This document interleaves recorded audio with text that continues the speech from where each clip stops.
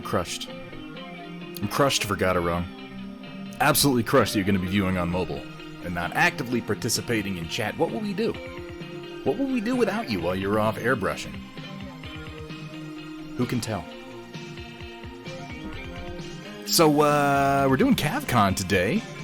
Folks, gonna be painting a few models from Talon Games. Cav, Strike Ops, Shock 21 coming in hot. Getting the stream going right with that subscription, 7 months of subs. Shock 21, thank you so much for the support, man. I really do appreciate it. So we've got a little group of people who've been sort of riding from one stream to another. It looks like we might have had a little bit of a hiccup on the last one, in that I think some people got raided over into a stream or a channel called Thunderhead Studios, which technically exists, but doesn't actually exist on Twitch. It's like somebody took the name, but they've never streamed there. Speaking of which, I wish I could find whatever asshole it is that just has Thunderhead and take his fucking screen name so I can stop confusing people. How we doing today, folks? We got Lord Hethria there, of course, is Vergaderung Hamburg Tack coming in for some Friday painting, dropping that woot on us like it's 2005. Don't worry, I'm old too. I'm old too, Hamburg. It's just, it only gets worse. It only gets worse. JS Twitch, thank you so much for that resub. Fuck yeah, CAV-CON. Fuck yeah, look, there's a, wait, what? It's there. It's where my finger is pointing behind my logo. Look, it says CAV-CON. It says CAV-CON, everybody, because we're painting some calves. Guys, it's going to be nice. It's going to be nice when we don't have to do these conventions online anymore, but I have to say, the move to online conventions, the proliferation of these sort of online events is really cool. Really cool. I'm glad this has been going on. The Good Huntsman, thank you so much for that follow. Welcome to the stream. Welcome to the Storm Chasers. Talon Games Online, picking up the pieces, getting that raid coming in. Thank you so much, guys. Thank you so much. Welcome to Quickly Having a Snack with Thunderhead, because I've learned that if I don't eat something right at the beginning of the stream, as several of you may be familiar with, I'm cranky by the end. I'm cranky.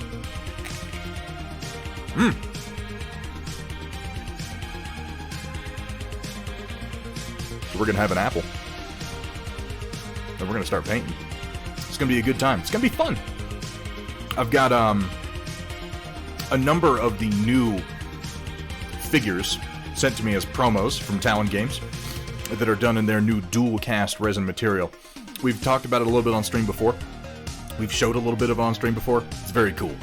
It's very cool, and I kind of want to demonstrate some of its strengths today. I'm going to be painting just so lazy. It's going to be so... I'm going to paint so unbelievably lazy, you guys. I'm going to be dry brushing the whole thing. But you know what? I think it's going to work. Shouldn't you do that before the stream? Shouldn't you do your airbrushing before the stream? Vergaderung, tell me what to do. See how it is.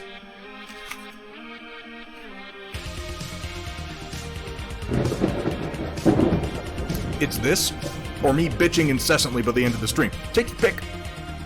You can only pick one. I mean, I'll be bitching, but it won't be incessant. JS Twitch with the 5 gift subs. Thank you so much for that, JS Twitch. Thank you so much for the support, man. It really means the world. It absolutely does. The guy has no skill at all.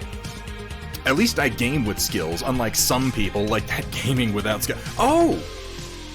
Oh, there. Oh, hello, gaming without skills. How are you doing? I'm glad you were able to finally make it in for a stream. I know that our schedules are somewhat offset, so it doesn't always work out. But it's wonderful to see you in chat. How you doing, Gaming Without Skills? Then, of course, there's Wandering XP. Could we get a couple of shout-outs real quick? Because I think we need to shout out Vergaderung. And we definitely need to shout out Gaming Without Skills and Wandering XP. Ladies and gentlemen, Wandering XP, fantastic streamer, fantastic painter right here on Twitch. Vergaderung, another fantastic painter and streamer, does a lot of battle tech. You're going to want to check that out. And Gaming Without Skills, a variety streamer, games to the contrary of what she claims, with some skills. I'm not going to go crazy. You know, I'm not going to be like, oh, she has all the skills in the world, but some skills. There's a skill or two mixed in there. Seriously, JS Twitch, my god, thank you so much for those 5 gift subs. And those 5 lucky people who no longer have to watch commercials when they come into the channel, because that is the worst, isn't it? That is the worst thing about Twitch. Ugh, making me watch commercials, god. guys.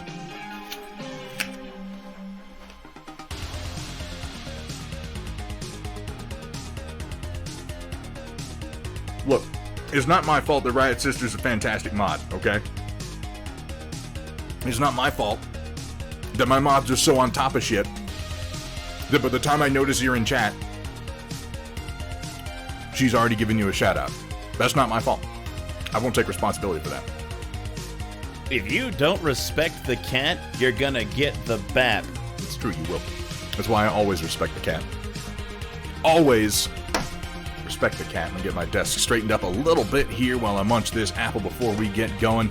I have like I said, a number of items from Talon Games here and their new dual cast material, which is really how long can I do this for? I don't know. Kind of got away from me. It's an interesting material.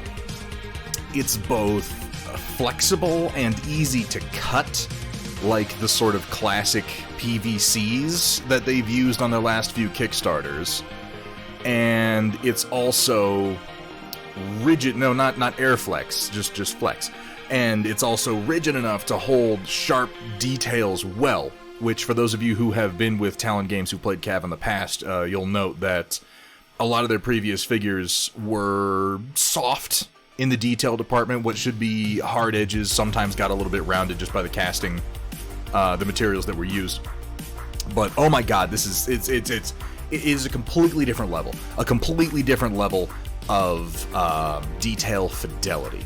And it lends itself very, very well to dry brushing, which is what we're going to be doing a little bit of today.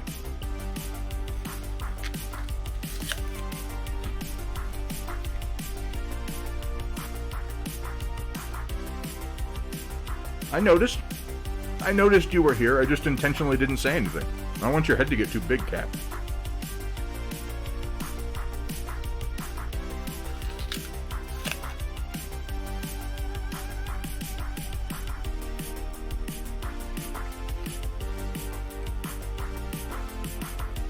Commercials. Thought I gave those up when I switched to purely on-demand programming. I know, right? Like, there was a golden age. There was a golden age there, guys. For like a little while. In the late 2000s, around 2010-ish, where streaming television was just, it was the Wild West.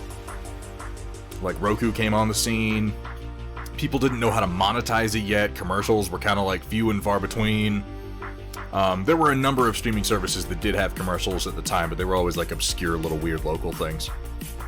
Yeah, okay, maybe calling it an age is being a little too generous, Huntsman. But for a few years there, it was possible to just stream everything, an era. And I have no other words to describe a period of time. I am shockingly inarticulate at the moment. That's kind of how it works out. How you doing today, good Huntsman? How is everyone doing today? What are you guys painting? You out there? Yeah, Justin TV, right? You guys, you sitting at your desks, you painting something? Because I want to know if you are. There is Romeo Void with that second month of subs. Romeo Void, thank you so much, my friend. Your support is always appreciated. How you doing today, man? But yeah, what are you guys painting? So those of you who might be new to the stream, who might not have been here before, of which I figured there's at least a handful at this particular moment, we do a bit at the end of every stream called the Storm Report. I can't word today. Called the Storm Report, and over there in chat, you will occasionally see a little plug for it pop up from my fantastic bot, the Thunderbot 9000. Thunderbots 1 through 8,999 were kind of disappointing, but 9,000 really seems to have nailed it. I think this is the final iteration. He will occasionally go ahead and plug our Discord and the Storm Report. And what that is, so you know, is we do an art share segment at the end of every stream, where whatever it is that you're working on, whether it be miniature, it's often miniature painting, but it doesn't have to be miniature painting. Maybe you do oil on canvas. I don't know. Maybe you whittle wood. Maybe you build cabinets. Maybe you do 3D design and you 3D print. We do a lot of that around here. A little bit of 3D printing, as it were. Whatever it is that you do, whatever your outlet is, whatever your art is, whatever your creative outlet is, I love to see it. I love to see it. I would love to see whatever it is you're working on. Maybe you're not working on anything right now. Maybe you finished something a little while ago and you're really proud of it. you know? All of these are possible. Whatever it is, I want you to share it with us, so we can take a look at it at the end of the stream. There are a couple tags you can include, you know, if you're looking for some words today. This is going to be my problem. If you're looking for some constructive criticism, you know, we can give that. If you're just looking to show something off and be like, hey, isn't this cool? Fuck yeah. I want to see it if it's cool. If it's just a work in progress and you're just like, hey, I don't really need any advice, this is just what I'm doing. Show it off. We want to see it all. Have some bits, 5 whole bits. Will 9761, thank you for those bits. I'm gonna slip that. Oh, slip that right into the old G string down there. That makes it all worthwhile, man. Thank you, Will.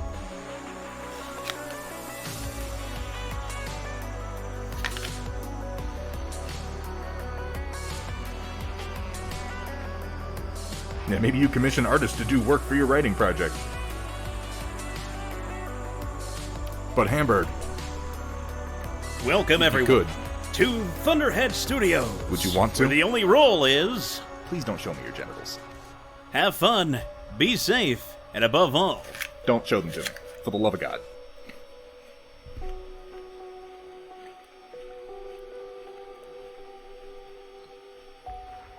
That is an important note. Send me pictures. Don't make the pictures of your genitalia. So far this hasn't been an issue. But of course I recognize that I am on the worldwide interwebs. And when I say send me pictures of things, the first thing your mind goes to is I'm gonna take a picture of my dick. Don't do it. It's untoward. Does my light always glare off my glasses like this and I just never look up at my camera? Is it that bad? I gotta do something about that. You never let us have any fun. Hethra, nobody wants to see yours anyway, man.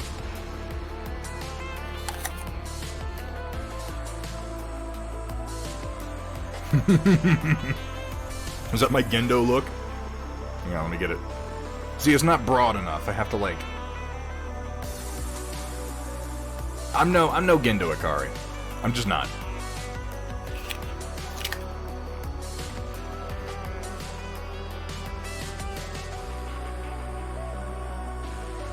Countdown to paint time. We're almost there.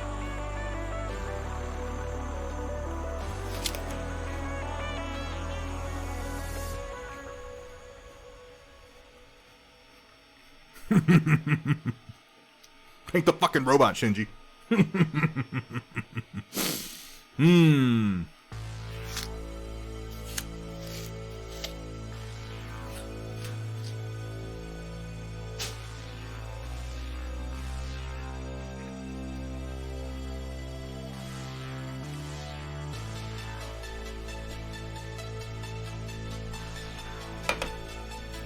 Alright.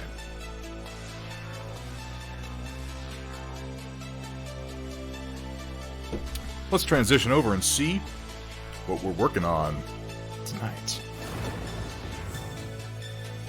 Well, my camera's even working. Okay, I fooled with my settings since last time. Apple and beer stream, let's go. Just 4 hours of me eating apples and drinking beer is gonna wind up being like 20 apples by the end of it. Just all the fucking apples. So, thanks to the help of Wandering XP, I have fooled with my focus settings a little bit. And in theory, things should be reasonably in focus to a much greater depth of field now. Do let me know if there are any issues with said focus, because I can kind of adjust it on the fly. Right? Ooh, tweak the camera settings. It's like he's learning how to use his own equipment. Pro streamer, stand back. Paint with oils, or Steela will have to do it again. Steela's gonna paint with oils no matter what I do. I can't stop that girl. Go follow her OnlyFans, by the way. She paints on it, you guys. Get your minds out of the gutter. She paints models, admittedly with their boobs out, but still, it's a painting stream on OnlyFans, which is one of the coolest things just about ever. Cat, just for you. Hello there.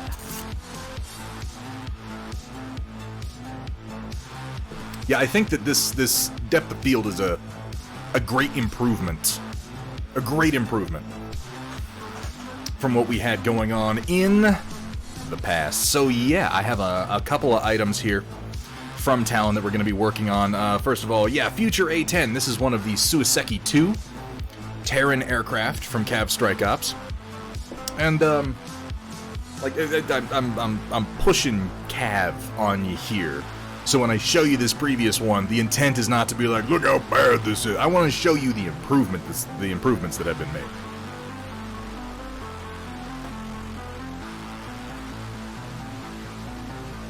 I have one of the original Suiseki 1s here. And it's a fine enough model.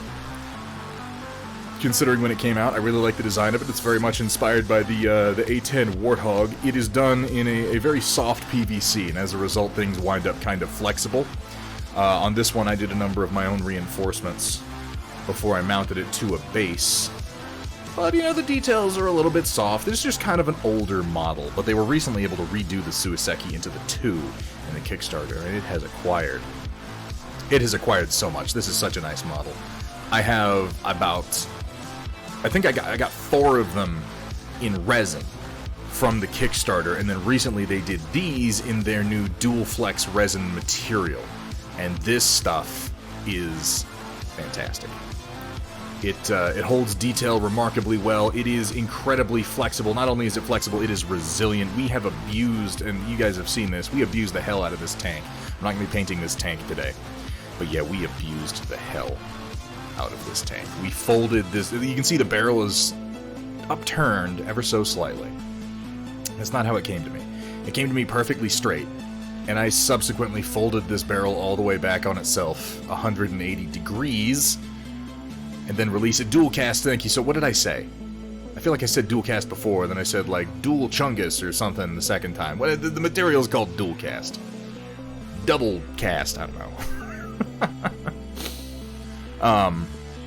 But I mean, I'll show you again because I was really very impressed with this. First of all, it has nice crisp detail, and it's flexible enough that you can cut into it pretty easily, but it's not so flexible that it flexes when you don't want it to. And with this in particular, this being the most fragile part that I can find on here, I'm like, okay, so what's the breaking point? And I mean, I wonder if it'll break this time because I've done this before. But I mean, I flexed it all the way to here. And not only has it not broken, but then when released, it moved all the way back to the position that you saw it in, where it only had the tiniest little curve in it. With almost any other material, this kind of flex would be permanent. This will relax itself over time back down into that position. I mean, look, I broke the primer off of it before I broke the plastic. It's still in fairly nice condition and can be, for that matter, straightened back. Why do I love doing that? I just like showing. I'm like the Billy Mays of miniatures. But wait, there's more. Just wait until you saw. I'm gonna take this 300-pound Texan, and I'm gonna balance them on the tip of this tank tread. You can't do this at home. No, we're not gonna do anything like that. What do you think I am? Some kind of cheap media whore? Come on.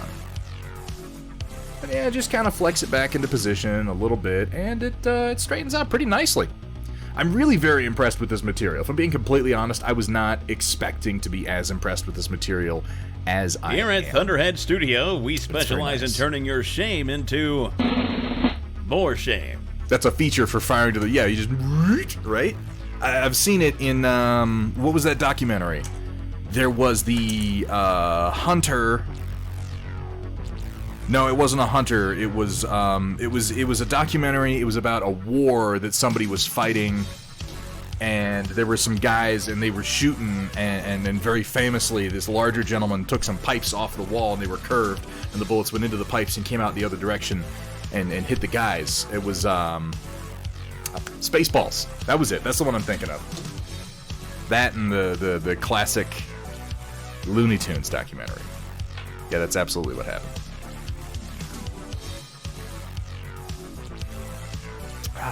That visual gave me feelings. Wandering XP, that's a little specific.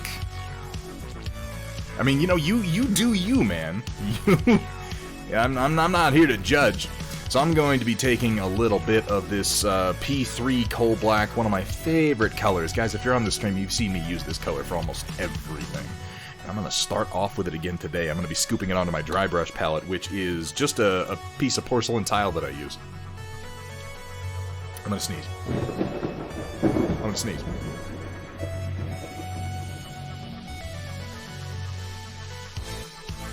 There it was. I knew it was going to happen. I knew it was going to happen. God, I'm good. Dave ADV, thank you so much for the follow, my friend. Welcome to the stream, and welcome to the Storm Chasers. So let's scoop a little bit of this paint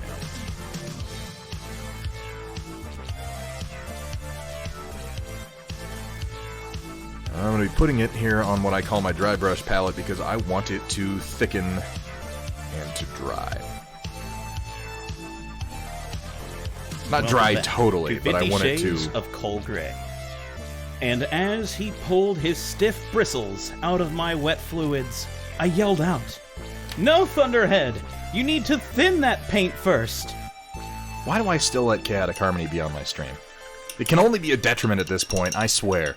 What's up, Lore Friendly? How you doing today, man?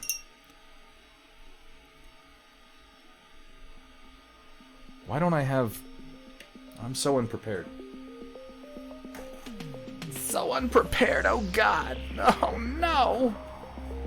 I have all this stuff on my painting desk and it's all useless.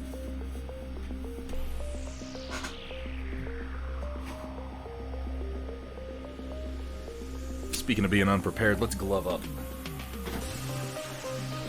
You know what, I thought of it before I saw that you said anything, Riot Sisters, so neener. What's the Walker? The Walker you see. So this is in the same material as that tank I was just showing off, Airflex. These are the new material that CAV is using, that Talon Games is using for their game CAV Strike Ops. And I'm going to move it in real close because I want you to see if I can focus on something here. Come on, camera. Focus real close. I know I'm abusing you. Do it. It doesn't quite want to. This is about as far as it wants to get. I don't know if you can tell. There is a mesh inside this little triangular vent on the chest that is so fine. It's so fine. It is very, very, very small. And it is actually in pretty excellent detail. This is kind of what I want to show about this new material is it gets these hard edges really nicely in a way that the old material just was not able to. And they're moving to using this material for all of their new products, and they're producing them all in-house, which means they're going to be coming out faster. Grill is very hard to paint without messing up. Yeah, you got to apply some alternative techniques, Ilmarin. I actually think that these new calves are really, really good for dry brushing, which is something that we're going to do today, and that's a good way to pick up details like that. Shadow. SHGW Shadow Odin. Thank you so much for the follow, my friend. Welcome to the stream. Welcome to the Storm Chasers.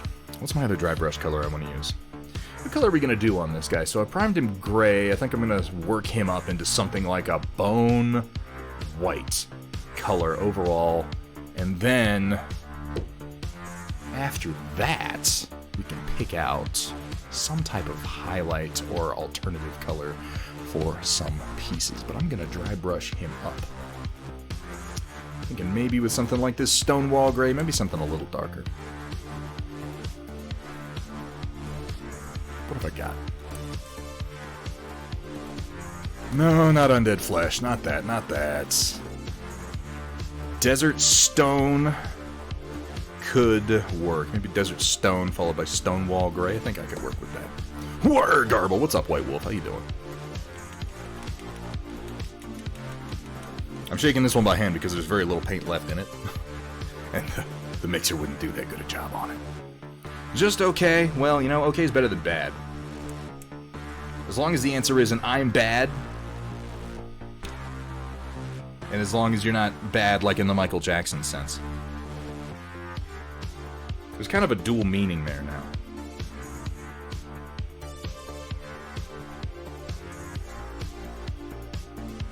Do I even have any desert? Is this just an empty bottle that was on my rack? Am I that stupid?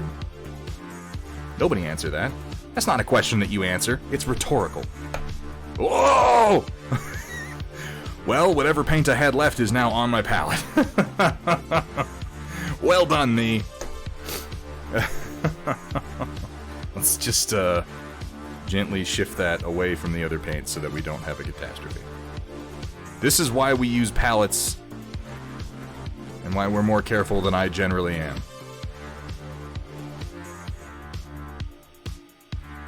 Just slide this paint in one direction away from the other wet paint. Okay. And nobody gets hurt. Alright.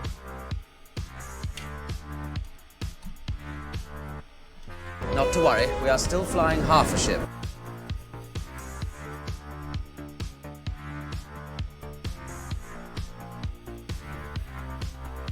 Wiping up a little excess so it doesn't drool down onto my paint surface. That'd be fantastic if it did that. Now you go ahead and just thicken there, Mr. Paint.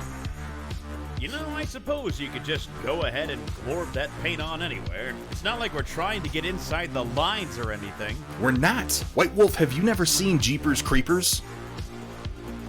I can understand why if you saw the title of the film you might be like, maybe I won't watch that. But you should watch Jeepers Creepers. That movie's awesome. You don't do horror. How is that even living? It doesn't seem like it. Alright. So I'm going to start off trying to dry brush a wee little bit of this coal black onto my Suiseki 2 aircraft here.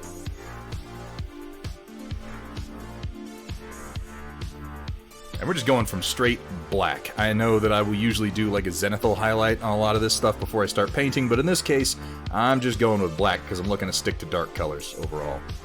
I'm going to support it a little bit extra with my fingers here underneath while I do this because I'm going to be dry brushing pretty roughly.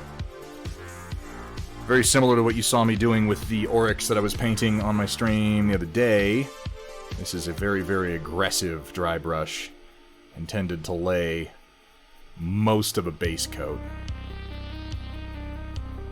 Not worried about being careful. And the reason I want to do this is because these CAV figures are very, very dry brush friendly in my opinion, so I'd like to show kind of what you can get without a whole lot of effort.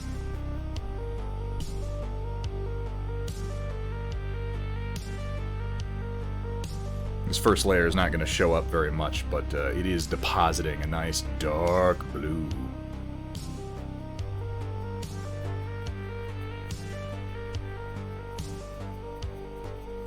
And then we can detail by hand after that.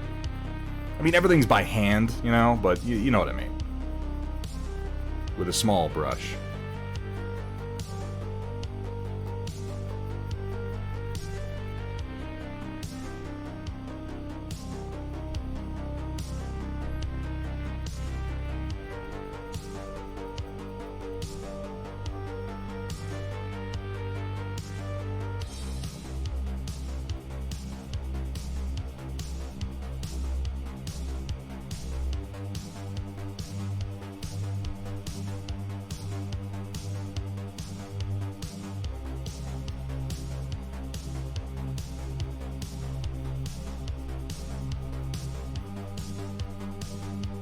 And again, the reason I'm doing this is because on the previous CAV models, I always had trouble with dry brushing them. Just because the details wound up a little soft, the corners were kind of hard to pick up, and this new stuff is just a completely different realm of fidelity and quality that is very, very friendly to these easier painting techniques. I anticipate with the new dual cast material, we're going to see a lot more CAVs getting painted, because they're going to be more friendly to, I don't want to say newbie techniques. That always makes dry brushing sound bad or lesser, and it's just not. It's just effective.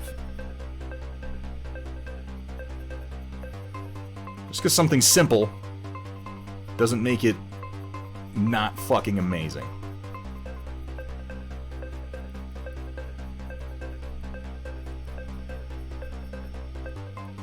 Get a little bit more here. Yeah, nothing too exciting on the print plate today, folks. I picked up some. I've got a Monster Apocalypse starter coming my way, and I just grabbed some apartment buildings off of Thingiverse to print up. anticipating doing some of my own once I get the materials for the game in. In fact, this is one of the first times in a long time here on stream that !STL hasn't taken you to something that I made myself, which is something I'm proud of. White Wolf, I am a grown man, and I will do stupid things with my money if I want to. Ask Kathrir.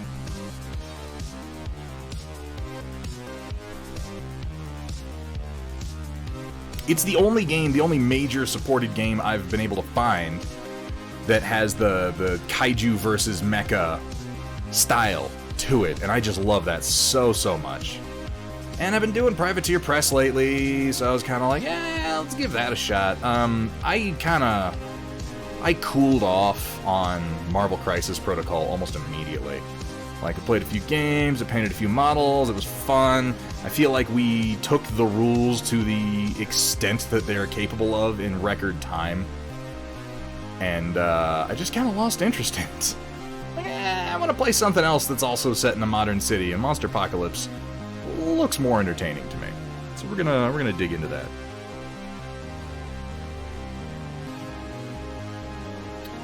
Do stuff with your money like an apartment building. Saying I should buy an apartment building? What are you saying, JS Twitch?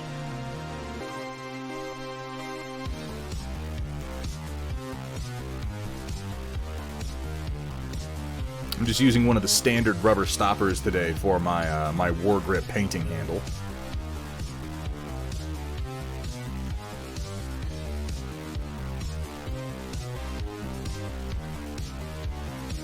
Oh. I don't look, I'm not looking to besmirch any companies out there. I will just say that the most recent Atomic Mass Games feature on their new apartment building terrain piece was greatly disappointing to me as a gamer, as a player, as a modeler, as a painter, and generally as a human being.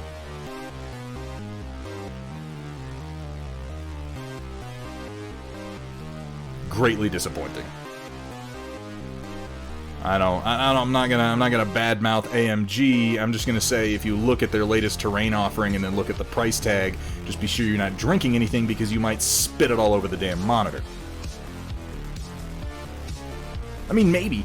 It's possible. You might also not mind it at all because maybe you have been buying Games Workshop products for the last 10 years and you're just used to being, financially abused.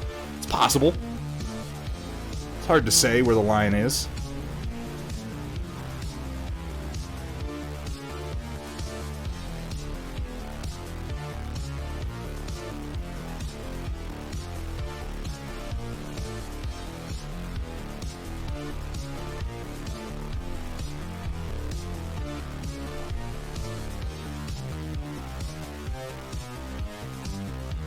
And in some ways, that move may actually be genius. Because as it turns out, I could take a shit in a box and brand it Marvel or Star Wars, and people would buy it. Assuming I had the rights. How does one get the... do you think that's a thing? Do you think if I, is there someone at Disney I could pay to get the rights to brand a piece of shit in a box as Star Wars or Marvel? This might be an untapped market.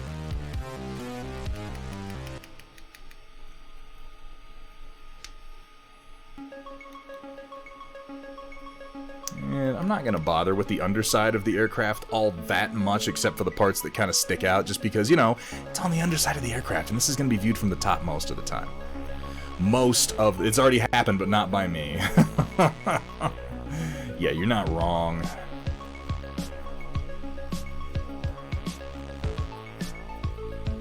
I'm just being real aggressive with this first layer because we're going to do a few layers of dry brushing and you're going to see the details pop out as I get further along. One more round of this color since I've still got some on the palette.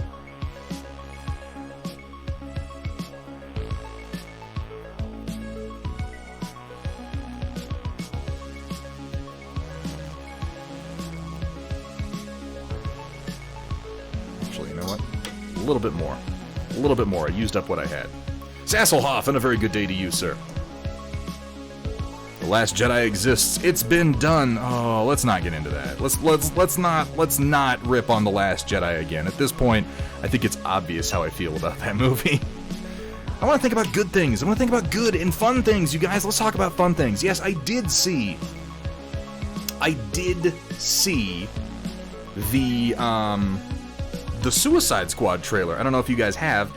Do me a favor, if you are sitting in chat right now and you have not seen the trailer for James Gunn's The Suicide Squad, stop what you're doing and go fucking watch it. Because it looks exciting. It looks to me, now I could be wrong, it could turn out to be a total shit show, but it looks like James Gunn saw Suicide Squad and had all the same problems with it that I did. Because he has taken direct steps to specifically fix some of the most glaring and idiotic problems with the movie. Fairly inspirational steps that make me very, very happy, including the inclusion and heavy featuring of the character from DC known as King Shark. One of my favorite monster-type characters in the DC universe. He's a great big man shark. And he eats people.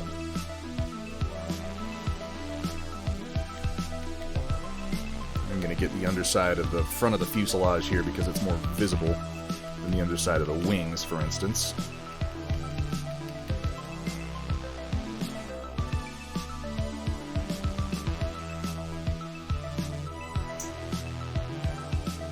This is the one thing when you're dry brushing, if you've got your thing on, if you got your model on like some pins like I do, you want to still support it with your fingers a bit, because then you're going to wind up torquing it around and possibly breaking some of your plastic depending on what it's made of. Oh, just a touch more on the wings.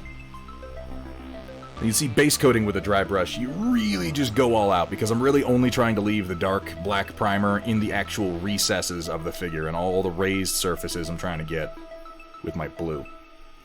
This color scheme, by the way, is the one that I worked up for my own 43rd White Knights Terran faction. They're not my faction, they're a pre-existing force in the CAV universe, but I sort of picked them up and got a bunch of decals for them and started painting models for the 43rd White Knights, and this is going to go right along with that. Acristor with the sub. Acristor, thank you so much for your support. You now no longer have to watch commercials, and that's really the thing that I'm most happy about. Damn those Twitch commercials. They are the worst.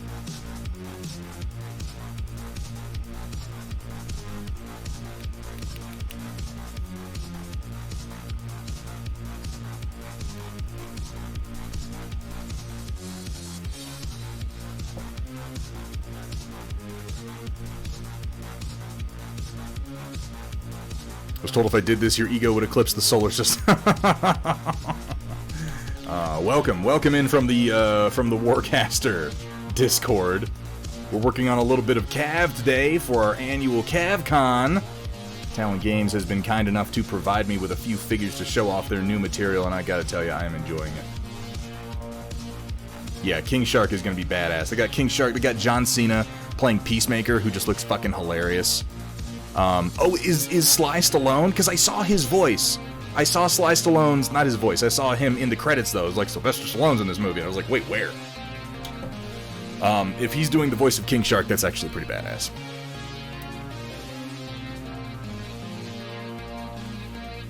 Using this same dry brush, I'm going to take just a teeny, I'm going to load it up with my blue again. I'm going to take just the teeniest little dab of Ghost Gray. Kind of do my own dry brush mix, see how this goes, and then we're going to kind of modify this to taste.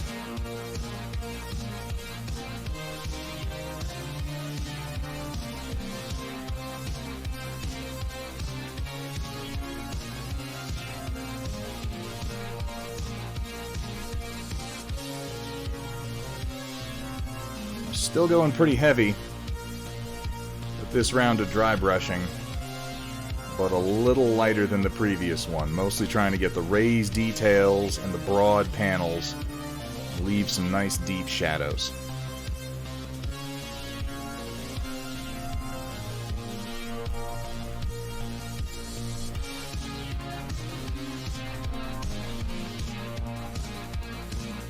See how that starts to come out?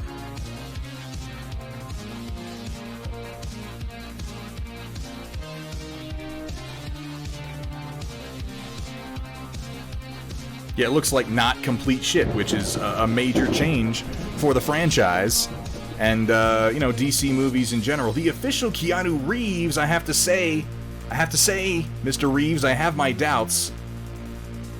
But one way or the other, welcome in. Welcome to the stream, welcome to the Storm Chasers, and thank you so much for the follow. What's it like working with Larry Fishburne?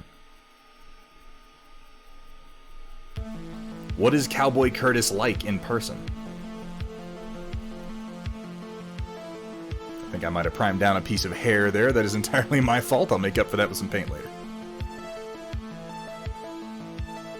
Aw, thank you, official Keanu Reeves. I appreciate that, man. You were great in Bill and Ted Face the Music. Seriously, guys, have you seen that movie? Have you seen Bill and Ted Face the Music? Because that movie was amazing.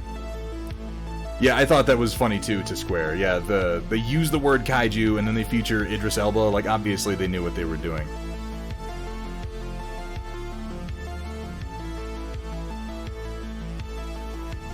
Absolutely a pleasure to work with. Will you make me a sweet-ass motorcycle, Mr. Reeves? I hear you do that. They're really awesome. I don't know how to ride one. I'd probably just put it in my garage and show it off. But it would be neat to have, you know? A little Reeves cycle, as it were.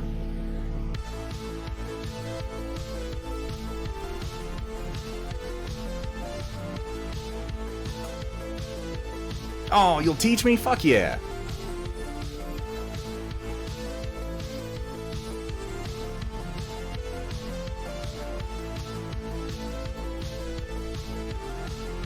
God, that would be incredible, wouldn't it? That'd be absolutely amazing to, like, actually have Keanu Reeves, like, teach you how to ride a motorcycle. Like, I don't even want to ride a motorcycle, but if Keanu Reeves was like, hey, man, I'll teach you how to ride a motorcycle, I'd be like, yeah, yes, sir. Yes, please. Oop, that's a little much. Touch more on my original color here before we continue.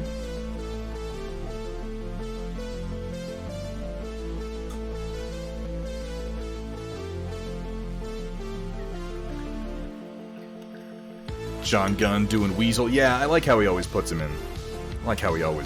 And, what's the actor's name who's playing Polka Dot Man? I don't remember his name, but I like him.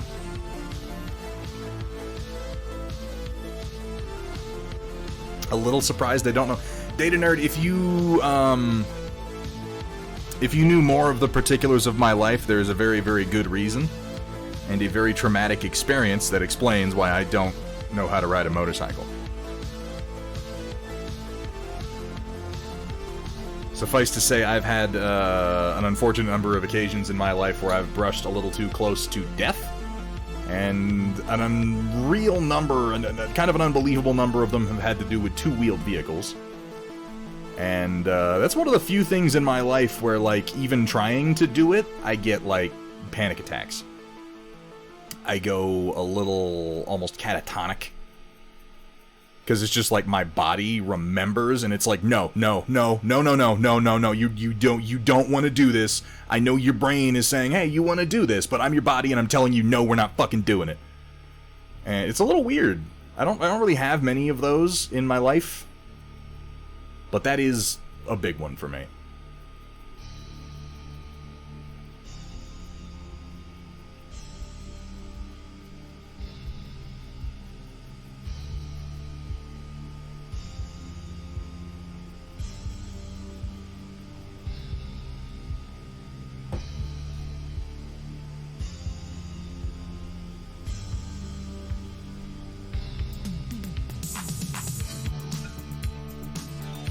Yeah, two-wheel, I feel the same way, and, like, that's, like, when I'm on the highway and I see someone on a motorcycle, I suddenly turn into, like, a 70-year-old woman. I'm always like, oh, that's dangerous, you're just asking to die. It's not fair for you to be on your motorcycle because I'm the one who's gonna have to hit you if you fall off. I should be illegal. Like, it's ridiculous, this shit that I say.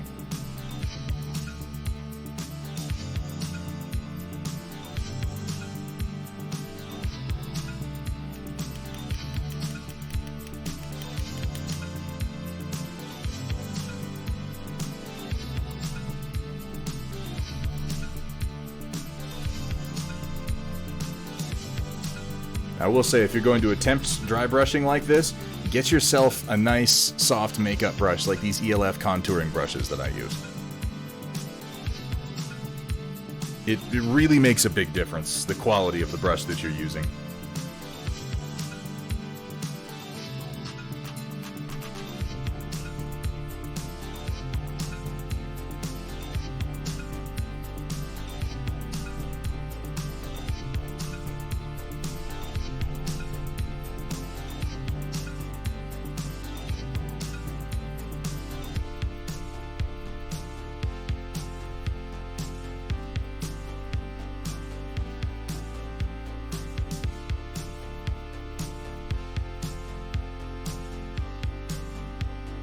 And see how that...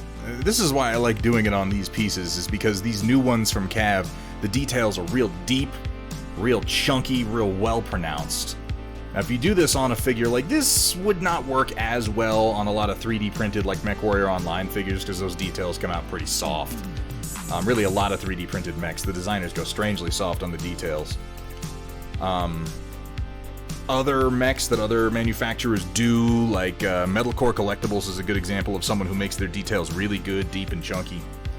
And lends itself really, really well to dry brushing, like you saw me working on last time we were painting one of his Oryxes. Supposed to get new brushes, but they accidentally glued your brushes. Oh, that does happen from time to time. Sorry to hear that. Brush down! What kind of brushes do you use? It's going to take me a minute to remember that name. I apologize. Store. Probably saying it wrong, too. It's probably like Oryxtototor or something. I don't know. Sumitha has me all fucking paranoid because his name is spelled Sumer, and I'm like, okay. I guess we're going to use the crazy islander pronunciation. That's fine.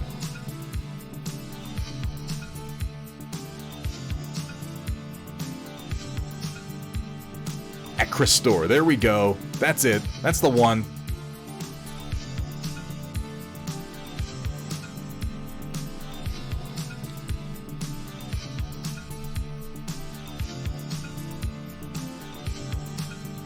Alright, so that's 2 rounds of just dry brushing to get me to this point. And actually, let me hit 1 or 2 more spots here before I call this round done.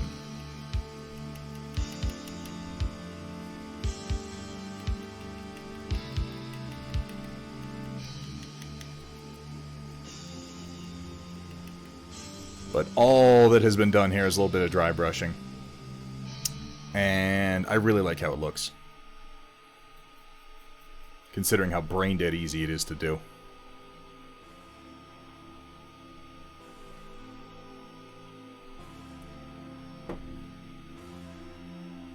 Now I'm going to go a little bit heavier on my highlight color.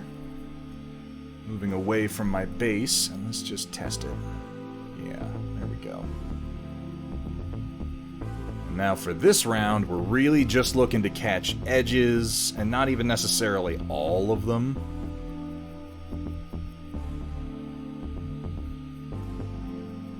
Actually, let me get a little bit more paint here.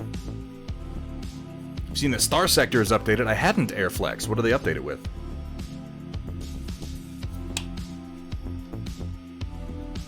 Your new brushes arrived. I'm glad to hear that, Roland, after your own mishap. What did you get?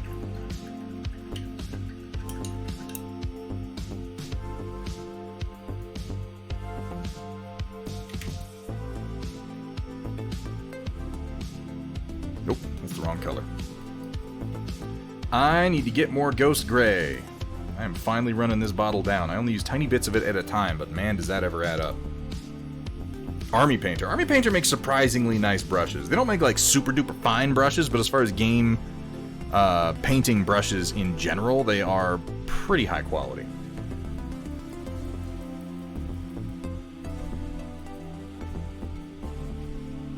I like Army Painter brushes more than I like, say, Citadel brushes, for instance.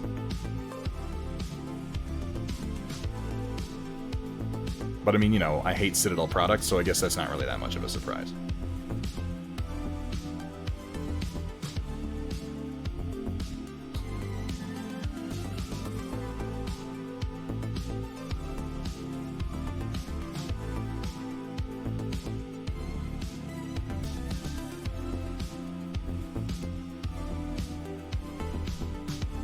probably strong. I don't hate Citadel products. That's such a powerful emotion to attach to something as mundane as some brushes and paints, isn't it?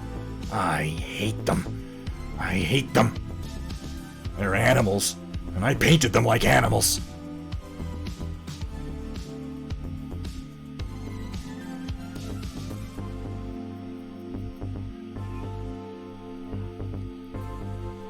Slap the link in the video games channel. I'll check it out after the stream. Thank you, Airflex.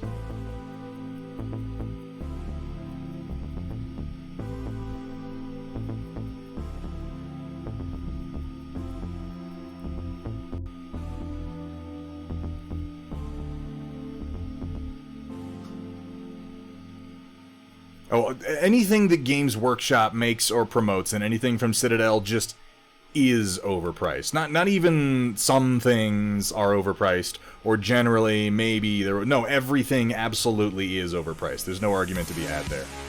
They really bank on their brand name and their market share, and the fact that they can do things like, and this is something that I didn't know until I worked at a friendly local game store for a while, but Citadel and Games Workshop will do things like just straight up bully. Just straight up bully stores into the way that they feature their products with stuff like, oh yeah, you can have the latest, greatest thing from Games Workshop that everybody's pre-ordering, but you can only have it if you put it ahead of these other products. So you can have some of the paints, but only if you use the official Games Workshop paint stand, and you have to put it closer to the front of the store than Army Painter products. It's like, yeah. No bueno, Madel 1609 coming in hot with that raid. Thank you so much, my friend. Welcome in, Raiders. We are today celebrating CAV-CON 2021, focused on the game Cav Strike Operations from Talon Games. It is, isn't it, Trotsky? Yeah, this is from Cav. This is their new Suiseki 2 aircraft done in their new dual cast resin material. How do these Cav minis compare to the old Reaper ones? So I have talked about it, Dabber Raccoon, so get the fuck... No, I'm joking. I'll talk about it. That's fine. That's what I'm here to do. Oh, that's gonna bite me in the ass one day. They're, these figures, Dabber, I'm sorry. Dabber Raccoon are an order of magnitude better than the old Reaper Bones figures. Hamburg Tack and Data Nerd, keeping me hydrated and erect. Thank you so much. Oh, that was an unfortunate choice of words. I meant it in the sense of my back.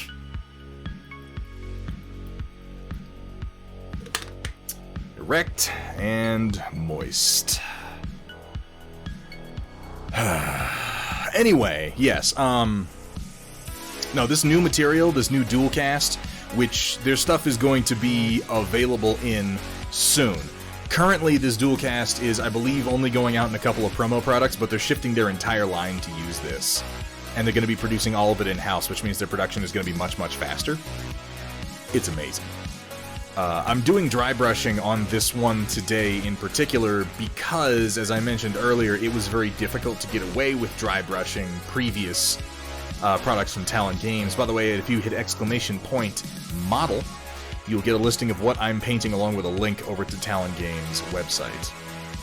They've got a good online store too. Really, if you're gonna buy things for Cav Strike Ops, I suggest you buy it right from Talon's store. How many of those dual-cast Suisekis exist in the wild? A fair number, but I don't think they're openly for sale yet, Freefall Geek. They should be soon. Now, I have this Suiseki 2 both in the cast resin that they had available through the last Kickstarter, and also in this new dual cast. And there's no appreciable difference in detail. There really isn't. It's very impressive. The only difference is that the dual cast material is significantly more flexible, whereas the regular cast resin is not. It's fairly stiff and brittle. Where's Thunderhead Studio based out of? The North Pole. No, I live in Colorado. And I'm always quick to remind people, it's just Thunderhead Studio. There's one. I have one office and there's one of me. It's a one-man operation, and we fly by night and by the seat of our pants exclusively.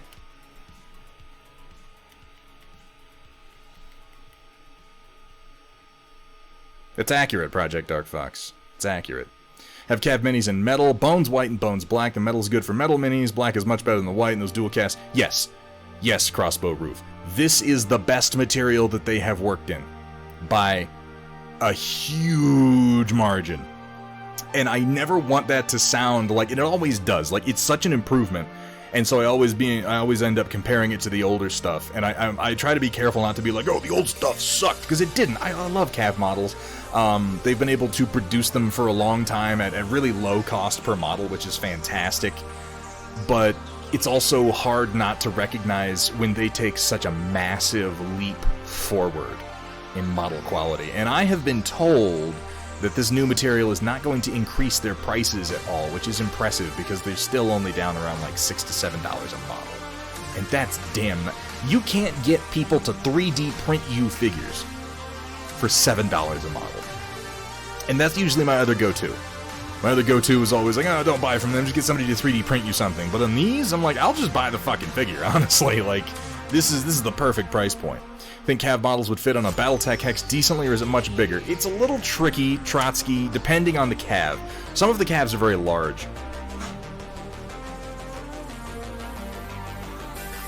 This isn't even a particularly large CAV, but let me compare it.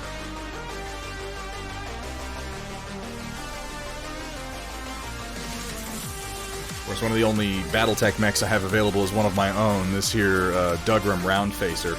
But this is it next to a Warhawk 4. I think this is the Warhawk... No, the Starhawk 4 / Warhawk. Which I think this is the Warhawk configuration. This is bigger, and this is like a mid to small size CAV. They get significantly larger than this. But in this range, you could fit it on there. Also, the smaller CAVs, like this is one of the smaller CAVs, the Cobra. This is on a Battletech Hex. So the answer is, some of them fit quite well. But you want to pick and choose, because there are other ones that are really quite large. Like, I have the Terran Simba here, which is their version of like an AT-AT walker. It's designed to be like a walking infantry disgorgement module and transport. And I mean, here it is next to a Battletech Hex. Like, yeah, maybe not this one so much. This one's a bit large.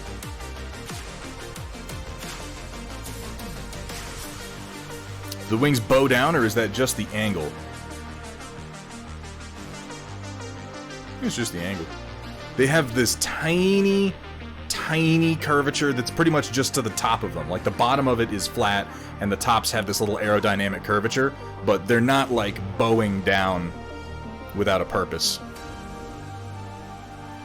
What CAV forces do I own? I have, first of all, I have a lot of CAVs. A lot of CAVs that aren't painted, which I think a lot of people who have, I'm gonna sneeze again.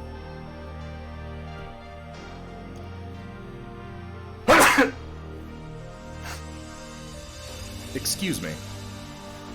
What am I saying? Okay, CAV forces that I own. I have a Ritterlich force that is fairly together.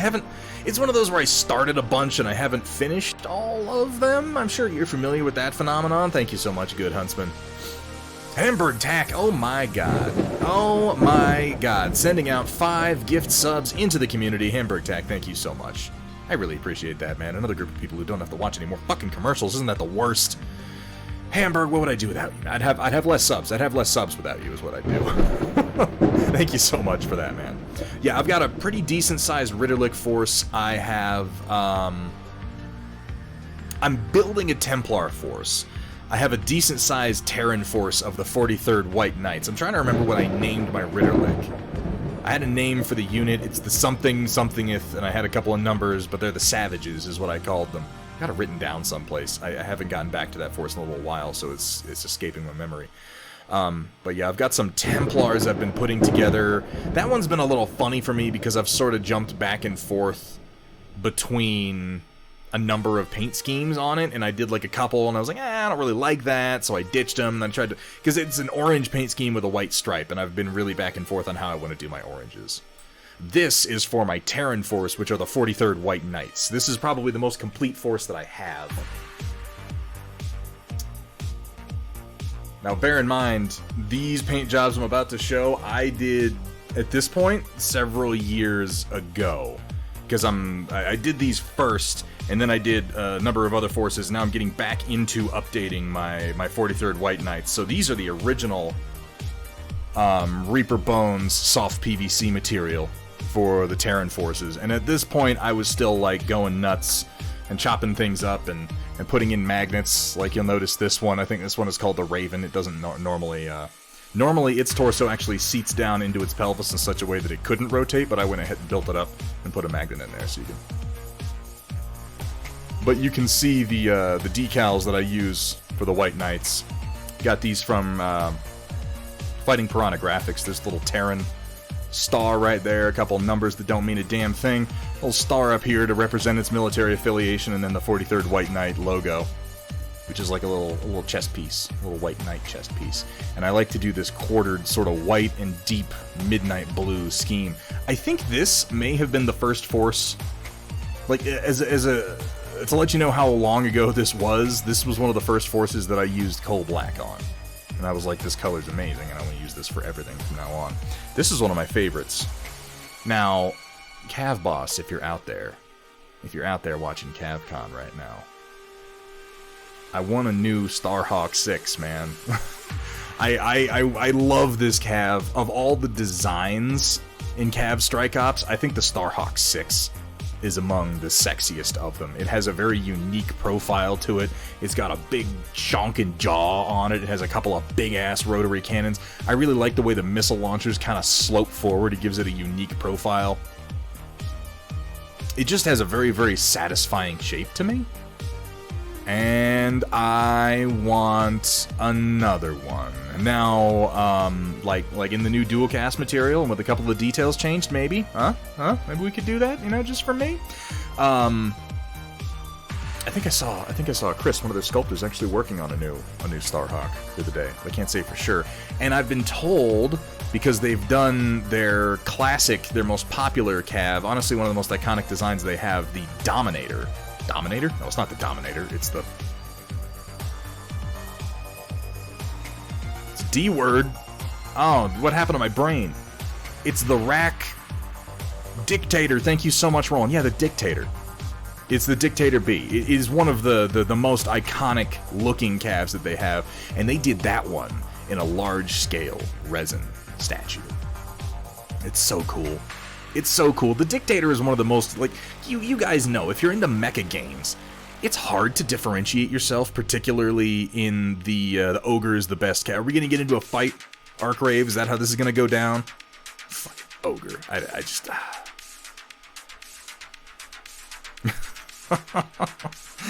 No, I think that the Dictator is one of the most unique looking, and I just say that because, like, for those of you, I don't think I have an Ogre here. I've got a bunch of them. I don't think I have an Ogre. Cavs do have energy guns. Yes, they do. In fact, it's worth noting that Cav Strike Ops does not have any melee rules. Cavs don't punch one another, which... If I was making my wish list of things I wish were different about the game, I admit that would be on top. I'd be like, I like robots punching each other. And then second would be, I want jump jets. But admittedly, at that point, I'm just describing Battletech, so I completely understand why that's not in there. It's more of a hard sci-fi military setting. And in that setting, their close-range combat is dictated by just, like, tight close-range guns. And they have a weapon called the Particle Bolt Gun. Someone correct me if I'm wrong. The Particle Bolt Gun is the gun that gets stronger the closer you get to your enemy. So it's effectively the melee weapon of the Cav universe. It doesn't actually do anything when you're in, like, base-to-base contact, because there's almost no reason to get there. But the closer you get, the harder the Particle Bolt Gun hits. So there are some Cavs out there that are designed to be get-up-in-your-face kind of Cavs, and other Cavs that are designed to stand off. One of the things that I like about I think the ranged missile rules in this game are actually really cool, because you can do, like, saturation fire. and the difference between like missiles and guided rockets, I think, is balanced well, because there are some that just fire like a saturation fire of a bunch of little missiles, and you can target an area instead of an actual model. And then there are guided missiles which have to have a laser lock, but they can fire over and around things, and they hit really, really hard, which honestly makes more sense to me than the usual LRM SRM division. But at least I'm not describing robot jocks. Well, you're in for a treat.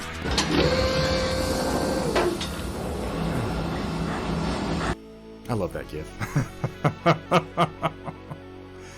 So, the point of what I'm saying, though, is that in the mecha genre, those of you who play these games will note, it's very, very difficult to differentiate yourself from the masses. A lot of them wind up looking the same.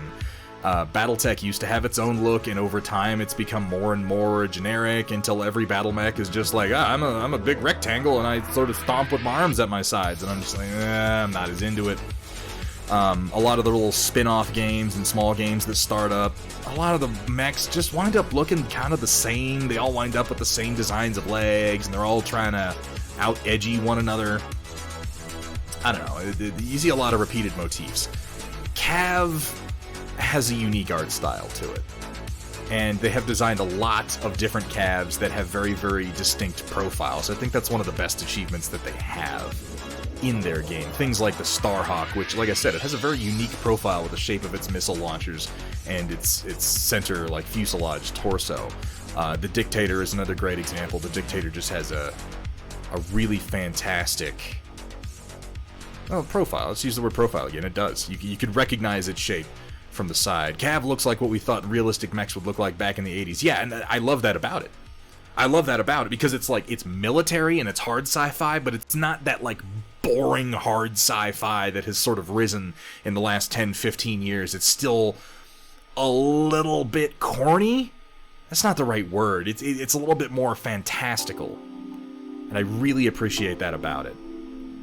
It's still looking to wow you and not necessarily be... Because, you know, I think that it's a mistake when people are designing mechs and CAVs and big robots and mecha. I think it's something that's easy to fall into, where you're like, this has to be realistic. It has to be something that could really exist. And I propose that it does not.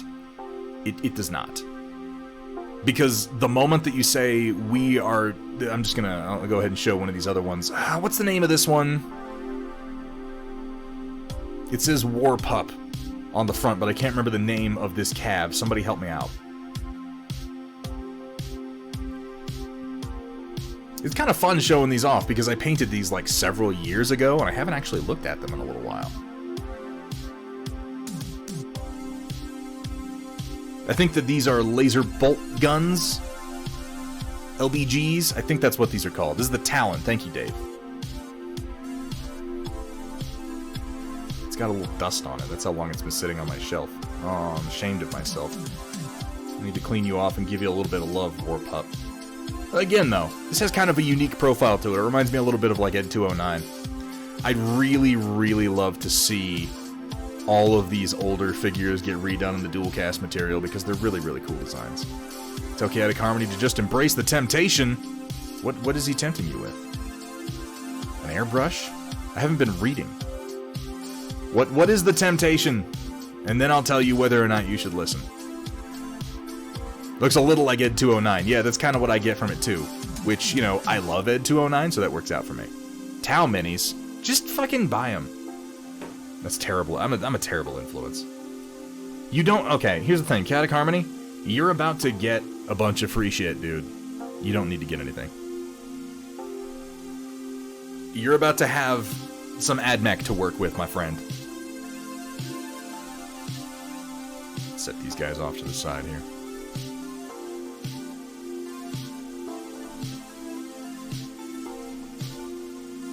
White Wolf is selling his old Tau collection.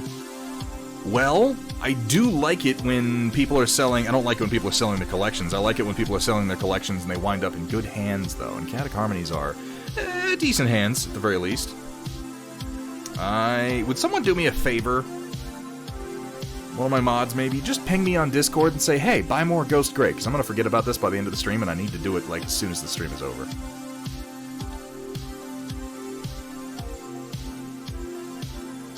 Didn't know Volvo made mechs. Oh, you like the quartered scheme there, Dabber Raccoon? I think it's pretty cool.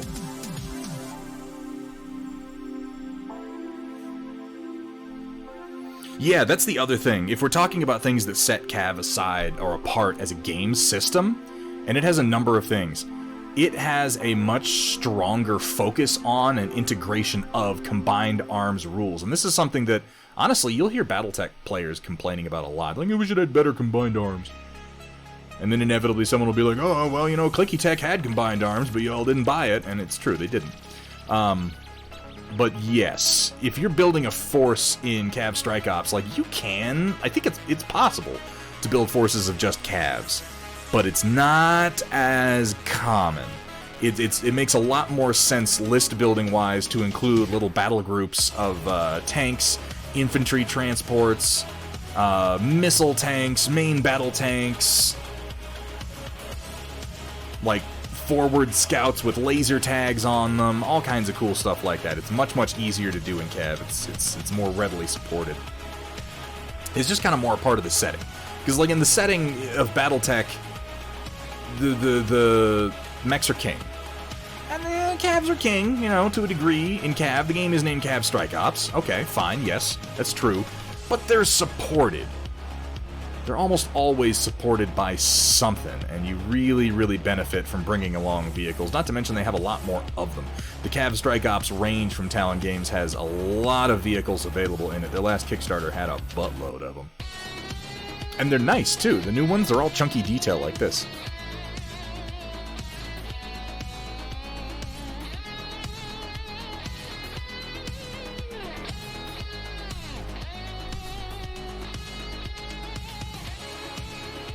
The other great thing with Combined Arms, 2018 and 2019, I assume, CAV-CON tourneys were won by well-balanced Combined Arms forces. Yeah, that's the thing, too. Like, as far as the rules go, you can absolutely trash Cavs with vehicles. You really, really can. Like, Cavs have their advantages, certainly.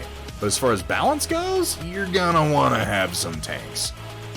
That and infantry have their own unique role, too, and having some aircraft and some transports to move your infantry up across the field is really going to benefit you. So I'm going to call that good as far as my primary coloration on this guy, and we're going to move into doing some detailing. But you see, I'm not going to pretend that this is the greatest layered paint job anyone's ever done in their life, but considering all I've been doing is rambling like an idiot and waggling a dry brush over this thing, you can get some real nice detail out of these figures with very little effort. Very, very little effort.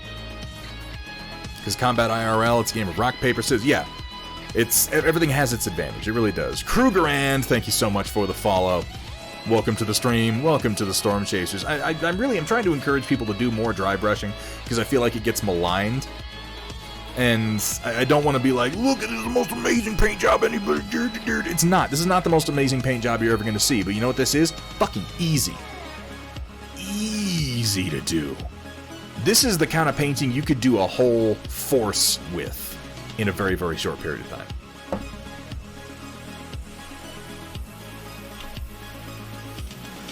And I'm going to try one quick round of dry brushing on my Cobra to see if this is the color that I want before I can continue onward.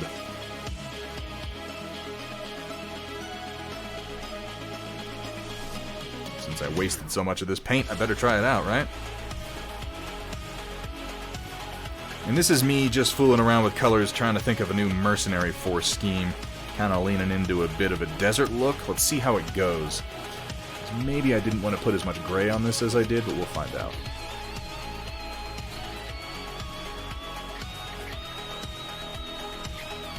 But part of the point of doing this is to show the guys, if you're buying the new dual cast stuff from CAV as they release it, you can paint whole forces with just a makeup brush. And isn't that always the challenge, particularly in these games with the small scale figures where we need a lot of them? We're like, oh, but I gotta paint a whole force. Yeah, but if it's this fucking easy, and it can look decent,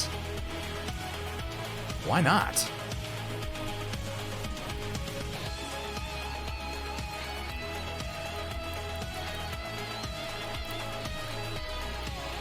This stuff also cuts and mods very easily, and that's something a lot of people do with CAV figures, is cut them to pieces and use them as mod parts for, like, battle mechs. That's a perfectly legitimate use of them. They're damn good figures. A lot of people out there produce good figures but don't have a good game to back them up, and I've always been very impressed with Talon Games' rule system. It demonstrates, you know, there are a lot of games out there where people are just, it seems like they were just sitting around one day and thinking, I should make a game, and that was the initial thought behind it, and the rules don't really, like, the time that went into the rules doesn't really reflect anything more than a passing interest, but these guys know their shit, and as you play the game, you realize they have played a lot of games themselves.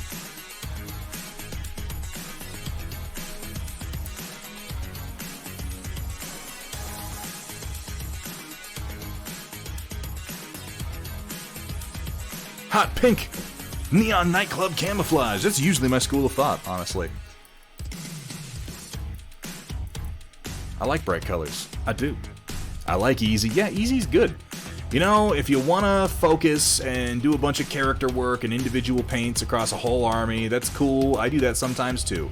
I spend way too much time on figures. But with a game like this, where you're like, I bought the figures, I want to put down a unified color scheme that looks decent, and I want to play the game, these are some of the most dry... These figures are more dry brushable than the new figures from BattleTech. They absolutely are. They have crisper, harder corners than any of my camera pros. It's done this twice today. I thought I was over this problem. I think I'm going to fix it when I go to OBS Live. 1 second, let me fix it.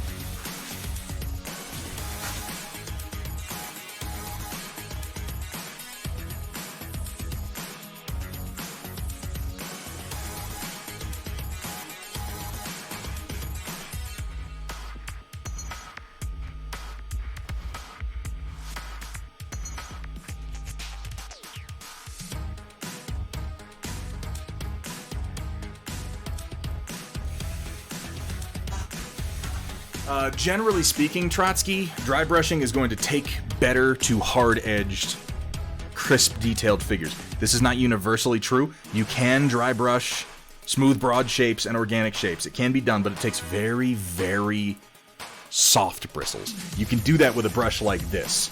But for most dry brushing applications, with most brushes, the harder your edges, the better your dry brushing is going to work, and the deeper and chunkier your detail. And I have personally found that with the new range of BattleTech figures, their details are a little soft, their corners are a little rounded, and they don't take dry brushing as well as you might think. They take it well. I'm not saying they take it poorly, I'm not saying they look bad, I'm just saying that if I were to pick between their new stuff and this new stuff, and I had to dry brush something, I'd choose these minis. They're much more dry brush friendly.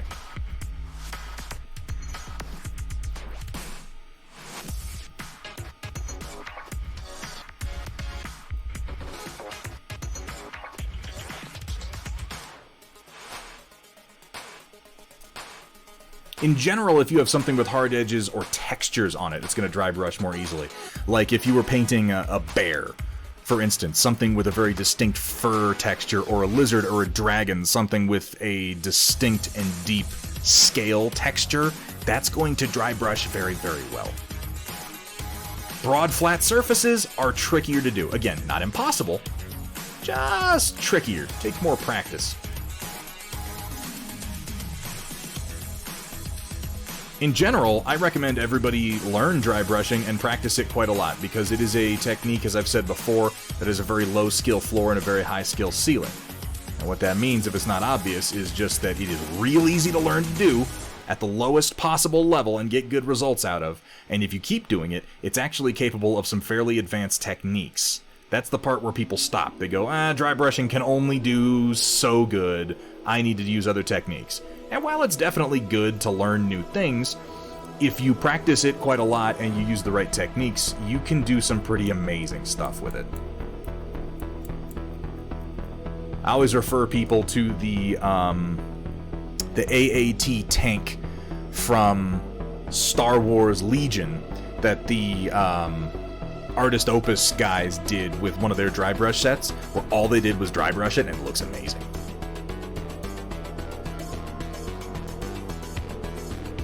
Are these pre-primed? I primed them myself to square.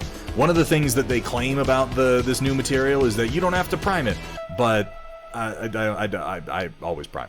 Always prime. Please, for the love of God, always prime. This is a subject we've been over before. I'm not going to dwell on it very long. If you're in the I don't prime things category, for the love of God, is a personal favor to me, please prime your fucking miniatures. Just prime them. There's no reason not to prime them. I know. Goobertown Hobbies did a video, and he was like, oh, you don't necessarily have to prime your minis.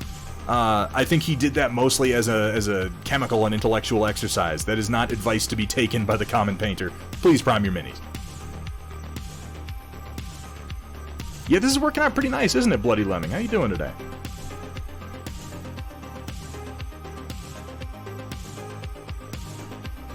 Don't tell me what to do. Dude, Stynylrez is the shit, isn't it? I love Stynylrez.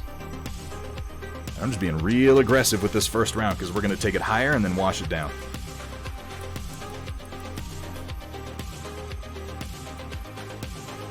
Not just durability, Good Huntsman. I think you get more durability out of your varnish than you're going to get out of your primer. But what you're going to get is nice, even adhesion out of your primer. You're not going to get halfway through a paint job and then find that one smooth spot that the paint beads off. I've done that. It sucks. You have to start all over.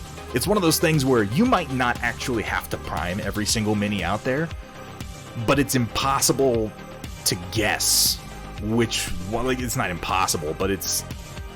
You don't lose anything by priming. You potentially lose quite a lot by not priming. So the question is, why run the risk? And my answer to that is don't. Don't run the risk at all. Oh my god, what's wrong with you? Please stop. Kursala.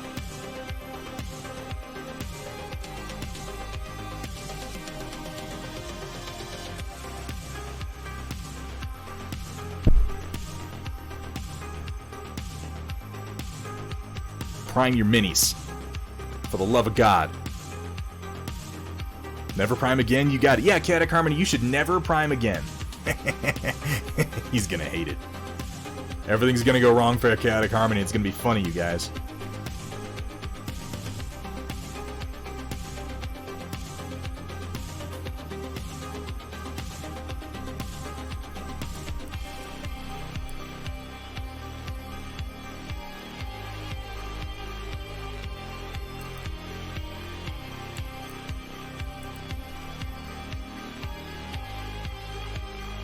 Alright, I'm going to take this color up a notch.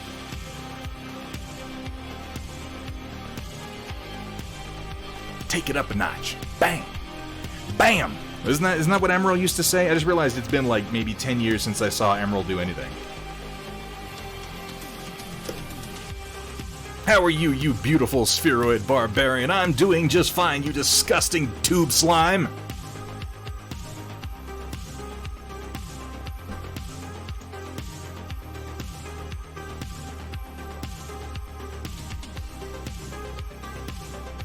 That's something he didn't test. See, I haven't actually watched the video, so I'm speaking out of my ass too. How does primer affect paint surface quality? He was specifically testing durability. So that seems even crazier to me, though, Datron Voltari. Because durability, like, I don't associate durability with priming at all.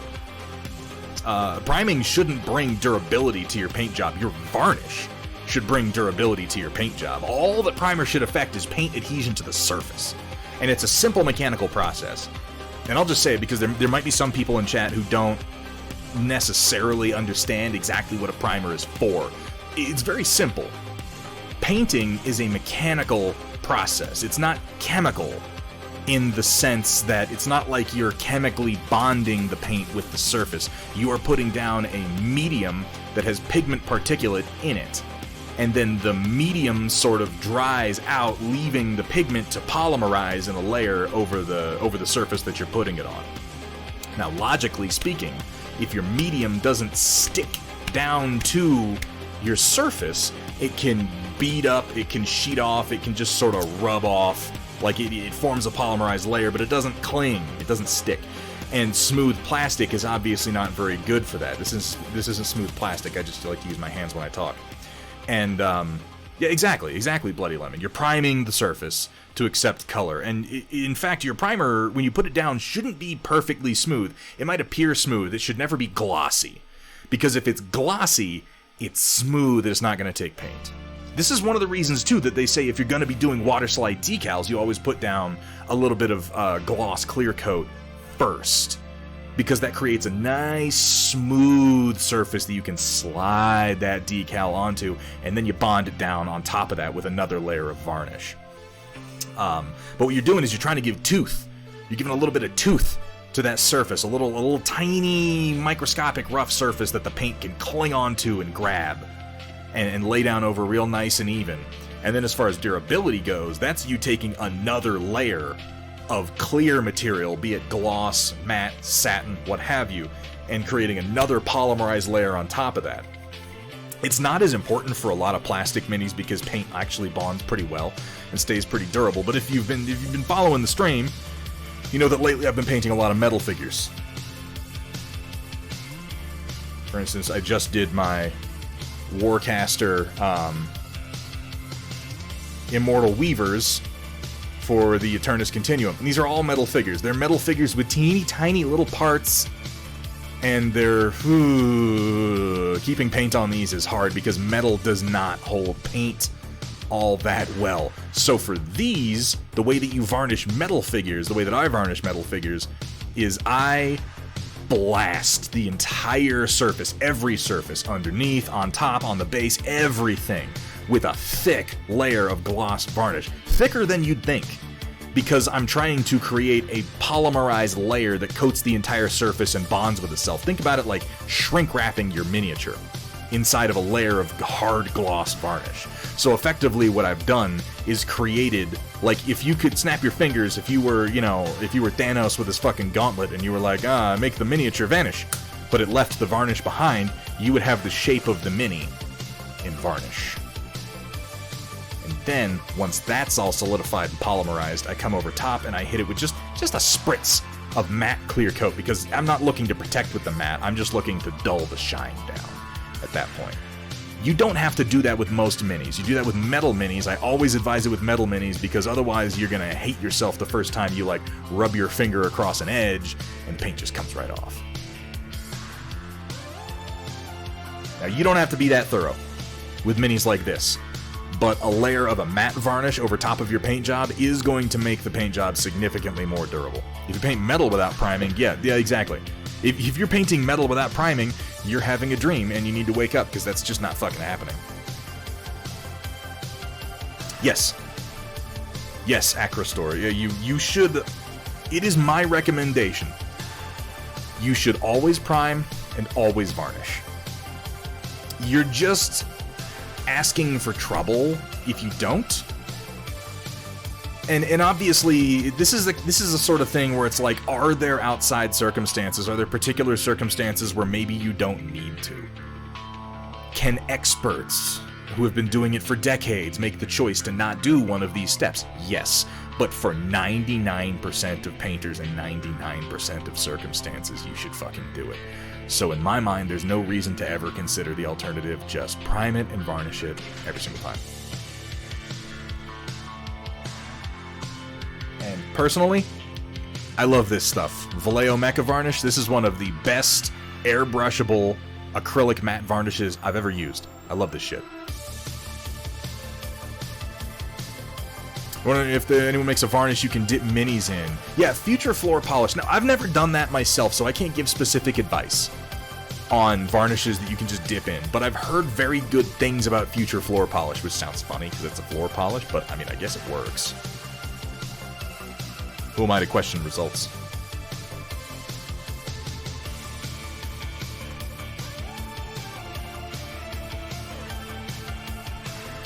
See, here's the thing, Datron. You're not wrong, but here's the thing. This is advice for new painters and for the general painting populace, and those people shouldn't be using their own judgment. That sounds bad. But you should be going with rules of thumb and, frankly, overdoing it every single time. Because, again, it's about what it costs you to do it versus what it can potentially cost you to not do it. The price of varnishing your model is almost nothing. It's the cost of the varnish and a little bit of extra time. It doesn't hurt the figure. It doesn't dull the paint job. It doesn't do anything bad to your model. However, if you don't varnish, could it work? It could. You could also be like, hey, check out my cool paint job, and you go to pick up your metal mini, and it just sheets off. I've had that happen, where I go to pick up a mini, and the paint just comes off in like a sheet. It felt awful. That was early on. You can think it's great right up until it isn't, and then you gotta repaint the whole goddamn mini. Yeah, and then there's CAV-CON, who just does whatever the fuck he wants. Unless you're varnish fogs. There's a good point. And this actually leads me into another dogmatic rule of thumb. Test everything. Don't do any... If you're doing something for the first time and you're about to do it to a model that you just spent a lot of time painting, stop what you're doing and go do it to something else first that you don't care as much about. Never, ever, ever do something for the first time on a model or a piece that you care about. Do it for the first time on something that is just a piece of test plastic so you can get a feel for what it's going to look like on the final product.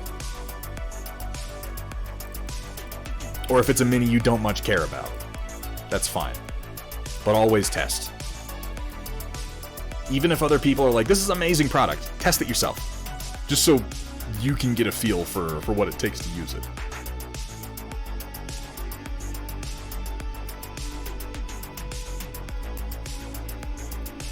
It's just that the question of when should I varnish, when should I prime, when should I not prime is such a nuanced and specific question that I don't believe most newbies can assess their model well enough to actually answer that question, so they should just do it every time.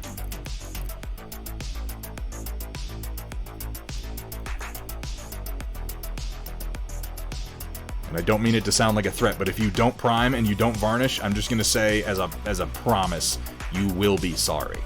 At some point, you will be sorry. It may not be on the first model you paint. It may not be on the 5th. It may not be on the 10th. Maybe it'll take until the 20th or the 30th, but you will eventually be very, very sorry. Holy moly, Wolfenspawn, 13 months in a row. Box of snacks will be underway soon. Fuck yeah, send me some of them Aussie snacks.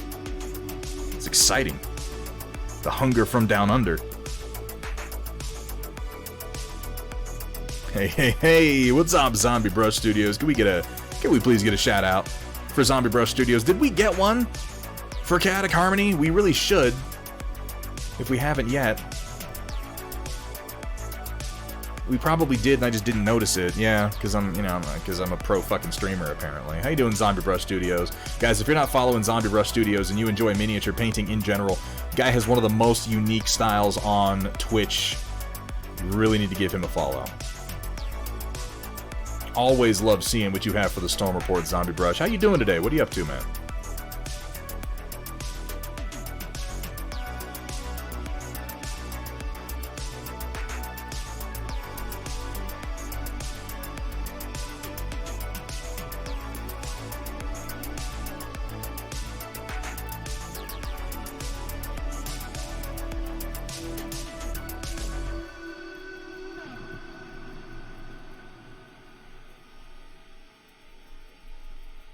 Yeah, and really, you see how easily this thing takes color with dry brushing? It's fucking amazing. It picks it up so nice. I'm gonna do one more quick round of dry brushing on this using a very, very light color called Bleached Linen. Hate varnish fogging and glazing. Tested on a number of individual minis, had issues. Did a single large batch, fogged every single one. Refuse the varnish sense. You gotta find a good one soon with that. I'm not saying that can't happen. It can. It usually has to do if you're over-applying the varnish. It is tricky. It is an art, so to speak. Roland had a revelation. Oh, God. Did it hurt? Wife had surgery yesterday in the hospital, so low-key around here. Zombie Brush, I hope that it was either routine or scheduled and expected and not emergent. That is my sincere hope. And I hope that everything went well, and that recovery is assured. Yeah, humidity is the most common issue with the application of spray, both primers and varnishes, really. Yeah, that's a good point. I hadn't asked that, Sumitha, but yeah, was it a rattle can? Because the accelerants in that can cause problems. I do all, and this is just me, I do all of my priming and all of my varnishing through the airbrush. All of it, all of it, all of it. It just gives me a lot more control.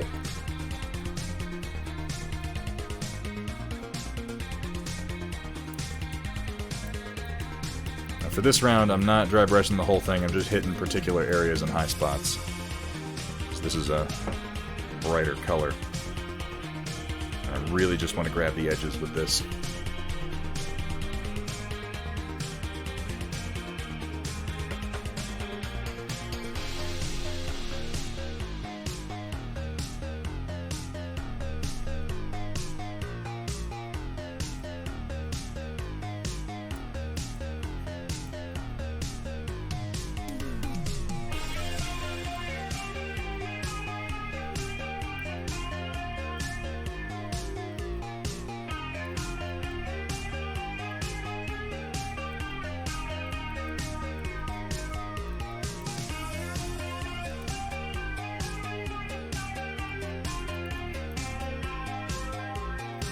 You'll notice too when I'm dry brushing, almost always, I'm dry brushing down. My stroke goes down and then it comes away. I'm not going up and down. Sometimes I'll do that on flat surfaces, but it's much easier to get the top edges of things if you just stroke down.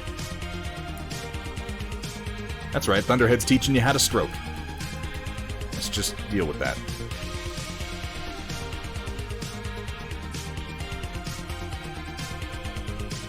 Heard where rule of thumb came from. Now, there are a number of stories for that one, Mannix. But most of them are at least interesting. Seen you prime before, so not all airbrush. Oh, okay, I've done some by hand. You're not wrong. During the days of muzzle-loading black powder weapons, the rule of thumb was never put your thumb over the end of your ramrod when you're ramming a charge home. If there's an ember down the barrel, the charge could ignite. Ramrod would be propelled with considerable force, taking your thumb with it. You know, that's one of those things, Mannix. First of all, that's an interesting story. But that's one of those phrases that has sort of popped up in etymology so many times that it seems like there are multiple legitimate explanations for its origin. It's been used a number of times to mean different things, and it seems like it may have actually developed independently across a number of different places. It's sort of like when you go back in time and you ask, like, who invented the wheel? The answer is a lot of people, ultimately. It's not like one person, one place on the planet invented the wheel and then it propagated across the entire planet. It's more like thousands of different isolated pockets all figured wheels out independently, and then over time, then we sort of... not isolated, that's the wrong word. Consolidated that information and developed it into something more meaningful. Etymology's fascinating, though, isn't it? Because I am a 3D printing masochist, I'm now trying to tune out vibration artifacts so I can get a clean print below 0.06. Ooh! Not just a successful one, though I am assuming jerk/acceleration won't be enough, so also researching bushings for the steppers. I'll be very curious to see how that works out for you, Amish Stig. Primer's like underwear, put it on, no excuses. I'll be right back. No, I'm kidding. That's none of your business anyway.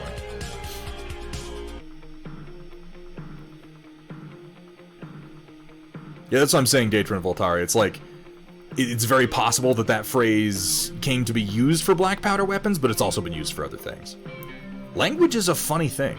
It's sort of like anybody who's ever gotten into... This was kind of my awakening on the subject of etymology and the many meanings and origins of phrases, is if you get into, like, European historical martial arts, and you start to get into European armor, you'll have arguments with people about... like, what is a particular piece of armor called? What is the thing around your neck? What is it called? How is it pronounced? Do you pronounce it using New French? Do you pronounce it using Old French? Is it okay to pronounce it with a hard T? Or is it gorget? Or is it gorget? And the answer is, all of these things are right.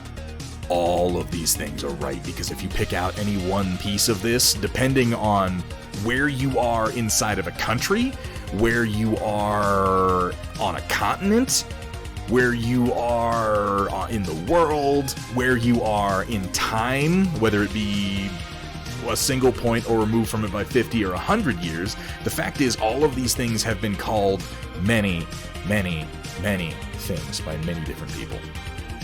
Gorget is one that I stand by because the word was anglicized well over 500 years ago. And whether it was originally pronounced in French with a soft T or not, it doesn't matter because gorget is an English word that means something now. Neck armor. I like you, Dabber Raccoon. I like the cut of your jib.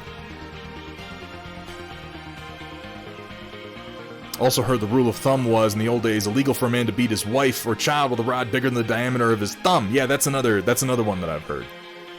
Yeah, that's that's not as fun of a story, though. English is 3 languages in a trench coat that mugs other languages in back alleys and rifle. Yeah, I heard that one from a linguist a while ago, Accra Store, when I was learning Arabic, and I thought that was a good one. But yeah, English beats up other languages and rifles through their pockets for loose change, and it really does. Alright, so this is nothing but dry brushing over a coat of black and then a light airbrushed coat of gray. And I've only done 3 colors. And I'm not going to tell you that this is the greatest paint job anyone has ever done, but I will say that I did it while barely paying attention. Hand detailing comes next. We're going to do that on both of these figures. But if you're doing like a desert paint job, I mean, shit, look at that. That works out nice, doesn't it? And again, the reason that I'm doing this is because this wasn't necessarily possible on the old CAV figures. It is not only possible, but really, really fucking easy on these new CAV figures, you guys. This dual cast stuff is fantastic for this style of painting. And just it's just painfully easy to do a whole force like this.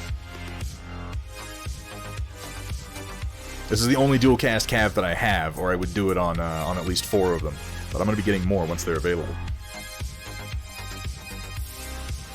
Always rinse your dry brush right after using it, or you will ruin it. Rinse it, and then give it a good wash after your painting session, but rinse it immediately.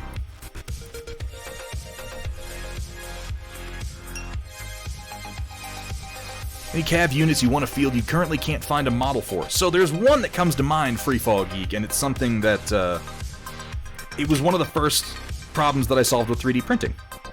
And that is that there is a big, shonky boy of a CAV called the Tiger. I love the Tiger. It's... I don't have one right here, or I would show it to you. You could look it up on Talon Games, look up the Tiger CAV. It's huge! It's just this big, shonkin' sumbitch. And, oh, it's so cool. It's such a cool one. But there is a variant of it that they have rules for called the King Tiger.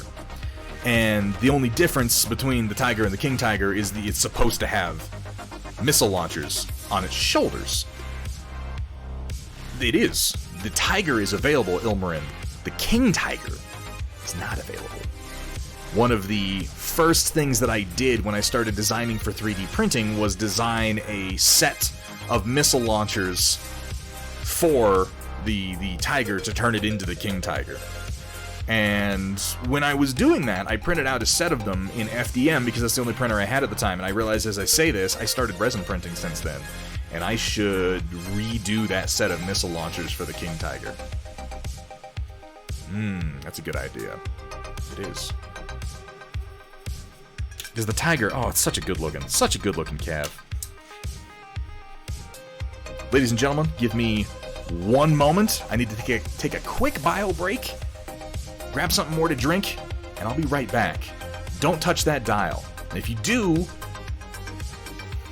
I mean, you should probably call somebody. I don't know why your PC has a dial on it. I don't think they've done that, but did they ever have dials on PC? I guess I can remember a couple of them in like the 90s for weird, funny features. Yeah, but if you've got a dial on your PC, you probably have bigger problems. Pun expected, thank you so much for coming in with the raid. I'll be right back. I swear to God, I'm coming back, guys. I'm not abandoning you. I wouldn't do that.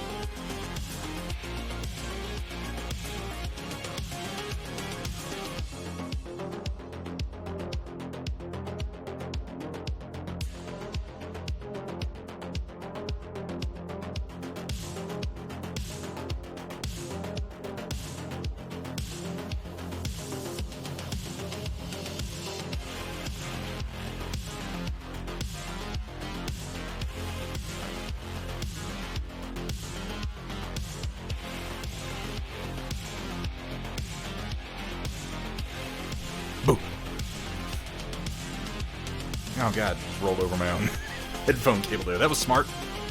Well done, me. Oh, how we doing? Talon has a CAV birthday bundle on their site. Is that offer still good? Does anyone know? I know that it's a damn good offer. If it's still up there, it should be available. Friday nights are spoiled for art streamers. I don't normally stream on Friday nights. This is... Have I streamed on Friday night before? I'm trying to think of another instance. I might have once, maybe twice, but I can't remember when, if I did.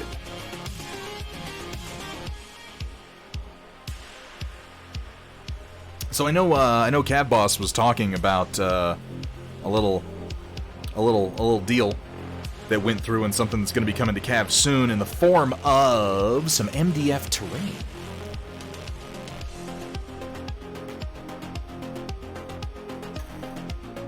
Just gaming streams? Yeah, I guess we did a little bit, didn't we? But I wasn't in the stream for the announcement, so I don't know what Cab Boss said exactly. But I can tell you, if you're curious about what the upcoming Talon Games MDF terrain is going to look like. My camera's still working? Good, wonderful. You can... It's going to be based on... It's not going to be necessarily identical to, but it will be based on the designs of the Trinity City terrain that I designed for... that is for sale on Steel Warrior Studios. I'm not saying go to Steel Warrior Studios and buy the terrain there, because it's at a different scale than CAV. It's not really designed for CAV. It's much, much smaller. It's in 6mm scale. CAV is in 12mm? 10mm? 15mm? It's between 10 and 15mm scale. Essentially, the buildings for 10mm, thank you, Good Huntsman. Essentially, the buildings for CAV are going to be twice as large as the buildings that have been done for Battletech for the Trinity City line, and they're going to have different details on them, and they're going to be done in MDF rather than 3D printed. I'm not sure exactly what changes are going to be made to them, but if you want a little sneak peek at generally what they're going to look like, you can find a lot of pictures of Trinity City on my personal Instagram and Facebook. You can find links for those down below the camera here. You can also find pictures on my Discord, and you can find them on SteelWarriorStudios.com if you go into the Thunderhead Studios section of Steel Warrior Studios and look for Trinity City. You can get an idea for the style. Yes, Amish Stig, my terrain is in 6mm scale, which is the Battletech mech scale.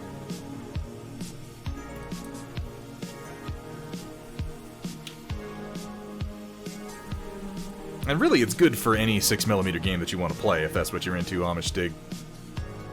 But I'm very, very excited to have something coming out from Talon Games in the larger scale to be used by the CAV crowd, because CAV is such a cool game, you guys. And it really, CAV Boss is such a good dude. All right, let's put our dry brushes away and do some hand detailing, shall we?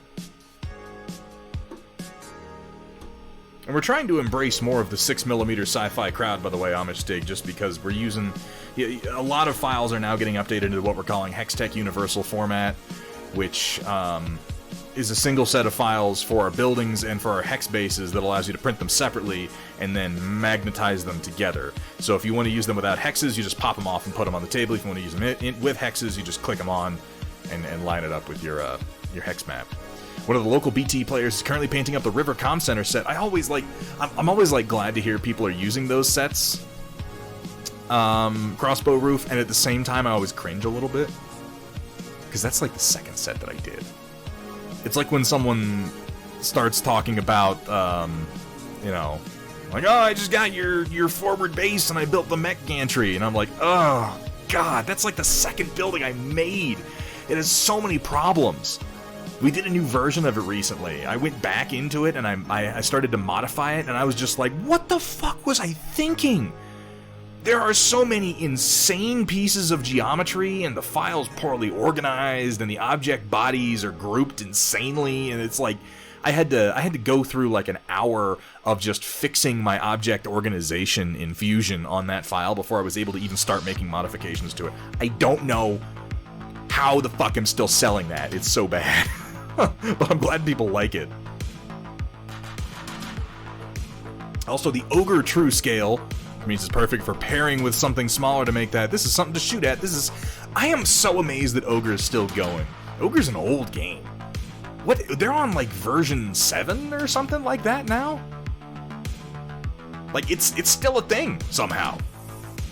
Right, Mannix? Good times. Eagerly awaits the Hardware Thunderhead collab. I don't think that collaboration's gonna happen, Roland. It is very, very likely that inside of this year you are going to see some collaborative efforts between Thunderhead Studio and Deathray Designs. That seems, while nothing is definite, I can't possibly say that it is going to happen.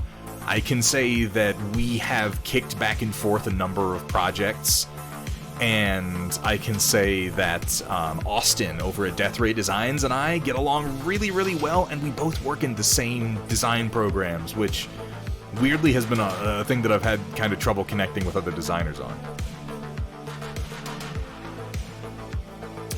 But Austin and I, we get each other.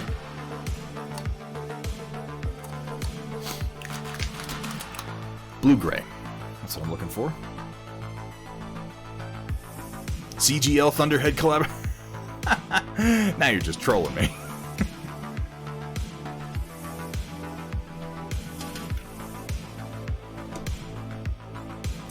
Alright, let's pick a brush. Try out my Artis Opus size 1. Forward base, not River Comms. Oh, that's even worse. Oh, River Comms is a better design set. Oh, God. Does he have... I want to ask him this. Crossbow Roof. Ask your friend if he has the updated set of files. And if he doesn't know, have him check with Steel Warrior Studio, because we made some changes to that file set to make it easier to print and less fragile. And I would very much like him to be using the new set of files, if he's going to be using them. That heavy blue gray is very light. I'm going to pull out some Tempest gray.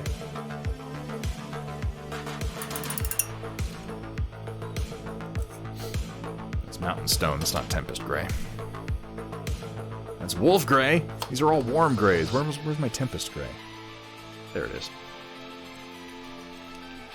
And yeah, if he doesn't have them and he can't easily get them from Steel Warrior, which he should, please have him contact me and I will get him the new files, because I'd like him to print the latest set.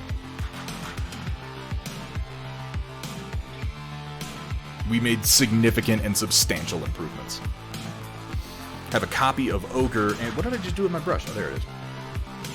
That's my favorite game. What the fuck did I do with that thing that was just in my hand? Have a copy of Ogre and the Minis. Started with Hex Wargaming in the late 70s. The microgrames were my favorite.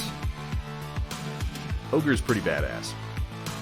And yeah, Amish Stig, all of the Hextech stuff is designed in 6mm with 1 1.25 inch hexes or 33mm hexes from flat to flat.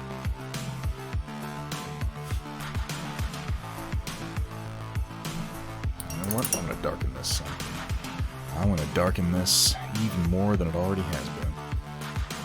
I'm going to use a touch of coal black for that purpose. Because it's just such a lovely deep blue.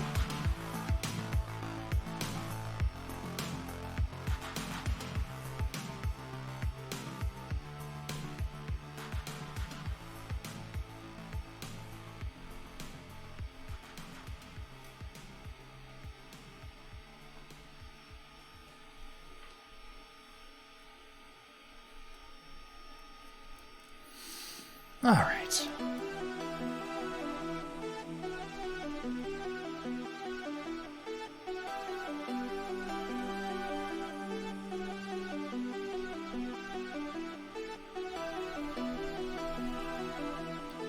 Everything on here is in warm tones, so I'm using cool tones to differentiate these parts.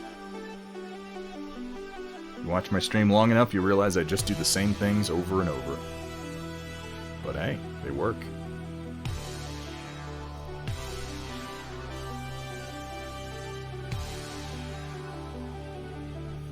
Oh, my camera froze. That's twice in one stream. I'll go like 5 streams without it happening. But your camera is not.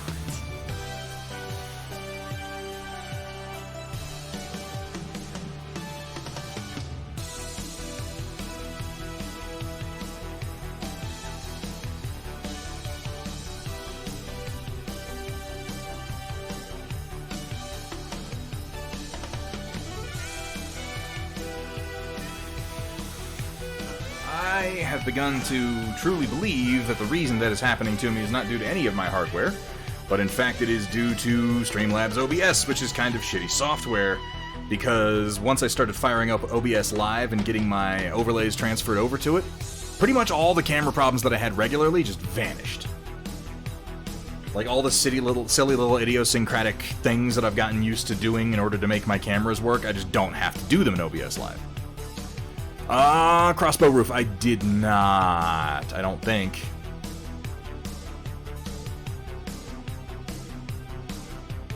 I think I put it on the queue and then forgot about it behind a few other things, and I'm sorry.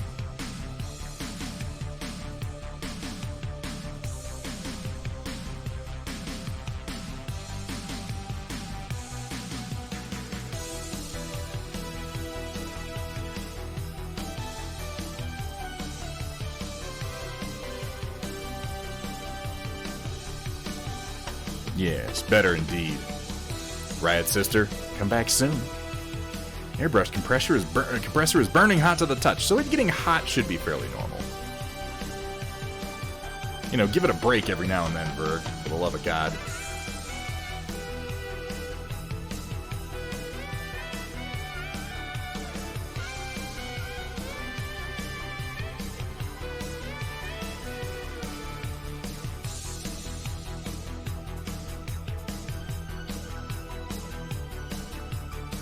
Can any CAV experts out there tell me what these guns are that are on the Cobra so that I know how to approach doing any glow effects on them? Because I standardized my glow effects, but I'm not sure what weapons the Cobra has.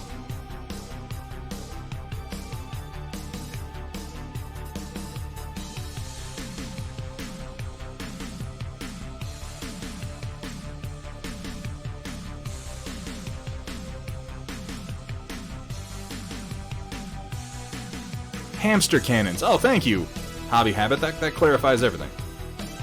You should have painted some little fucking hamsters falling out of the ends of them then.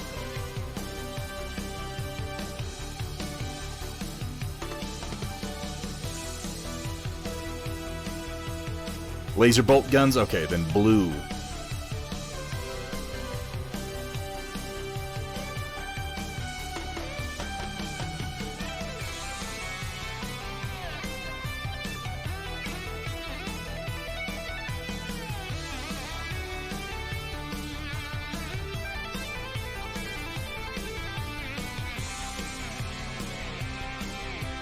Hey, what's up, Tiger Wraith? So CAV is a game system. Yes, Manix the Lemur. CAV is, I believe CAV stands for Combat Armored Vehicle, but it's a game called CAV Strike Operations. And if you'd like more information on it, if you hit !model, you'll get a link over to Talon Games' website. They have some pretty good primers on it. I will say that wargaming is regarded as a very expensive hobby, which is what stops a lot of people from getting involved in it, because you're like, I want to play that game. That game looks cool. How much do I need to get started? Oh, $500. And people go, oh, is that all? CAV is incredibly cheap to get started in and worth every penny. Like, you can get the book and I think 4 CAVs for like $50. And it is worth it. It's an excellent game.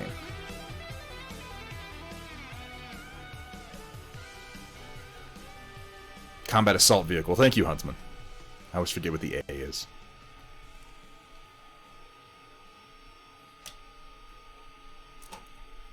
Hang on 1 second. Let me check something right quick.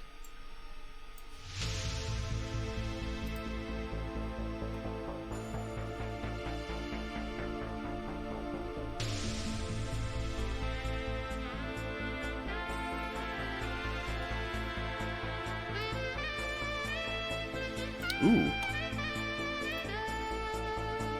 Oh yeah, he's doing the forward base up. That looks nice, Crossbow Roof. And by the way, yes, I did save those files that you sent me, so you don't have to leave them up. I did save them, I just haven't printed them yet.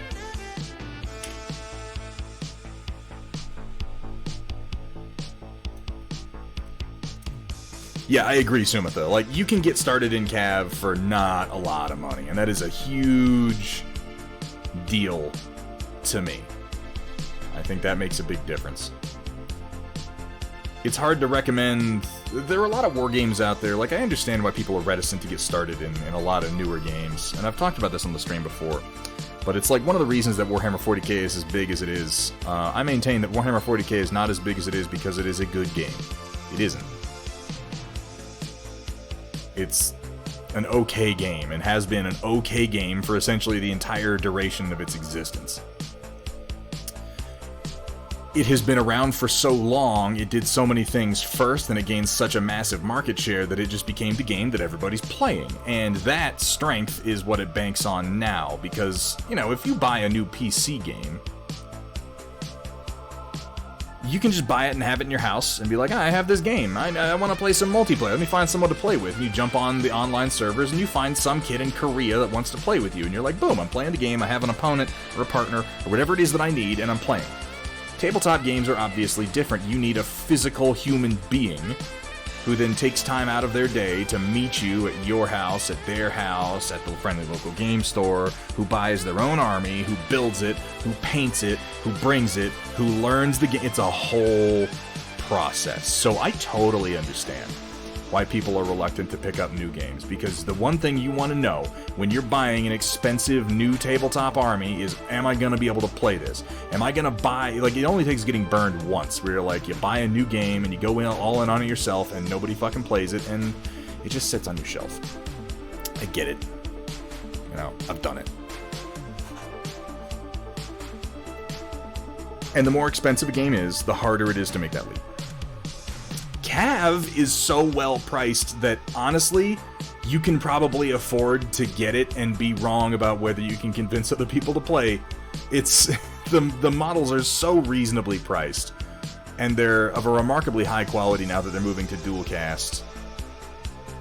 You can just get it, and you can get enough. And this is the nice thing about war games, is when you can get enough of a war game that when you invite people to play with you, you're like, don't worry about getting models, I have plenty. Be the guy who brings all the models in and be like, here's a force, you don't have to think about it, just grab it and play. That's the best way to get new people into gaming, and it's a really easy thing to do with CAV.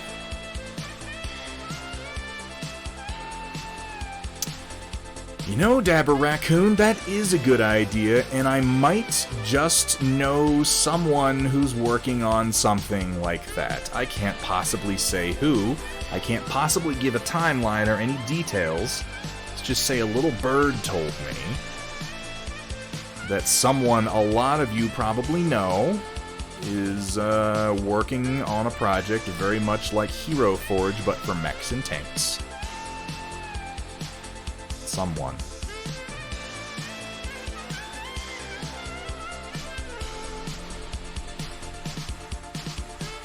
He might be Roland. You know, a lot of people are from Canada.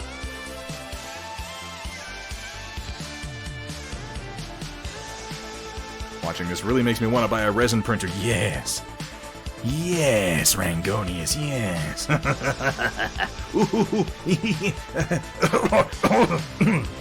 Oh, yes. Yes, indeed. Really, the resin printers are amazing.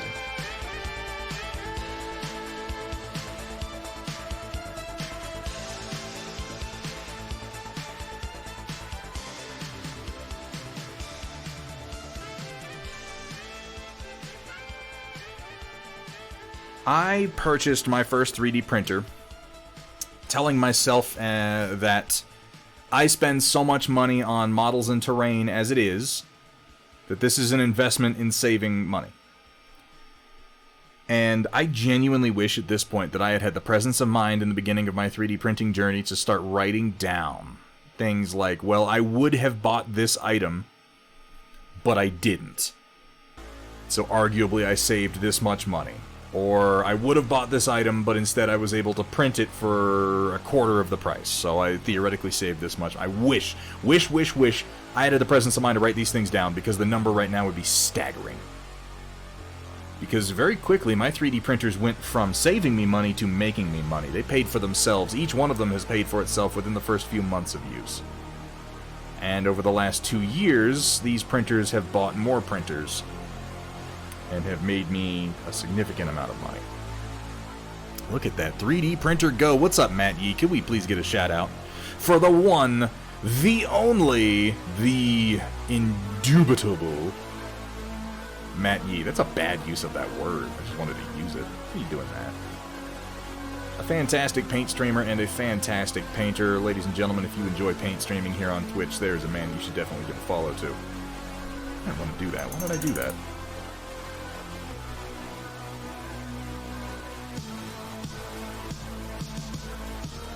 I didn't mean to paint this part. I was just, like, on autopilot. I'm going to wipe as much of that out as I can.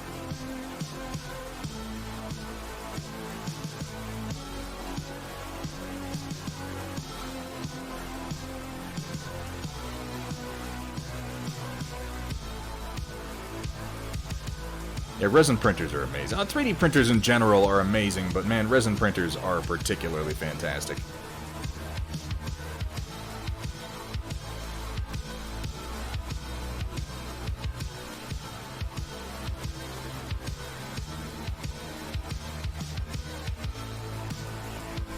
Particularly since I discovered water-washable resin, water-soluble resin, so I don't have to store or handle caustic or particularly toxic chemicals past the resin itself.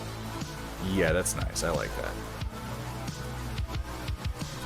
Hey, Gus Schultz, good to see you. The Busy Builder. Coming on in, Busy Builder. How you doing today, man? Hope you had a good stream. What were you working on? Welcome in, Raiders. We are celebrating the annual CAV-CON with Talon Games today by painting some of their newest figures in their new material.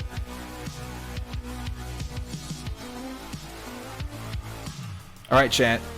Pick a cockpit glass color for a tan and desert-colored mech.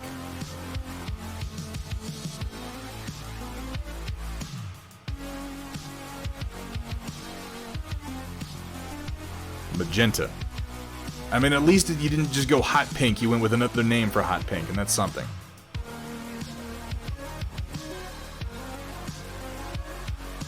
I think we can do better, though. Red? That's not a bad choice. Waiting for my lag machine to catch up, then off for dinners. No problem, Busy Builder. No problem at all. You go ahead and raid and run, my friend. That's always what I do. Looks like an Ender 3. It is Squid Knacker. That is that there is an Ender 3 V2 that's running. Which, interestingly enough, I like less than my Ender 3 V1. My logo purple. Purple could work. Jade green? I don't hate that.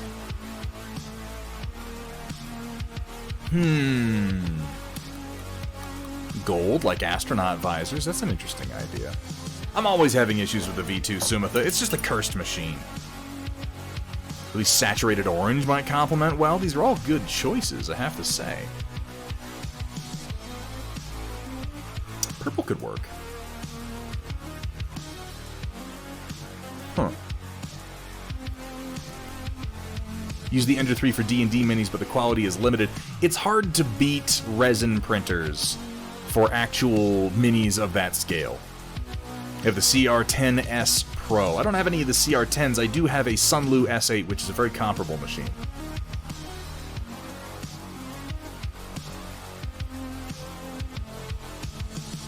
So I don't want to do yellow. I don't think I want to do orange. Jade green is almost too close to my base color for my weapons. Purple could work.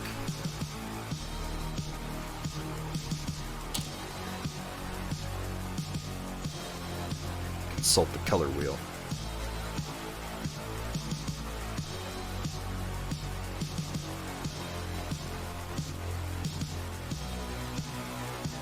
Red or maybe like a violet. Kind of leaning into magenta, but not very much on the blue end of magenta. Yeah. I think I might start with this violet and work in from there. So purple. Yeah, Sumatha, you smart ass.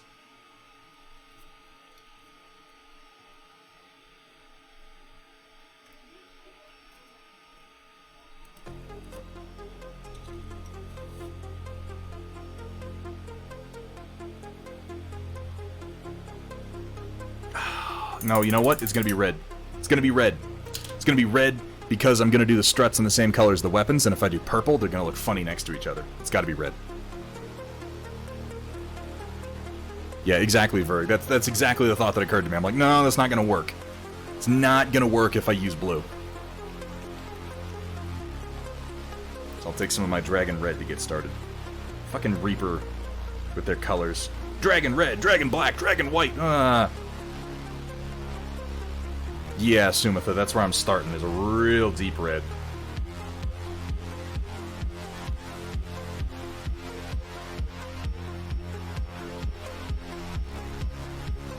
Build it up, and then we'll put a nice little wash on it.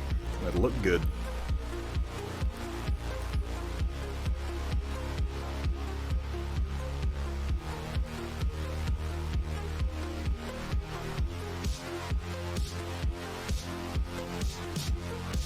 I love how defined the cockpit glass details are on this CAV. Talon, you guys, it's like you designed these things to be painted or something. What a crazy idea.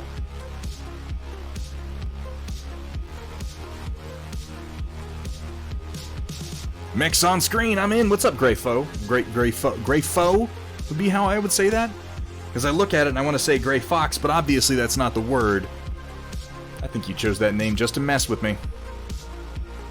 What a twist! Yeah, I know, right? I like game piece designers that know they're making pieces for a fucking game.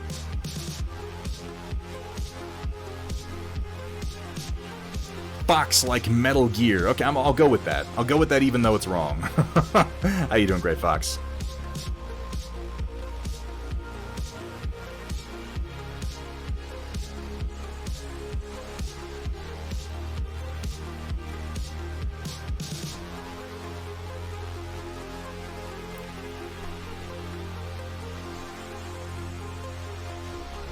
Oh, about Drow Nipple Pink. We don't have any Drow Nipple Pink. I have been told of its glory. The legendary Drow Nipple Pink. We really do have some of the craziest paint names on the market.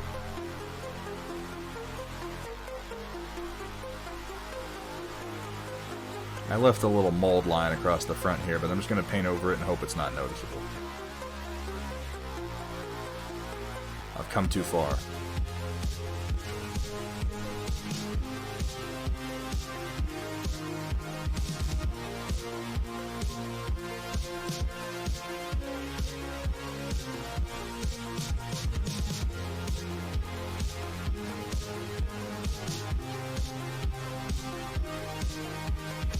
Good to have you, Busy Builder.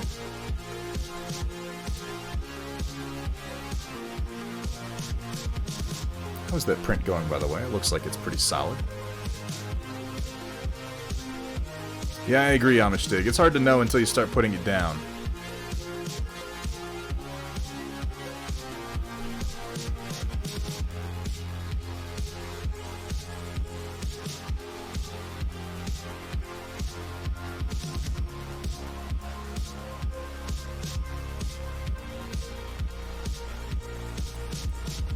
Yeah, is that a real thing, Roland? The Peeps flavored Pepsi? Like, I keep seeing memes about it, but I'm wondering if it's just memes or if someone really made that. Because that's just...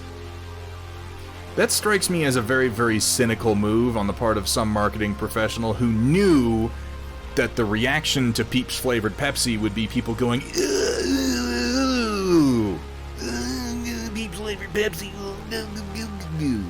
they knew we'd react that way. Which is why they did it. Because here's the thing, Roland. You're talking about it here in the stream, aren't you? You might even buy some of it. I don't think you'd say if you would or not, but you might even buy some of it. Dark Eternal, thank you so much for the follow, my friend. Welcome to the stream. Welcome to the Storm Chasers.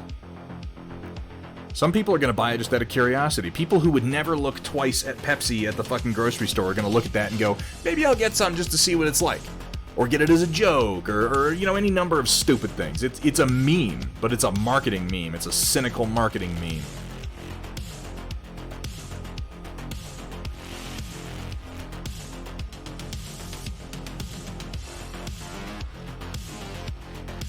It has been many moons Since the Candy Wars, gentlemen, it has been many moons.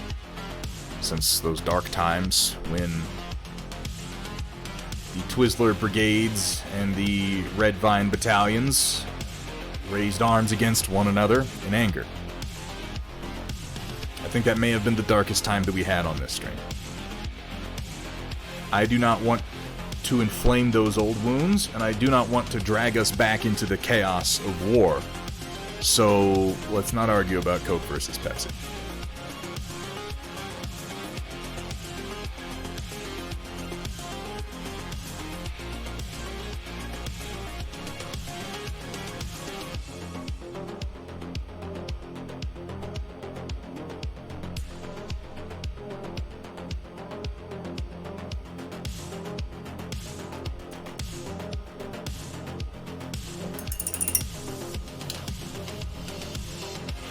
Alright, let's start highlighting you.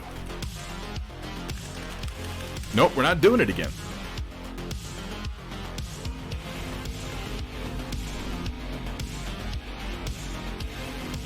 Both got blindsided by the Skittle platoons. I don't think there was a representative of Skittles in that particular fight.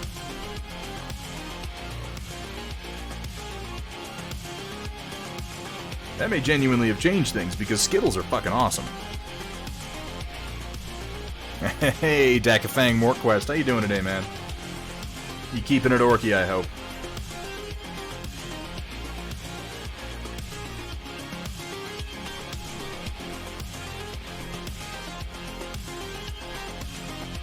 Oh, we settled it, Roland. As far as I'm concerned, it's settled.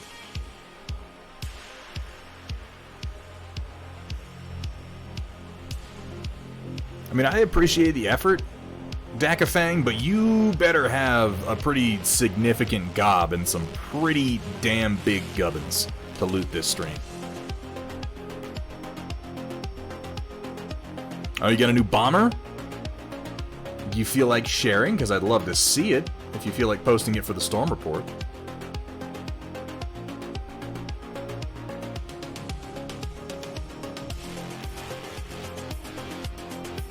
I always, like, you almost get me to almost dive into that horrible Orc Cockney accent. Like, my instinct is to do it every time you type something. And I restrain myself because I know I'm not good at it. And it's just going to sound idiotic. But, to your credit, you do tempt me. And then I flash back to that. You remember that game Space Marine? Warhammer 40k Space Marine? It was a great game. But they only included like 3 voice lines for the orcs. So you'd be running around as your Ultramarine captain, and you would just hear the same 3 lines over and over, and it was always, "Oi! You get that Space Marine! Oi, it's a Space Marine! Oh, boys, we's a fighting the Space Marine!" It's like, oh, shut the fuck up! The game was good, though.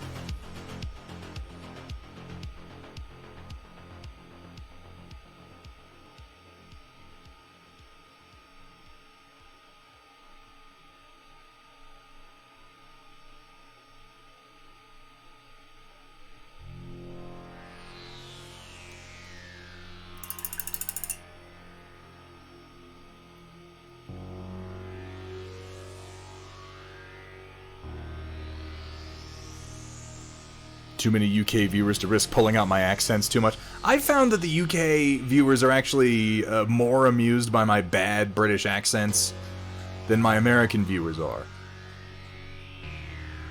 In the limited, data that I have to actually draw from, most of the positive comments have come from people in the UK who are like, "Oh, that's hilarious, listening to one of you fucking Americans try to do that."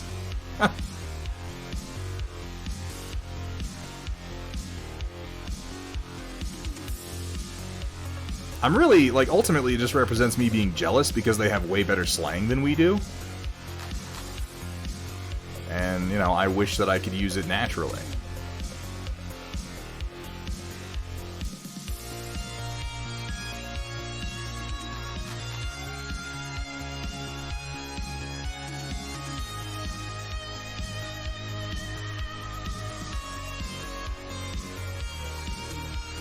Truth be told, I don't know what half their slang means. I've had British people explain British slang to me by using other British slang, and it is the most frustrating thing in the world.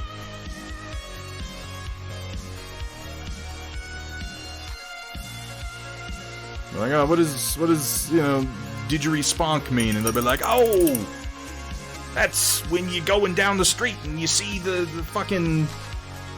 Yeah, I'm not even going to try to do it. I'm not going to try to do it because it's going to be stupid.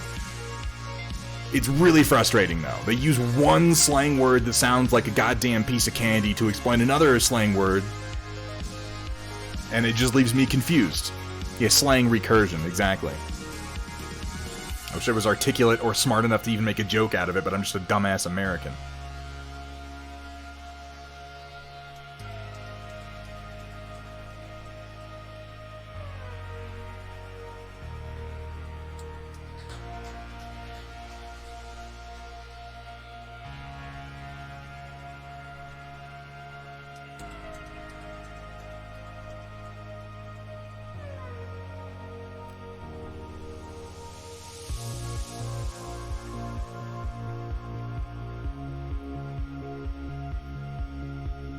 Don't know what 90% of American slang mean. I don't think...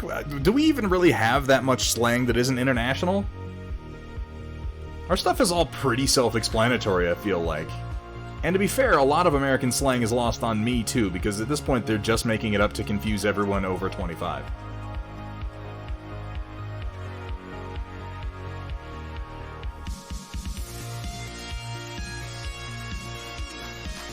Cav Boss, I don't know if you're listening, but these cockpits paint beautifully.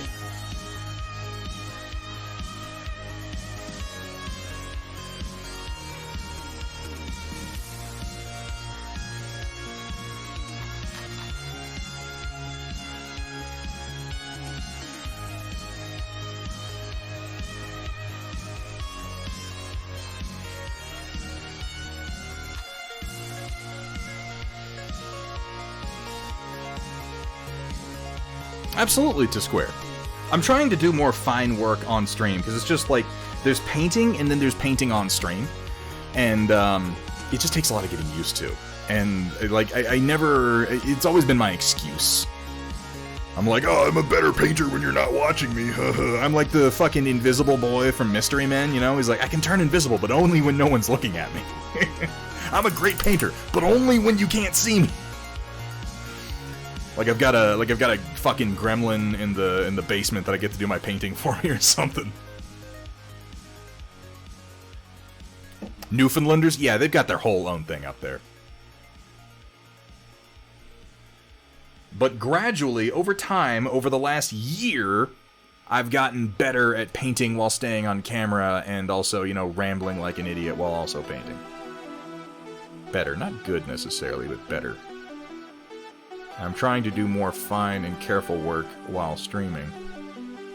This isn't as bad as trying to paint faces. Ugh. I paint faces while I stream? That's crazy. Dabber Raccoon, you're correct. That is absolutely correct. 90% of American slang is the word fuck and modifications thereof.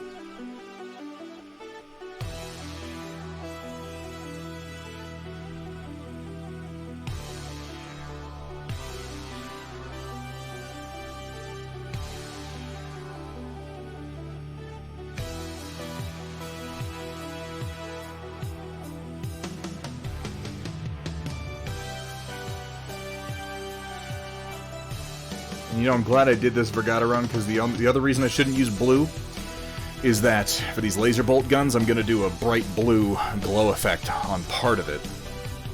And that wouldn't have worked out as well. That would have repeated the color between the energy glow and the glass, and that would have been odd. So that was Pro Acryl's Bold Pyrrole Red. I am now going to be shifting over to a Scale 75 color. I have a fairly eclectic mix of paints here. I'm looking for... not Antares Red, but Aldebaran Red. Which is kind of an orange red. Ooh, thank you for the reminder, you guys.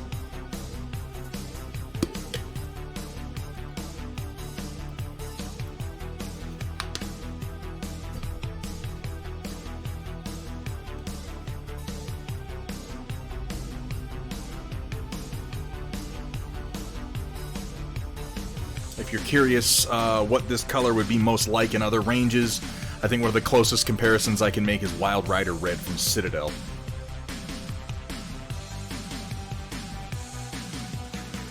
Which I don't like to recommend Citadel, but the most conversion charts that are available online are available for Citadel colors, so if you look up Wild Rider Red, you should be able to find similar color in other ranges like Reaper.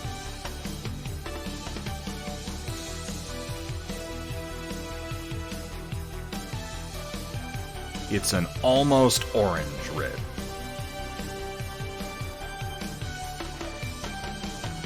And I'm going to take the lensing highlight pretty high, and then I'm going to hit the whole thing with a red wash to dull it down, which is why I'm leaning orange.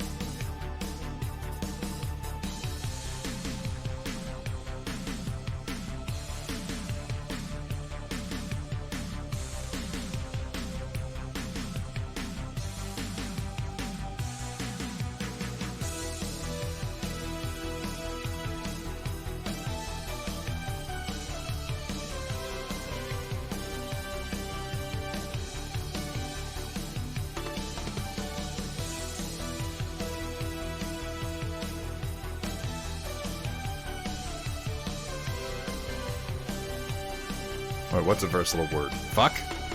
I mean, it is, yeah. I hate to quote Dane Cook, you know, the voice of a generation. But he had a fairly good bit on the use of the word fuck and how satisfying it is. It's just a great word. It has all the sounds in it that you want to use, you know? It's got the f and the and the k. It isn't so hard. You're like, fuck! It's hard to say other words with quite as much fervor or violence. Steel Warrior Studios, robots, go pew pew. 14 fucking months. How have we... Steel Warrior, how have I even known you for 14 months? What even is linear time? We were just making fun of you Canadians. Apparently the Newfies speak incomprehensibly.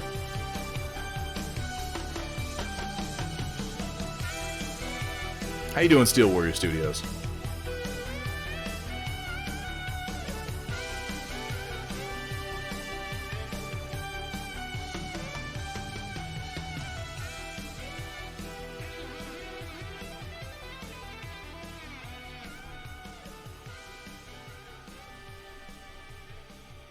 Trailer Park Boys equals set on the East Coast. It's not only set on the East Coast, I believe it's filmed on the East Coast by people from the East Coast, is it not? Because I know that John Dunsworth had like a coastal place with a little jetty that he built with his own 2 fucking hands.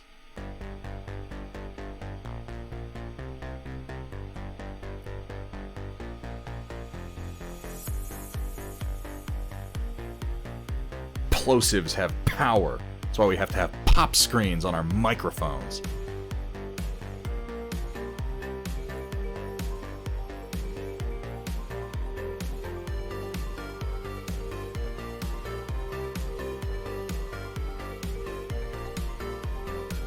It is, yeah, it's really nice to have the playlist expanded again, isn't it? Ho ho ho ho! Don't make me do Bubbles impressions. So away she goes, Bubs. Away she goes.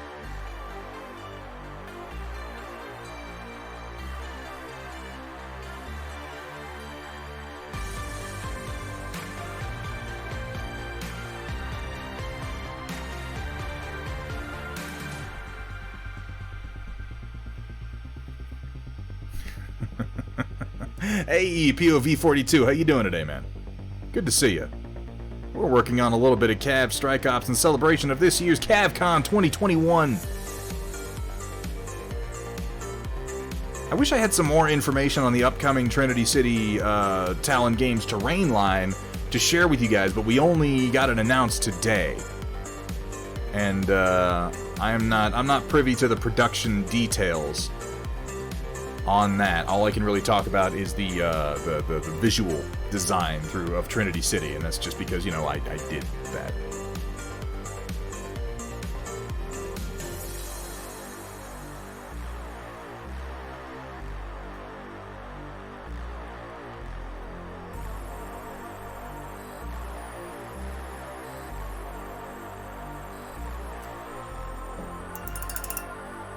Alright, gonna hit this with a touch of orange.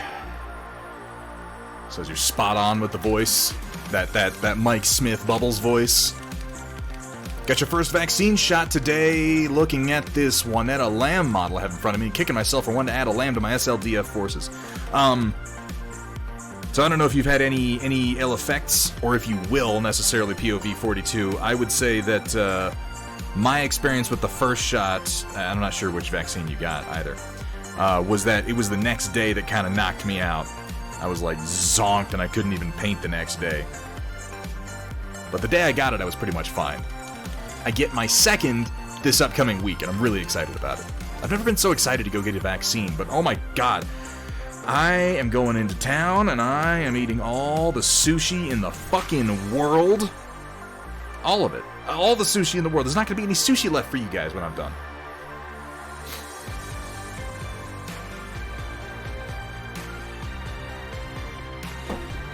Yeah, I hear the second can be rough.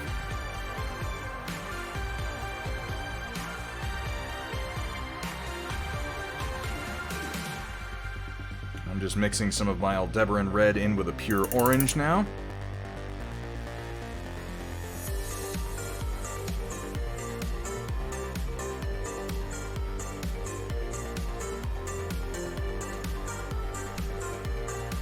I've heard from many people who've gotten the same vaccine that I have that it was the second shot that really kicked their ass. I will fucking deal with it, though, I'll tell you what.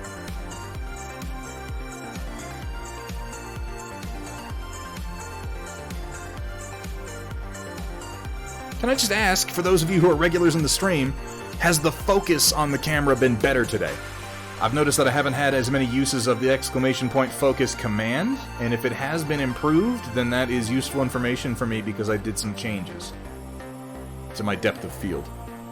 It has been fantastic. I don't think Wandering XP is here anymore, but Wandering XP, thank you, man, for helping me figure that out.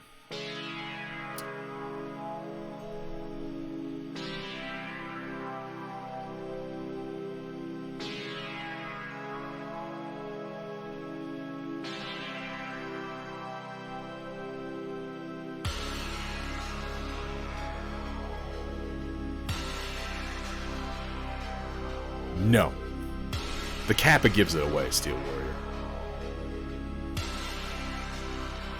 The Kappa gives it away.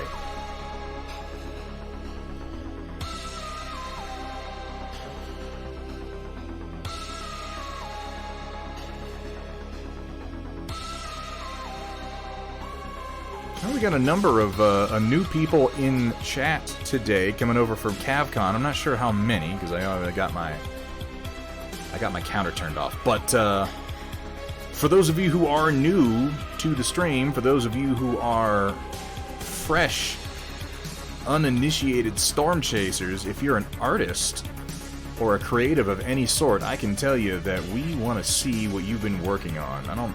These days, I don't normally vocally pitch the storm report, but I figured I'd let you know since we probably got a few new people. We do a bit at the end of every stream that we're going to be starting. I'm going to start it a little bit early tonight, actually, you guys. I think I'm going to start, because I know that we've got a bit of a storm report tonight.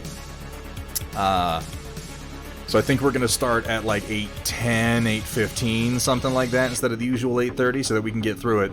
Also because there's a new episode of Falcon and the Winter Soldier, and I really want to watch it. And that's my honesty.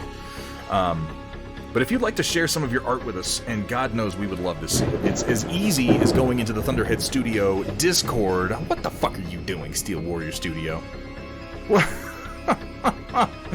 It's as easy as going over to the Thunderhead Studio Discord, jumping into the channel marked The Storm Report, and posting up to 2 pictures of something you'd like to share with us. Whether it be painted minis, whether it be some art that you've done on canvas, whether it be some wood that you whittled, a model that you built, just a nice picture that you took. If you feel like sharing it with us, we'd love to see it. We do all kinds of stuff with that. If you'd like a critique or advice, I'm happy to give what I can. If you just like to show it off, that's fine too. Steel Warrior Studios dropping 5 gift subs. Going out to MCB TV for starters. That schlub, he doesn't have to watch commercials anymore. And we got one to Hutchback. He's one of our new Warcaster peoples. Master Silverhand, who I think came over when we were doing for when we do our Cyberpunk Red tabletop campaigns. I don't. Okay, if Hethru says something, he's almost certainly full of shit. Just as a general rule. Steel Warrior Studios, thank you so much for that, man. The fewer people have to watch commercials when they come in, the happier I am. 'Cause that's some bullshit, let me tell you.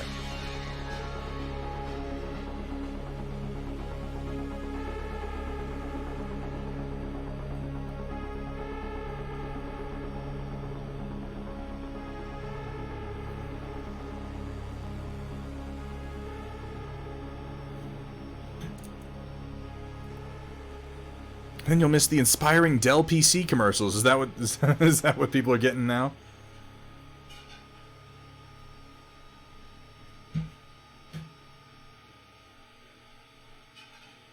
How could you possibly resist? Whatever happened to that kid who was like, dude, you're getting the Dell? What happened to that guy? I feel like something happened. I'm gonna sneeze. I'm gonna sneeze. I can feel it. We gotta work in like the Ratsec meme for when we got new people, so we can play something to the effect of like, this is for all you new people. Everyone paints, no one quits. Don't do your job, I'll paint you myself.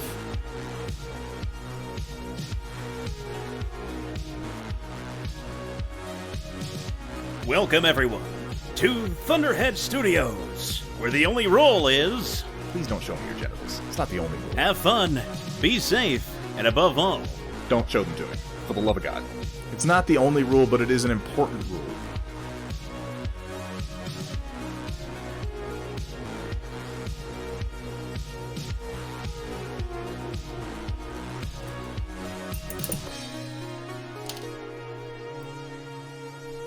Base coach you myself. Exactly, Roland. Exactly. Speaking of which, how's the voting on movie night going? We're doing movie night tomorrow on the Discord. I'm real curious how that is going. I'm going to get those set up tonight. I'll probably close off the voting in the morning so that I can get ready for it. I really hope Edge of Tomorrow is winning because I kind of really want to watch that movie. Look, I'm not saying Thunderhead's trying to brush you off, but you're just base coat, man. Just base coat, man. Wound up getting a cell due to marijuana possessions. Oh, that's bullshit, White Wolf. Of course that dude was smoking weed. Look at him. That's... I hate hearing that. He's just one of the unlucky bastards that got caught. Always a disappointment. Oh, hey, that print's done. I'm going to give that a minute. Let it pop off the plate, take a look at it, and then probably start another one. This is just pure Pro Acryl orange that I'm putting down here in the very corner of my lensing job. Edge of Tomorrow's winning, thank God! Because if it doesn't, we're just going to watch it anyway. Like, I'll veto that shit.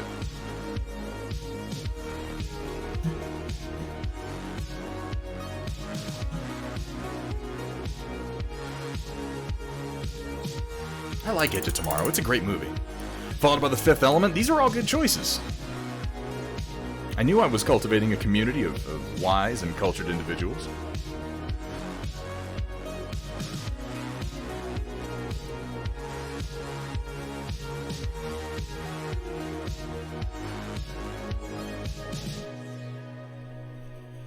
Wanted The Mummy. Yeah, The Mummy is really, really appropriate for the theme. I also haven't seen The Mummy in a while. I'm 50-50 between The Mummy and The Fifth Element. Our theme for this this particular movie night is Welcome Rebirth. back to 50 Shades of Cold Grey. Second Chances. Chapter 2. And as I lay on the cold, unforgiving table, my liquids spewing out from beneath me across the polished surface, I look up to see Thunderhead shaking his head, eyes alight with disappointment as he cleans his brush. Alight with disappointment.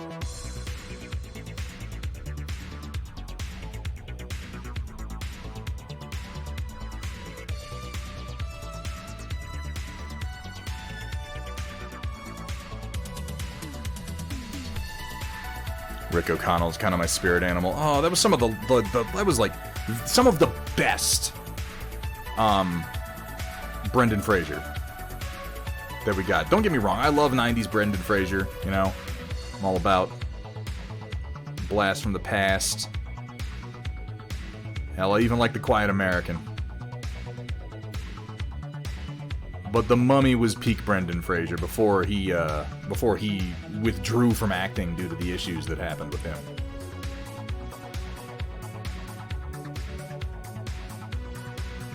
If there's anybody out there who agrees with me, who thinks that Brendan Fraser is just kind of the shit, he's just awesome, and you haven't seen him in a long time and you're looking to watch something where he does some real acting, check out Doom Patrol.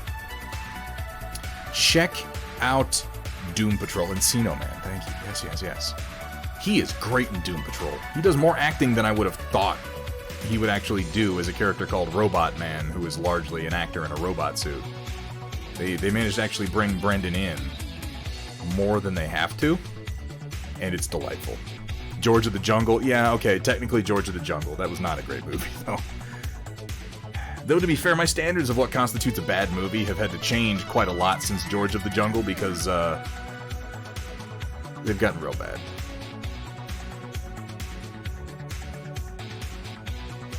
I guess they've always been bad, but they've gotten particularly bad since then. I don't think I'm actually going to do a red wash over this. I feel pretty good about how this red gradient looks. So I think I'm going to do my glare for the lensing, and then I'm going to work on the struts. Dudley Do-Right. Oh, I forgot that he was in... I forgot that they did Dudley Do-Right, but yeah, that's right. That did happen. Doom Patrol's a great show, man, Rofasol. Their last season got cut short by like 2 episodes because COVID ramped up, and that sucked. And I'm really, really hoping they can bring it back together, because the end of season 2 was a little bit like, wait, it's ending here? And yeah, it wasn't supposed to. They were just getting into everything with, what was he called? The Candlemaker? Ugh, what a horrifying creature.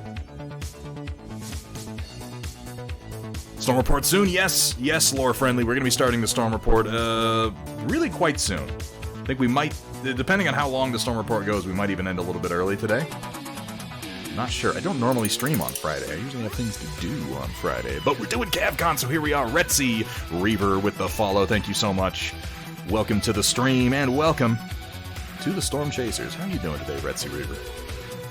Monkey Bone. Yeah, Monkey Bone was fun.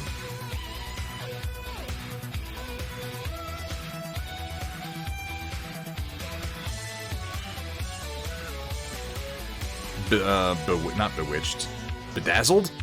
Is that the one with Liz Hurley and him? That was great.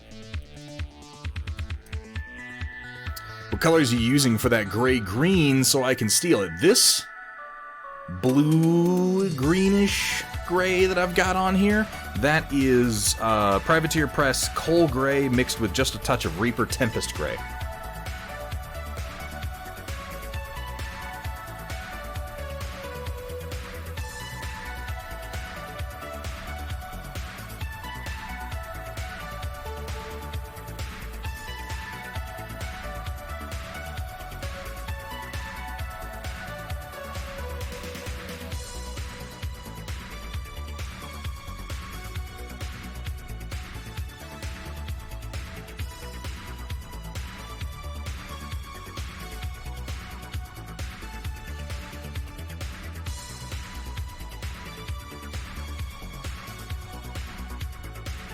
Sorry, Coal Black. Oh God, you're right. I keep, you know, it's fucking Catacomb Harmony that does it to me. Yes, Coal Black. I don't know. Oh, whoa, Amish Stig. Whoa. Let's calm it down a second. You're just coming in here telling me that Speed Racer and Iron Sky are bad movies? What are you doing? What are you doing to me here? They're not necessarily great movies. But I'll have you know that I enjoy those movies. Yeah, Iron Sky with fucking Meteor Blitzkrieg and the Gotterdammerung. Oh.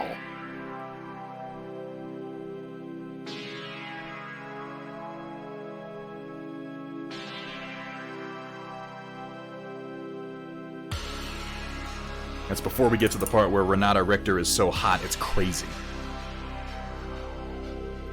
Respect the sheer amount of time for Iron Sky to get made. Yeah, it was like a bizarre passion project.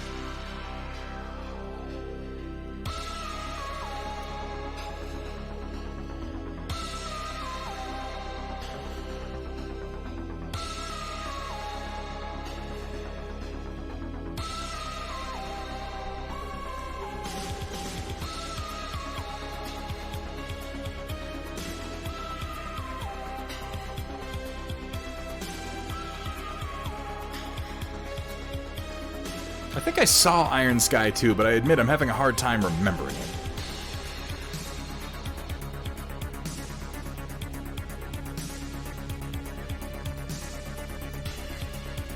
Alright, there's some kind of quick and dirty lensing.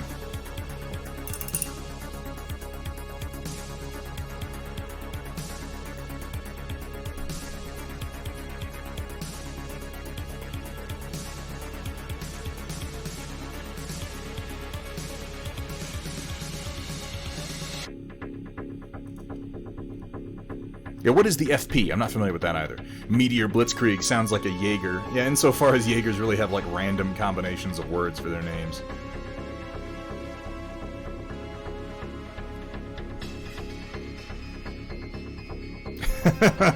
Well, who didn't arm their space stations?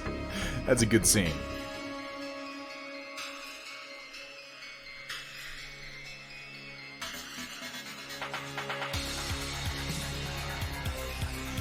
Before I say this, I want to note that I'm not going to veer into anything even remotely political. I'm not going to dwell on this subject. I just want to note, because it is a political joke in Iron Sky, how funny it is that comedic take said that the worst we'd ever get was Sarah Palin as president. And America in reality was like, oh, you think so? Hold my beer. Anyway, we're moving on from that. I don't want to talk about it. How could you forget Nazis on the Moon? Well, I mean, Nazis on the Moon were in the first one. The second Iron Sky movie, like, I vaguely remember that Udo Kier came back to life, but I don't remember what the plot was.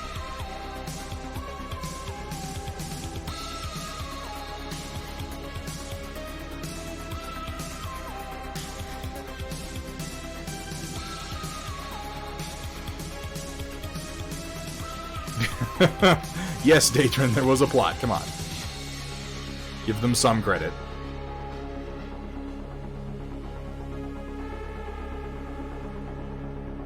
And did they do a third one? Did they do a third one that had Nazis inside the Hollow Earth? I vaguely remember that. But I don't think I watched it.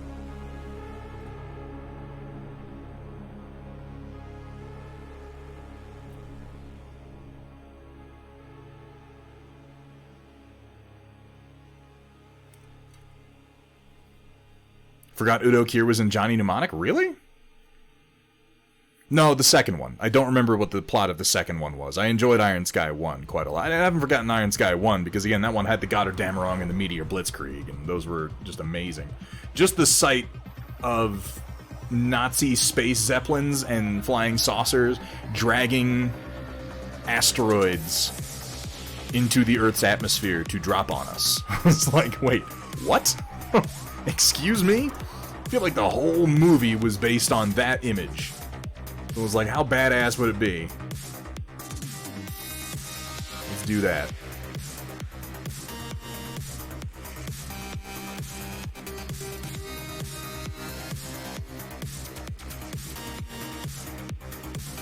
Might tone down those glare spots a bit. They got a little out of control.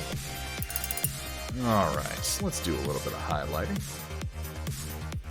More. I got a couple spots I can do some more of this in before I pick that up, I think. back here where the foot separates.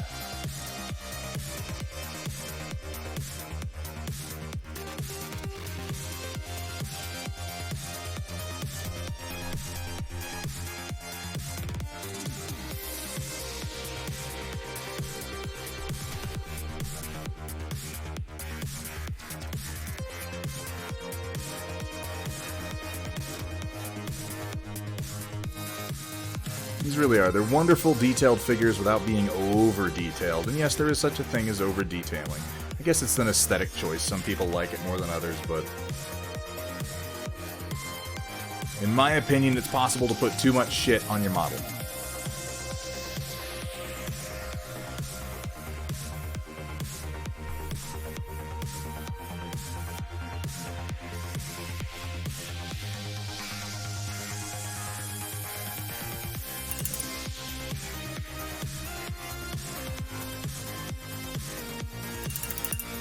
Alright, moving over to my blue-gray.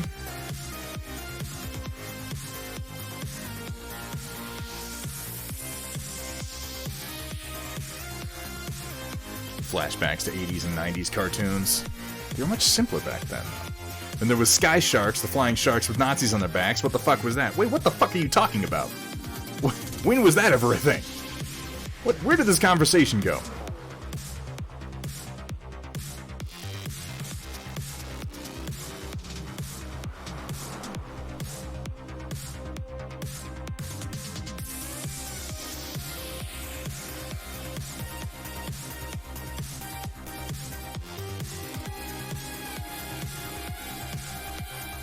Try to pick out this grading very delicately with just a wee little bit of paint.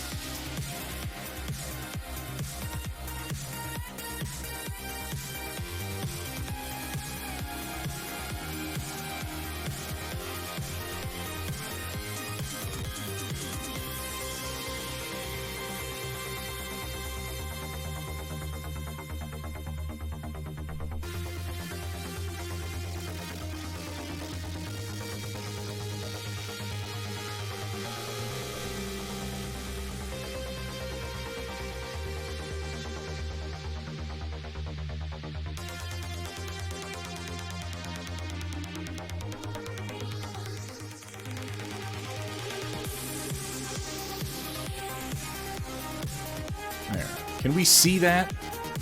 I wanted to pick out this grading specifically because it is an appallingly fine detail that I feel like you can barely see. And while it is probably finer than it needs to be from a painting perspective, it is also kind of astonishing and a real testament to just how precise this new casting method they're using is, because it's very, very fine. I'm glad you like it, Brigada Run.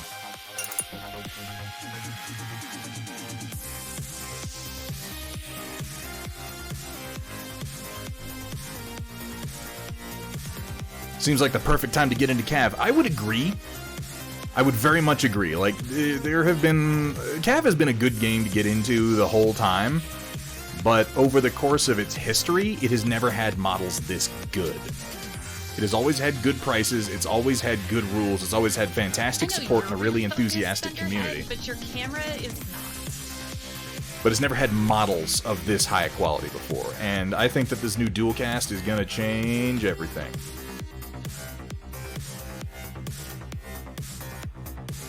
For whatever reason, model quality in mecha games has always been a bit of a point of contention. Like, you can't be like, okay, I didn't like CAV's models, but BattleTech had good ones, because BattleTech has had some of the worst goddamn models in the history of wargaming for a long time. It's only recently they're starting to get good ones. I like these more. I really like these dual cast models more than I like the new stuff from BattleTech. Those are still soft PVC. But they were upgrading from some of the worst metal sculpts I've ever seen, so, you know, it's all relative.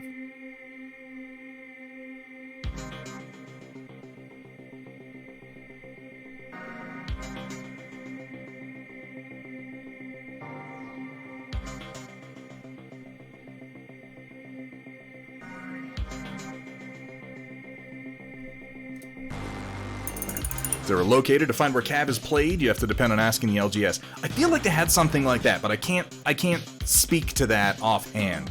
Lore friendly. They do have a fairly decent active online community on Facebook. It gets played a surprising amount. Some of the OG Iron Man metal sculpts had charm. A lot of them did not. I agree. POV. There are some of them. Looking back on them, I'm like, oh, you know, it's appealing in its own way. A lot of them were just fucking hideous, though. It is one of the most demoralizing experiences of my life when I talked up BattleTech to a bunch of my friends. Like, talked about how cool the setting was and how cool the mechs were and showed them some art, and some of them had played Mech Warrior before, so like, oh yeah, mechs, they're cool. And then you get them to the FLGS and you sit them down and you pull out your figures and you put them out and they go, oh. I gotta meet somebody, man. It's cool though. Like, oh no. That's never a good feeling.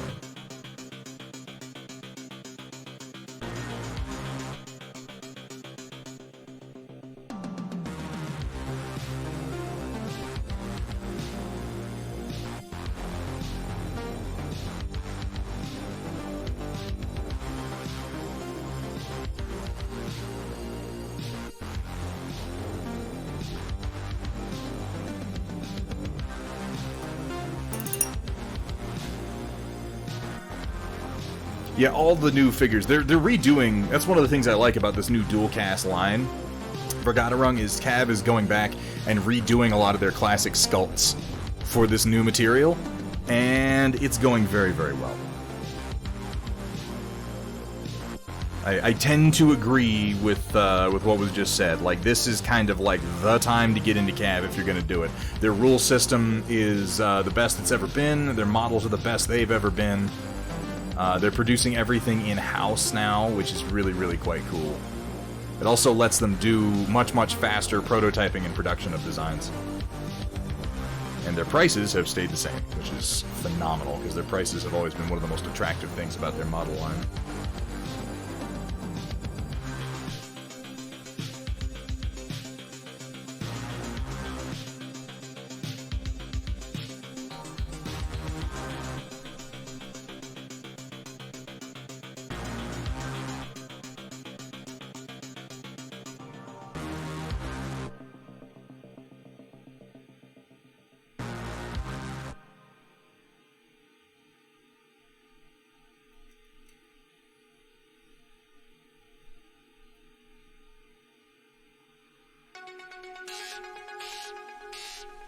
What CAV is that, Roland? This is the new Cobra.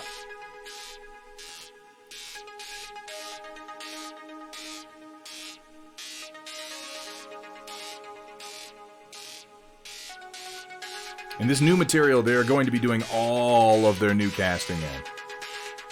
So keep an eye out for the CAV development posts, because they've been posting more and more stuff that's going to be released in dual cast, and it is so worth getting. I love this material. It is a cast resin. It has all the appealing flexibility properties of PVC without the casting difficulties, the low detail issues, or the over flexibility, or the tendency to deform and even a little bit of heat. These keep their shape very, very nicely. Fast recon cap. Yeah, this is among the smallest. Yeah, I got some orange here and a little down here I'm going to have to touch up. But that's okay.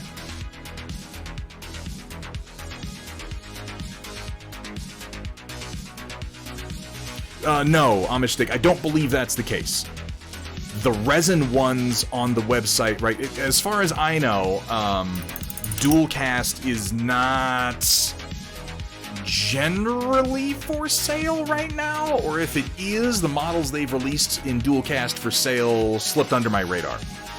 This is what's coming right now. The resins are a completely, the cast resin, that's a completely different model line. They did that as part of the Kickstarter, and yeah, those are nice, but they're a much stiffer hand cast resin. That's not this. Dual cast, these figures I have been told are going to be the same price as their regularly produced molded PVC figures. There should be no appreciable price increase for these.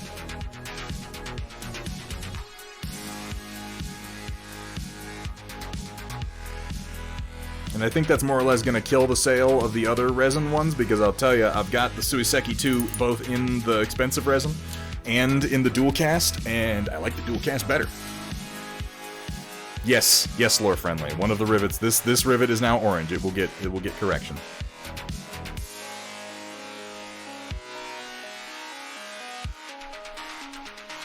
Oh, is he talking about the dictator statue, Good Huntsman?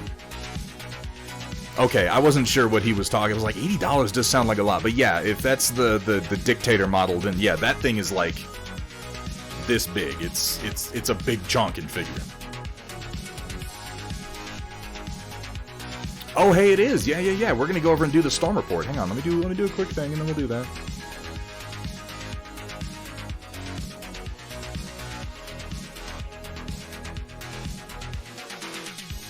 Can anyone tell me what these shoulder weapons on the Cobra are? It has laser bolt guns on its arms. What does it have here on its shoulders?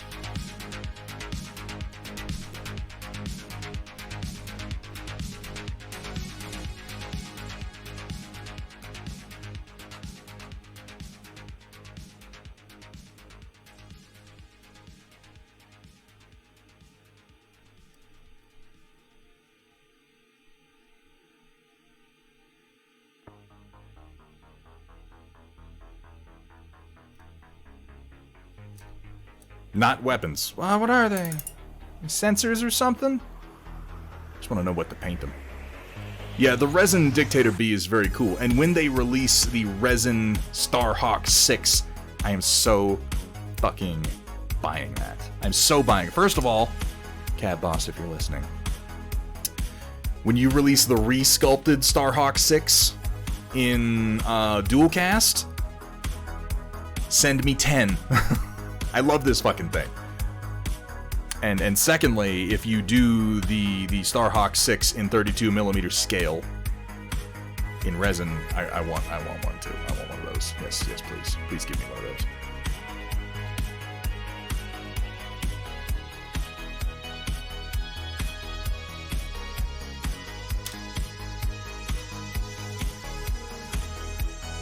Use a touch of rich leather to dull that orange spot back down.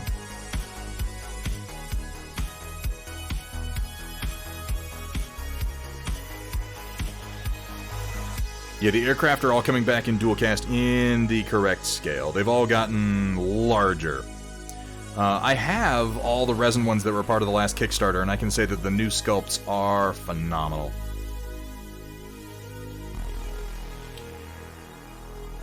It's like this. I had one of the original versions of this one, which is the arrow, the crossbow. It's something like that.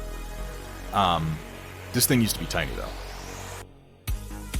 I don't have one of the originals. I believe there was one of this, and yeah, it was much smaller. This thing is a big old chonkin' fighter.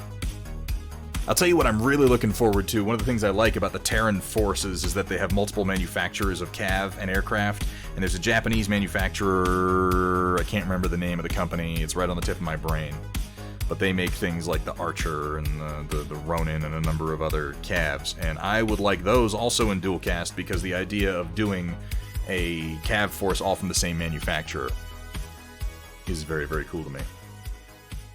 One of the things I like about CAV, it shares that with Battletech, where it's like, yeah, you're playing a faction, but all factions really kind of have access to all the different CAVs and aircraft and everything, because the factions are just buying from manufacturers. They're not, you know, they'll sell to anybody.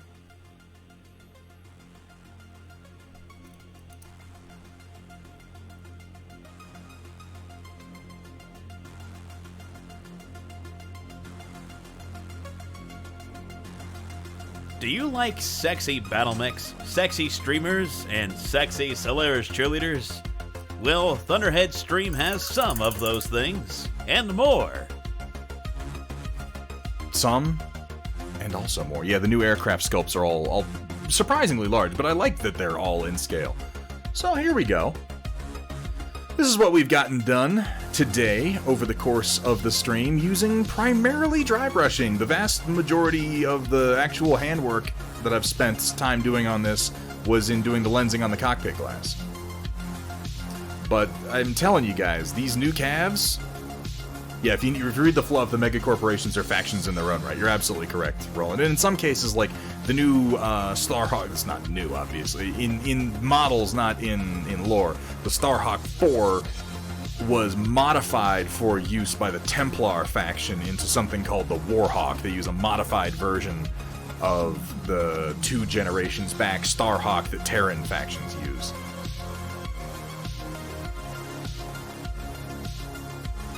It does, doesn't it? Yeah, I think the cockpit glass was a good choice going with that sort of yellow-red. The Cobra is a lovely looking CAV. And if the rest of the new sculpts are going to be done up to this standard with this much chunky detail and also in this fantastic dual cast material, I cannot recommend it enough because again, this paint job isn't going to win me any golden demons, any crystal brushes, anything like that. But it was also dead-ass easy to do. And this guy, he needs a little bit more detailing. A little blue glow for the laser bolt gun weapons, because that's what I standardized my laser bolt gun color to. And he needs a base to go on. We'll continue working on him. But, the vast majority of the work on the armor panels, I'm like, yep, I'm done, that's good. That's fine. Might throw a wash down on it. And here we have the Suiseki 2 that we also worked on, and this is nothing but dry brushing. I did not even get to doing any hand detailing on this guy. All we did was dry brush it through 4 variations of coal black on top of a pure black base coat. And this guy is going to get the cockpit glass color that I went with on my my White Knights, which is green, and I think that green is going to pop out real nice. And then do some hand detailing on like the engine rotors here, engine rotors back here, the missiles, have them pop out with like some reds probably.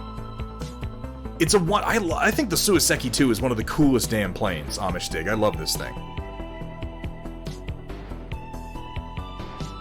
It's an awesome model, and yeah, it's got the Burt cannon right up front there, because it's definitely based on the A-10, and who doesn't love that?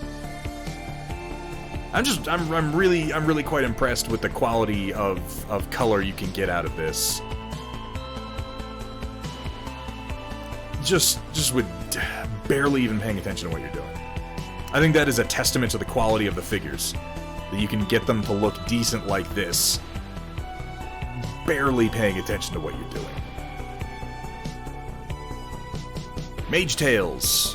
To whom are you referring? You're referring to, the ones for sale on Steel Warrior Studios? New Hind-type helicopter and the sweet air superiority fighter coming out in dual cast soon. Yeah, guys, honestly, if anything here has interested you today, keep an eye on Talon Games and keep an eye out for dual cast. I love this material. It's one of the more exciting things to come along in relatively cheap model purchases in a long time, and it is allowing Talon Game. They've always had the vision. Talon Games has always had the vision. They've always had the design. They've been limited by the economical options for production.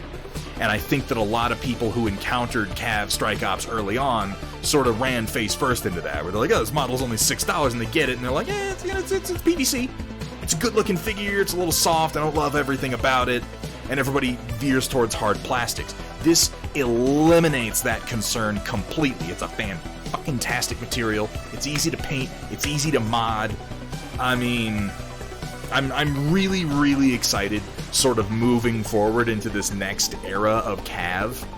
It's a game that stuck around for a long time, but as someone said earlier, I can't remember who, I apologize, I feel like this is probably the best time to get into the game with the new dual cast figures. I cannot recommend them enough, and they're durable as all hell. Mage Tails, if it's on Steel Warrior Studios and it's marked Thunderhead Studio, I make it. I make most of the STLs that are for sale.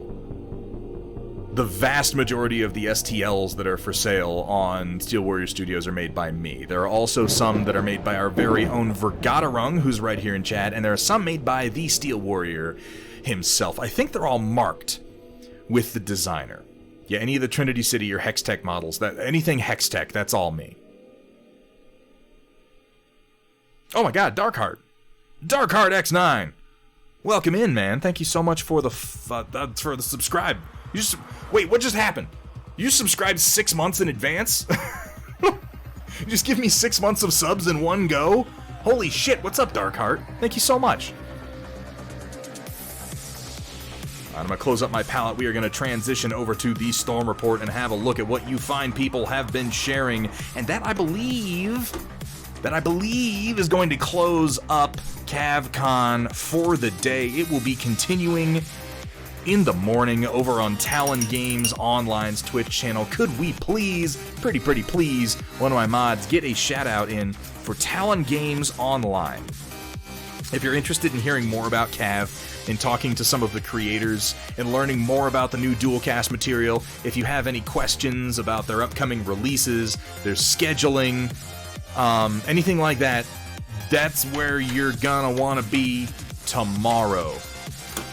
They're a very accessible, very friendly group. They're always eager to answer questions. They're going to be, I believe they're going to have just like a talkie stream in the morning. They're going to be going through some actual, starts at 10 a.m. Thank you so much. I don't know what the schedule is. I know they've got it posted. There should be some gameplay. I know a number of people have their armies painted up just for CAV-CON Online. People are going to be playing some CAV, demonstrating how the game goes. I think there's going to be some more painting. It's going to be a good time. It's going to be a good time. If you guys are curious about CAV at all, give them a follow. Check it out in the morning. Look up the schedule. I'm going to get some pictures posted of our works in progress for tonight, and then we'll get these finished up and posted around next week so everybody can take a look at how nice this material is. I don't get excited about plastics. A material is a material is a material to me. I know what I like and I know why I like it, and it's very rare that a new material comes along that's every now and then some companies like, oh, we made a new material, test it out for us, and it's like, it's not really all that exciting. It's the same thing as PVC, you just called it something else. I felt that way for Bones Black, honestly. This is the first time that they sent me, that I've been sent something like this, and I was like, oh, Jesus, this is actually kind of a game changer. Demo game chat, that's right, James Wapple. How am I not mentioning that? You guys are going to get some painting from James fucking Wapple. Oh my god, that guy. I'm going to be there for that. I'm going to have to see some of that. Wapple is an incredible painter and a fucking fantastic streamer. Yeah, Kursala, if you wouldn't mind closing the Storm Report, we're going to go ahead and get going with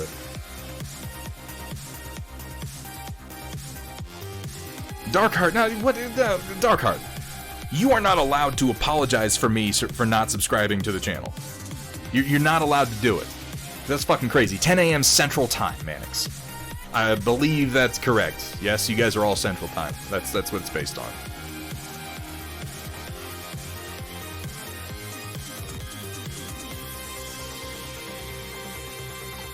Alright, let me get my Discord set up right here. Pull up the Storm Report channel, and oh yeah, it does look like a long... Oh my god! Oh my god, okay. Well, I guess this is what I'm doing for the rest of the fucking night. Oh, let's get going. Alright, locusts and gentlemix, get ready to feast your eyes on glor pate and wet palates with the occasional culinary atrocity thrown in on tonight's Storm Report. Brought to you by viewers like you.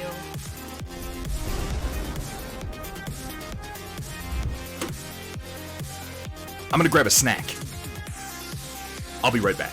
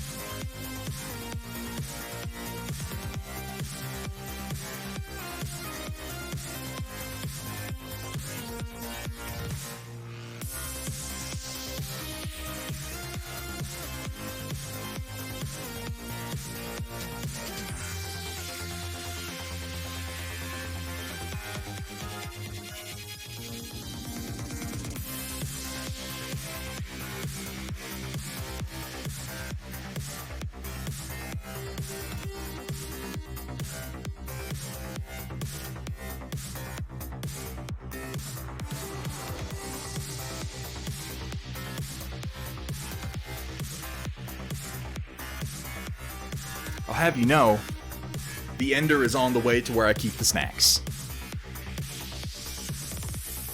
I just pulled these 2 little apartment buildings off of the Enders 3 that are both running over there, and these actually came out pretty nice. I don't have Monster Apocalypse yet, so I don't know physically what dimensions these buildings need to fill, so I just grabbed some online and printed them out because I figured, like, it's probably close enough so I can play a couple games, but I figure once I've actually got the maps here and I've played a few games, I'll make some things like this myself. It's at a much slower scale. It's at like 3-4 millimeter scale or something stupid like that. It did soon. That's exactly what happened. I scrolled up from the storm report, I saw how long it was, and I was like, I need to grab something to fucking eat, or this is gonna go poorly. Very, very poorly. I think you put yours in the wrong place. Put it in 3D art and printing. If you want to go ahead and put it in the storm report, mods, please go ahead and allow Gray Fox to move his over. Yeah, that's no problem at all. Alright, let me rearrange my desk slightly so that I'm not sticking my elbow in paint or anything stupid like that.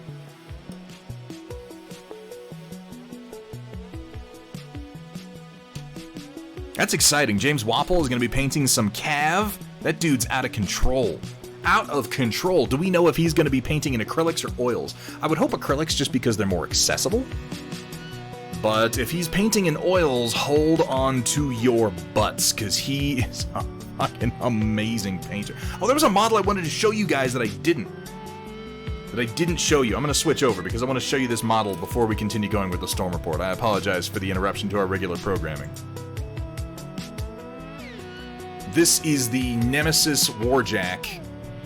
Said multiple mediums? Oh, that'll be interesting. This is the Nemesis Warjack for Warcaster, and I wanted to show it to you because I love this design. First of all, I wanted to show that they're moving over to resin, which is a huge deal for how chunky these models are. But I wanted to show it to you because look at this fucking thing. It's mostly jetpack. It has like 1, 2, 3, 4, 5, 6, 7 thruster nozzles on its back. These gigantic, like, guidance vanes coming off of it. And then it has 1, 2, 3, 4 weapon mount points. I love this model. This is like, not all of the models from Warcaster have really blown my mind, but I love this one. Not for everything in Warcaster, Verg. In Warcaster, they've done a lot of things completely in metal. For instance, and we'll go right back to the storm report. I apologize for the interruption. For instance, these Morningstar jacks are like done all in metal, but you know they're kind of low to the ground and they're not really that chunky, and they got a good stable platform to rest on, so I don't mind too much.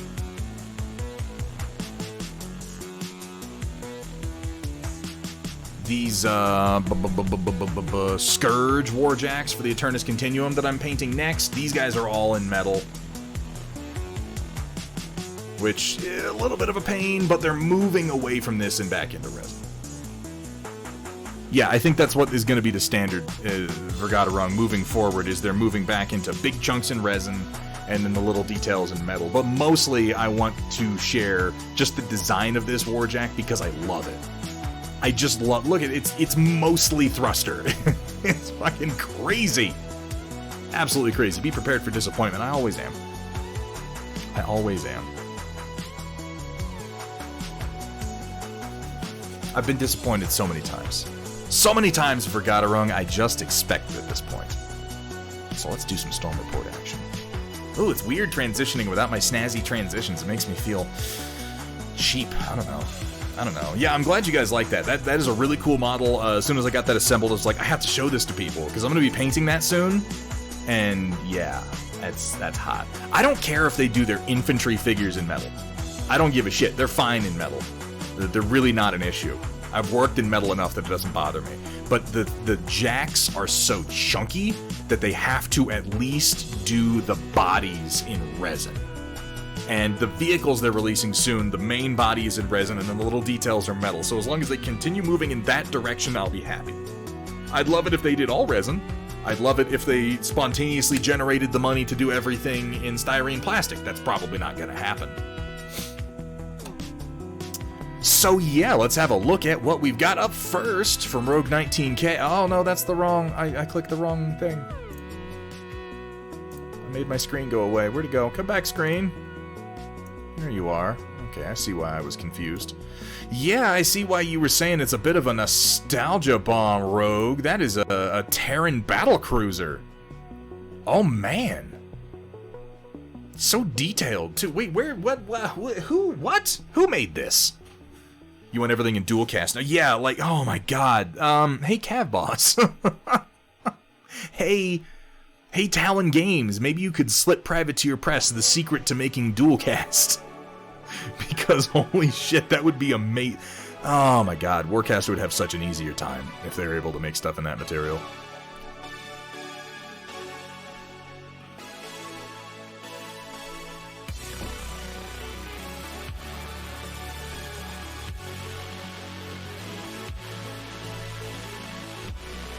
Me eating dry crackers definitely won't be a problem when I'm trying to talk. God, I'm an idiot.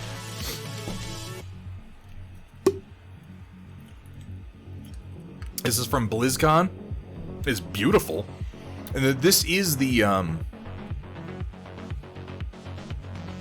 is this like the... I can't remember the name of the flagship, but it looks like this one... Is this more ornate than the other regular ones? Admittedly, the last time I looked at a Terran battlecruiser, it was a much lower res model than anything like this, but this one just looks so ornate. And yeah, the Yamato spinal cannon is so, just boom, prominently featured right there. This is so cool. Is it metal? It's a huge model. Well, I guess not necessarily. The wood grain could be a little deceptive. How long is it? Yeah, we don't learn lessons. The Hyperion. Yeah, that's what I was thinking of, Justicar. Battle cruiser operational. Take it slow. Oh man. Yeah, it's been a long time since I've played StarCraft. I wasn't that into StarCraft 2. I don't know, that game just didn't do it for me like StarCraft 1 did. It's the StarCraft 2 model. Okay, that's why it's so much more ornate.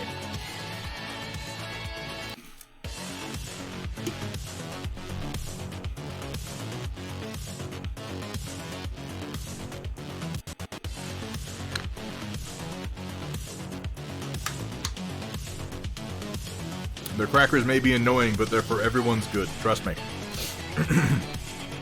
Rogue, that's badass, dude. I'd like to know how large it is from front to back. Oh, here we go. Size comparison with a Fantasy Flight Games Imperial Star Destroyer. That's pretty big. That's pretty big, because the Imperial Star Destroyer is a good 7-8 inches long. That's a solid model. Wow, that's cool. It's a funny sort of thing because the models that we had, the like bits, the bitmaps, the sprites that we had in StarCraft 1 didn't have that much detail. They were all kind of chunky and smoothed out, and they really dialed it up for StarCraft 2. Dark Horse? Okay. Oh man, that's neat. Rogue, that's pretty fucking cool as far as display pieces go. And I'm glad that it's actually in a good size because you can tell what it is from a distance. Very, very cool, Rogue, and thank you for sharing. Here we have from Somber Brush Studios, things I do when I'm allowed into kitchens from my chef years. Oh, lordy lord. This looks like something that, is that on a piece of wood? This is a candidate for, I don't know if you guys are a part of the subreddit, We Want Plates. But I kind of want to post this there. Usually things on there, like, the food isn't gross, it's just things that are being presented on shit other than plates. Oh man, those fries look fucking good. You got like big chunks of Himalayan salt just sort of scattered across the wood slice. Yeah, I was just thinking that, White Wolf. Like, if you could take all that empty space on the wood cross section, and if you could just go ahead and fill that with fries, not necessarily Kursala. Those fries are one of two things. Those are either undercooked or perfectly cooked. And I'm gonna go with perfectly cooked. I'm gonna give the benefit of the doubt and say they're probably perfectly cooked, where they just acquire that perfect crisp on the outside. See, I don't like to veer into totally crunchy Kursala. Yeah, based on the edges, I'm gonna go with perfectly cooked. I don't know about slightly undercooked. I like them to be soft in the middle, but I want the entire outer skin to have that little bit of crisp to it, and those look just about right. The only thing I want to do there is just slather them in, like, garlic. And see, that depends, though, Roland. That tomato is too thick if it's a bad flavorless tomato. If that's a good tomato, which based on everything else I'm seeing, I'm gonna wager that he picked a pretty solid, flavorful tomato. If that's a good tomato, that's just fine.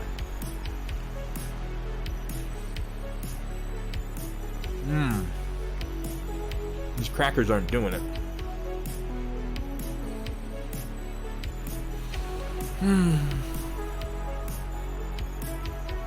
It's not the same.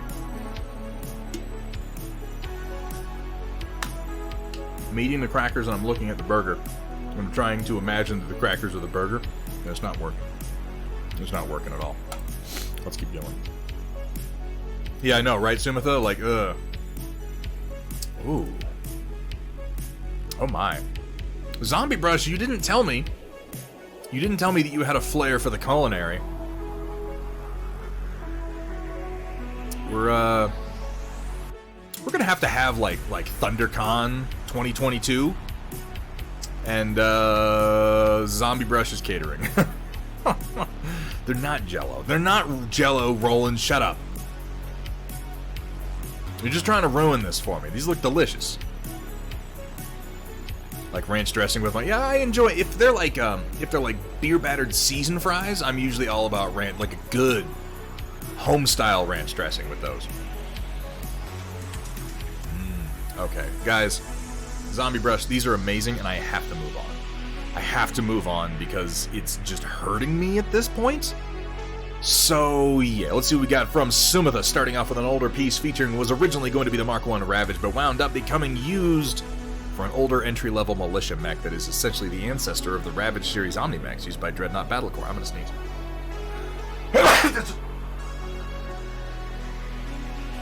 Excuse me. I present the Guardsman Light Battle Mech. When I say entry-level, by the way, I really do mean entry-level. This jump-capable 25-tonner has a top speed of 86 kilometers per hour, but still barely costs any more than an urban mech. Cheap, reliable, and actually fairly tough. With twin medium lasers and a quartet of machine guns, it's got reasonable bite as well. Yeah, 2 medium lasers ain't half bad.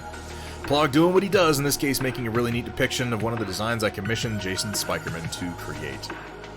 Why does he have a giant codpiece?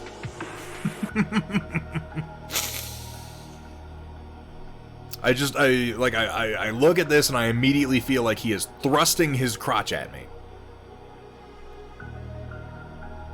I feel a little threatened by this art. To store the chainsaw dick, obviously. Yeah, you didn't mention that he has a chainsaw dick.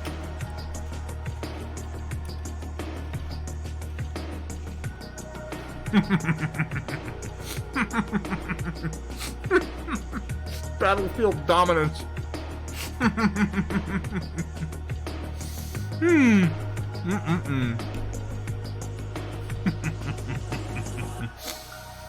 Oh my god.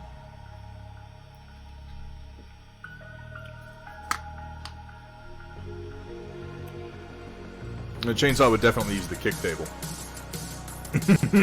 It's also the fact that he's rushing forward, crotch out thrust. Oh my god. I like the design of him though. Does he have just 3 fingers? I like the way the hips and the shoulders are designed and how the torso is kind of just like one big banana with a cockpit on top of it. That's pretty cool. I like it as far as soldier mechs go. A little 25-ton guy, huh? Not much. Not much. A little commando-sized fella. And now for the Thunderhead exclusive preview. With the previous piece being repurposed to be the cheap entry-level militia mech, I felt a different art piece was desired to represent the first-generation Ravage Omni-Mech, the second-generation Ravage 2 being the wing design that, yeah, I love that thing. It's the same weight as its ancestor, but the Ravage Omni-Mech is a particularly quick little bastard. Excuse me. Topping out at a ground speed damn near a full 100 kilometers per hour faster than the Guardsman. Without needing speed boosters like Mask or Triple Strength Mimer. Downside being it can't jump, but of course, as we've already seen, the Ravage 2 solves that issue and then some. Ravage takes full advantage of its ground speed, especially in its primary configuration, where it has a 6-pack of clan tech, small lasers tied to a targeting computer, plus some advanced in-house development electronic warfare systems. Of course, as is somewhat common with Dreadnought designs in the 31st century, if PBIs become a problem, well, it just pisses fire. Yeah, they do have a lot of the flame dicks. Literally, it's the venereal disease that burns other people when you pee. Ew. Silliness aside, it's a fun little mech that is actually nerfed compared to the original version from which it's based. I basically banned myself from using it in local games because it was frankly meta as fuck. 25 ton, 10, 15, 20 with a 10 clan ER smart. Yeah, that's kind of just abusing mechanics at that point. And a targeting computer? Yeah. But yeah, designs in Operation Lancaster are meant to not be hyper-meta. Are the Dreadnought Battlecore designs in Operation Lancaster meant to be excellent? Yes. Absurd? A little. Expensive? Certainly. Broken? Preferably not. Anywho, Plog doing a revised bit of art based on a design I commissioned Jason Spikerman to create for me, and well, it looks good.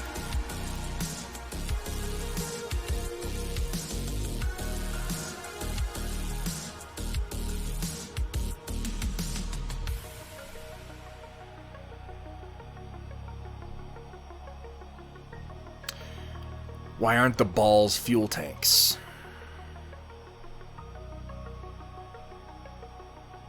Welcome, everyone, to Thunderhead Studios, where the only rule is... Please don't show me your genitals. Have fun, be safe, and above all... Don't show them to me, for the love of God. I'm gonna eat another cracker now.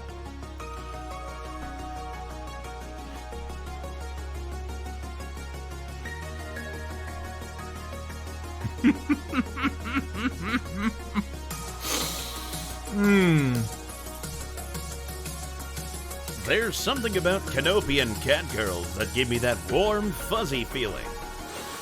Maybe it's just my allergies. I'm imagining this mech running down the field, kind of bow-legged, you know? Like with his knees cocked out to either side. There's something about mech just pissing fire. That really just brings a tear to my eye, and sometimes a tightness to my pants. This stream has a lot of the latter. Oh God, I'm gonna die. Oh God.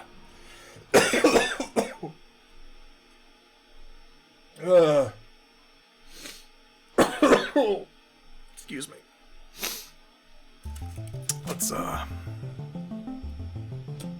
Let's move. Let's move on. Fantastic art as always. It's a cool design. I know that the other mechs have flame dicks, but this one is just it's small enough that it's so kind of comically pronounced. It's both large enough to be noticeable and then small enough to be funny. Let's move on. Let's move on. Yes. Yes, indeed. Okay. Coming down. Here we have from Lore Friendly. 2 more mechs ready for varnish. These came out nice. I like the gray for their basing contrasted to the white and then their singular bright color. I like how you've divided up the purple on this guy, one side of the torso and then his gun arm. It's a little bit more even across this guy here, but then he is also a symmetrical mech. Yeah, get some varnish on those bad boys. I really want to see how the rest of these come together, how the rest of this livery manifests. Steal a Rebel coming in to talk about some flame dicks. Yeah, there are literally hours of better times that you could have come in, Steela. But you come in when we're talking about mechs with dicks that shoot fire. Steela, did you change my vote? You gotta change my vote. I vote for Bird Lady and not Drow Lady. You did raid me when I was talking about genital. Yeah, but that's the thing, Steela. I timed that. Like, I very specifically went into your stream, and I waited for you to start talking about it, and then I rated you. I did it on purpose. It was carefully orchestrated. Not just flying around willy-nilly, running into flaming robot dicks, alright? Get your shit under control, Steela. Next best thing after chainsaw dicks, which can't be equipped according to the rules in BattleTech. That is a shame. Thank you, Steela. Yeah, just count one vote for the drow as a vote for bird boobies. Searches all streams for yeah. I have a search engine, a search aggregator that scrolls through all of Twitch looking for anyone who's talking about junk. I'm looking forward to seeing the rest of these Lore Friendly. I called you Lord Friendly. Oh, my brain isn't working today. We've seen these ones a couple of times as you've been working on it. I love these paint schemes, but I want to see how the rest of the group manifests with the different colors. I think together they are going to look so fucking cool. Thank you for sharing those with us. Here we have from the POV 42, getting happier with the results of my underpainting process. Still getting the hang of putting the color over it. It just takes practice. Yeah, I can tell you're getting a decent gradient out of it. Some nice, easy highlights using that sort of undershade. It's definitely putting the color down on top that requires the most practice. Yeah, because here's the undershaded, and here's with the color sort of slathered on top. Like we said earlier, some IWM sculpts are questionable. Specifically, use a less than favorite sculpt as a scheme test. The POV, dude, I am never, ever going to judge a paint job that you do based on the quality of the model. There are good models, there are bad models. There are models that some people like, models that some people don't like, and everybody's tastes are going to be different. I just look at how you painted them.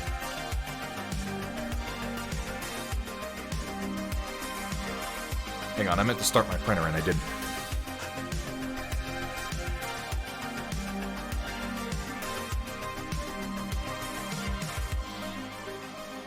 There we go.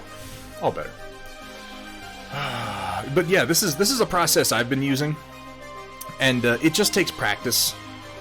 And that's why, as you've noted, it's definitely good to use models that you don't care that much about the outcome of. Outcome of? Is that good English? I don't know, probably. Cheapest paint handles in the biz. Yeah, medicine bottles are definitely a good choice. I think it came out nice. Keep working. Keep working on the process. Always start extra thin. Just remember, POV, it's easy to put paint on. It's almost impossible to take paint off. So start as thin as you possibly can, because you can always work up and put more on. Ravencat, yes, indeed, we are. WJ, you're not allowed to apologize, because the fact that you're here at all is pretty fucking awesome. What is with people today? I've had someone apologize for being late to the stream. I've had someone apologize for taking so long to subscribe. Like, whoa, no. You don't get to apologize to me for not subscribing. That's fucking crazy. Come on, man. You're doing me a favor, for God's sake.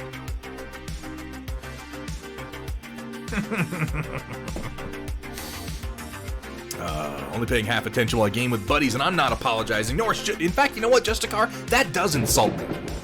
I demand an apology. No, that's not really a thing. I'm here now. You're welcome, ever. See, yes, be more like Metalcore Collectibles, who is so magnanimous that he is congratulating us on him getting to be here. Metalcore Collectibles, 14 months. 14 months of subscriptions! How has it even been 14 months? I can't seem to wrap my head around that. So I'm just going to say thank you, Metalcore Collectibles. Thank you so much for the sub. Thank you so much for the support. Darkheart, I appreciate the sentiment, and I appreciate the sub. Ooh! Yeah. Another finished model. It's been a work in progress for months. It looks like you've leaned into the red a little bit more on the hair. I don't know if you have or if it's just a better photograph of the individual mini, but I'm reading more of an auburn red. in the hair than I was before, as compared to the satchel, which is coming off more like leather, when these two browns before had seemed to be kind of blending into me. The blue on the weapon is a nice touch. I definitely like the little bit of the darkening for the boots. I really like what you've done with the base here. That sort of bright blue on top of the cold gray. That actually worked out nicely. That sort of high cyan. I like it. Steela Rebel, what are you doing? What are you doing? How you doing, Steela? How are things? What are you up to today? What are you getting ready to paint? When are you doing your first stream on OnlyFans, Steela? She paints models. She paints models on OnlyFans, guys. Get your head out of the fucking gutter. God. This stream, I swear. This came out lovely. I really do like this. I wouldn't mind seeing a closer shot of the face, because it looks like you detailed it. I can kind of make out her eye from here, but we're a little ways off. A little ways off, Lore Friendly. Really fantastic work. I love what you've done with this. Added a second layer of Reichland flesh shade, did a touch of flat red driver. Yeah, I think it paid off, Lore Friendly. I think that was a good move. Picked the Tarask back up today. Gonna start the first OnlyFans stream next week. Just make sure I know when. Just make sure I know when, Steela. That's, for some reason, your responsibility. I don't know why. I just made it that. So, you know, here we are. Appalled I decided to make such assumptions about... Wait, what, huh? What assumptions did I make? Project Dark Fox. Here we have from Zombie Brush Studios, got some new robots. Giga Robo. Wait, what? The fuck is this? Is this something I should be aware of? Based on the box art, my answer is going to be yes, I should be aware of this.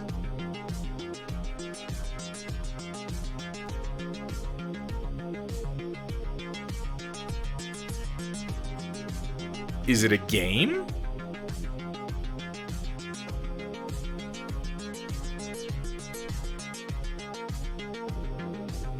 Someone tell me more of this. Because I have to know. If you don't tell me, I'm just going to look it up after the stream, and then I'm going to know anyway. I find myself very intrigued, Zombie Brush Studios. Hathrear, you son of a...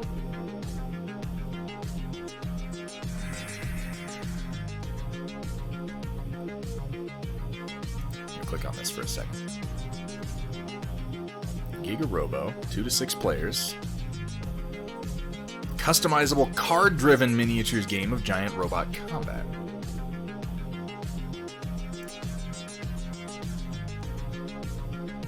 It's got some interesting looking figures. Works on a hex board.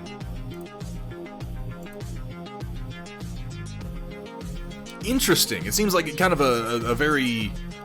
like a Here smaller at Thunderhead scale, quicker Studio, to play we game. specialize in turning your shame into Okay. more shame. Okay, I'll stop looking at it. I'm streaming right now. I'm gonna have to look at that some more later. Yeah. That's a Rask you've done, Steela Rebel. By the way, really fucking cool. Looking forward to seeing how you detail that. This is the mac and cheese that Hathrear made when we were up in the mountains, I believe. And it's so good. Oh, I can taste it. Oh. This is better than the burger because I know what this tastes like because I've had it. I'm not gonna get into Giga Robo right now because Zombie Brush Studios, I literally just started getting into Monster Apocalypse, which thematically is obviously very similar, except it involves kaiju rather than just robots, and that is a bit of a sticking point for me. Because I love not just robots, but the giant monsters that the robots then punch in the face. Hathrear, soon. Dude, we're so close. We're so close. Went a little heavy with dry brushing that cheese. That's a stupid fucking joke, Steela. You should be ashamed of yourself. I just... dry brushing the cheese on. Ooh. There's an oil joke in here somewhere, but I'm just, I'm not desperate enough to go for it. It's clearly stippled. Exactly, Ravencat. That's exactly my point. Oh, that's good mac and cheese. You love the Marvel character American Kaiju. I'm not familiar. Here we have from Justicar06 back with another experiment. The Mongrel, or Grendel. Here's some stuff. There's some stuff on there I think I want to touch up. First off, I need to find a good base that will let me fix some of the overruns. Use the Citadel Contrast Paint Plus Shade to get the purple. Also debating outlining the jump vets. I think it's turning out okay. I agree. That purple, that is a very, very red purple. It is vivid. Imagine Godzilla, but as patriotic as Steve Rogers. I'm gonna have to look this up now.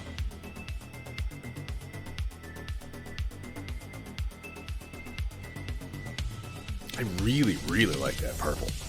I think you could bring the purple higher for some edge highlights if you wanted to. But this is lovely. I think this is coming out fantastically. You could probably lean a little bit more into deeper shadows and higher edge highlights, but you don't necessarily have to. You do not have to at all. Very nice. Very nice indeed, Justicar. Hell yeah, keep up the good work.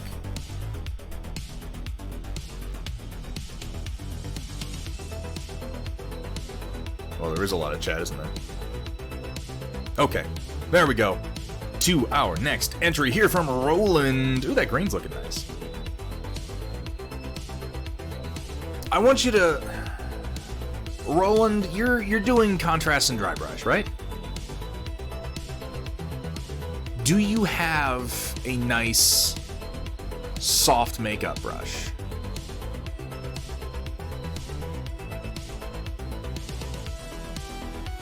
I assume that's a yes to the first question. Is that a yes to the second question? So both of these things are true. Okay. I want you to take a color,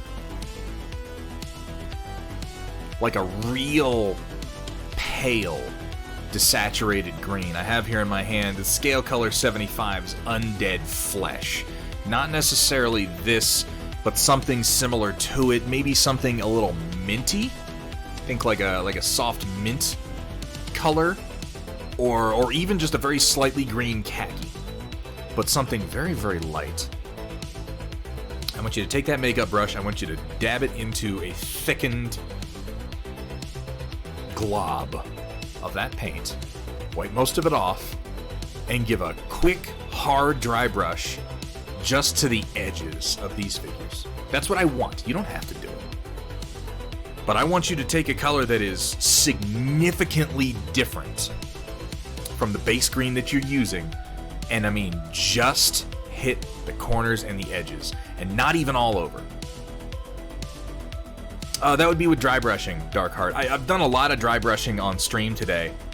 If you feel like going back and checking out the VOD, you can kind of see what I mean by hitting just the edges.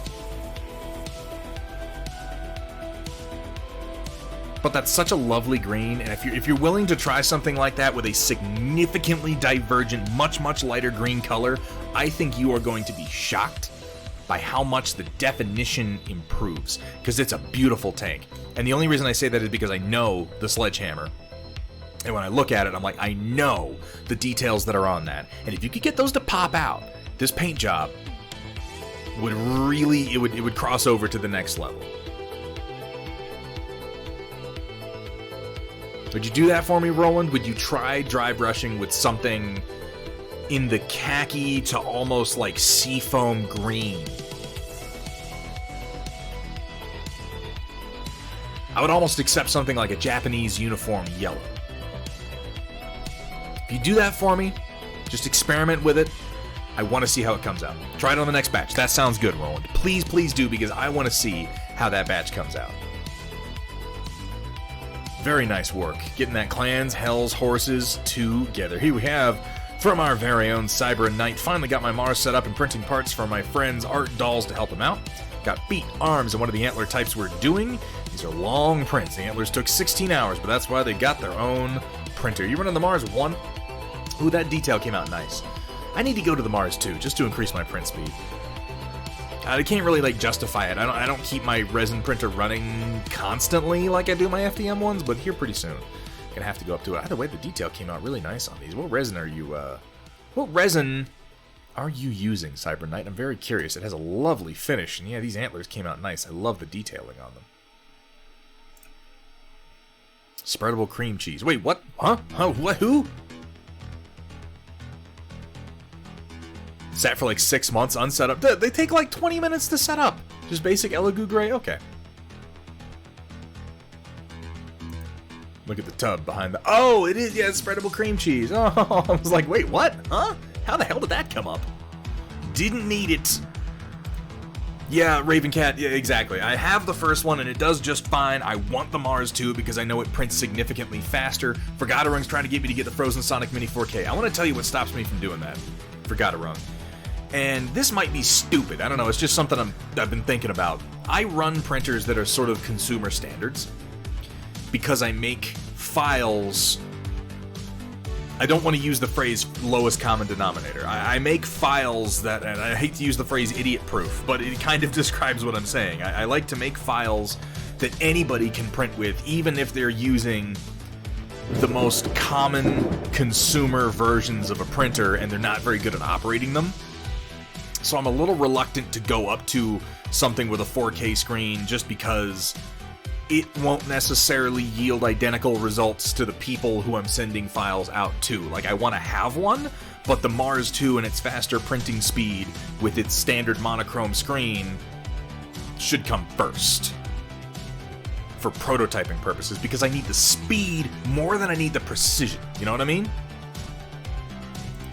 Yeah, exactly, White Wolf. I want the Mars 2 for prototyping. Captain Slaymore coming in with the follow. Thank you so much. Welcome in. Welcome to the stream. Welcome to the Storm Chasers. Yeah, those came out really, really nice, those Cyber Knight. First time watching. Do you make a lot of 3D printed terrain features? Oh my god, Freefall Geek. Oh my god. That's like most of what I do. I 3D print fucking everything. So much. I do a whole lot of Battletech terrain, and recently I've been doing quite a lot of Warcaster Neo Mechanica specific terrain. Exclamation code thingy for Steel Warriors. Oh shit, you're right. Yeah, I didn't do that from last time because I'm, lazy and forgetful and a little bit dumb. But yeah, we'll try to get that done. Here we have from To Square, my personal favorite mecha kit, a 172 Scope Dog Red Shoulder Custom. Really detailed down to the frame, having little plastic rivets that hold it together. Ooh. I've always loved the scale of the Scope Dog. How the head kind of sits down over your shoulders and like your whole head and shoulder go up into it. One of my favorite moments in that first series of Votoms was when the two Scope Dogs are like grappled. One of them, Kiriko, is in one of them and there's a bad guy in the other. And they're like grappled up so neither one can use its arms, but they're like face to face. And Kiriko just opens his cockpit, pulls out his hand cannon, and shoots the other dude right through the face of his mech. Just bam, right through the faceplate. It's fucking hilarious. Put the Axeman up on the showcase? Yeah, please do, Ravencat. I'd love to see it. Do I have a store? Darkheart X9. Yeah, almost everything that I make is for sale up on SteelWarriorStudios.com. That is a nice Scope Dog kit, and the Scope Dog itself is such a cool design. Very, very neat, Squared. Here we have again from Cyber Knight, third revision of the Streaker, and I think the fourth will be the last. So far the tolerances seem good. The beds can swap easily, especially with the magnets installed. And this guy and his magnets. Still have a few things I want to tweak, but overall this one went together quite nicely. I'm really liking the kind of mission variable. Oh, I see how you did the magnets on the back of the cab there. That's clever. That keeps you from having to do the same width or distribution of weight on the back end here, as long as you have this one connecting piece here that's large enough to hold a magnet. Really well done. Yeah, Vergatarung, look, we don't criticize him for it anymore. We know he's gonna do it, so we're just like, that's nice. That's nice, Cyber. And yes, you put magnets in it. Congratulations, you absolute psychopath. Oh, man. We get a plug for Steel Warrior, and the bot decides to throw one in for Rainy River Designs, too. I want to say something. There are a lot of streamers here on Twitch. And I don't want to say, this is not me saying anything bad about anybody. I'm just pointing something out about what we do here.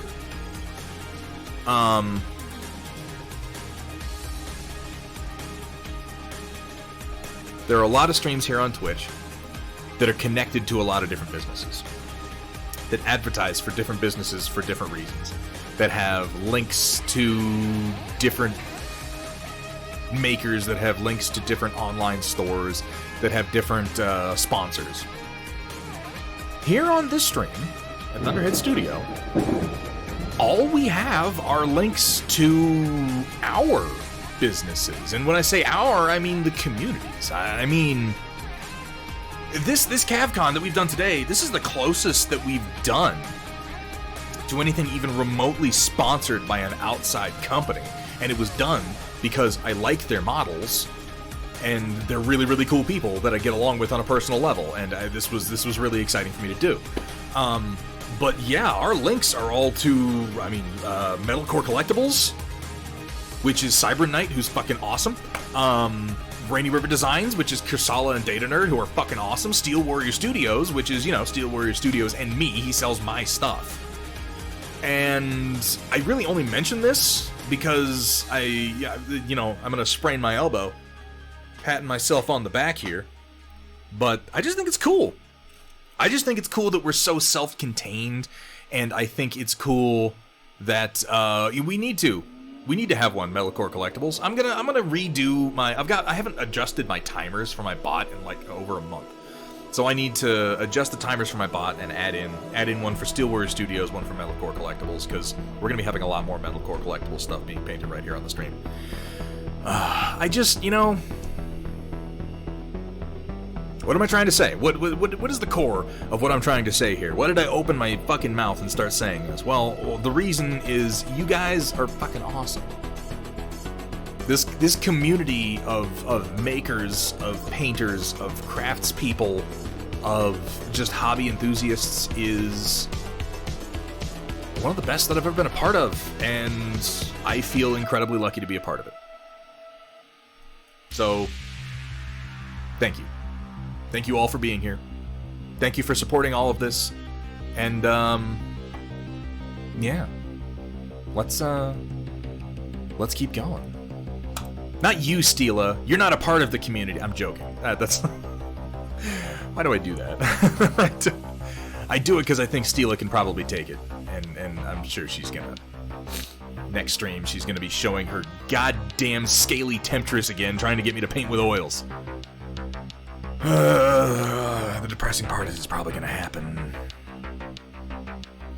Yeah, guys, go follow Steela Rebel, by the way, if you haven't. Oh my god, the things that she does with oils, just amazing. Here we have from Hethreer, 3 more Archer World models done. Only 4 more models to... Oh, wait, something happened and I missed it. I'm so sorry. Hot Rock, thank you so much for the follow. Welcome to the stream. Welcome to the storm. Chasers. 4 more models to the whole set is finished. These look particular... Okay. First of all, Hethreer, the photo booth is working well.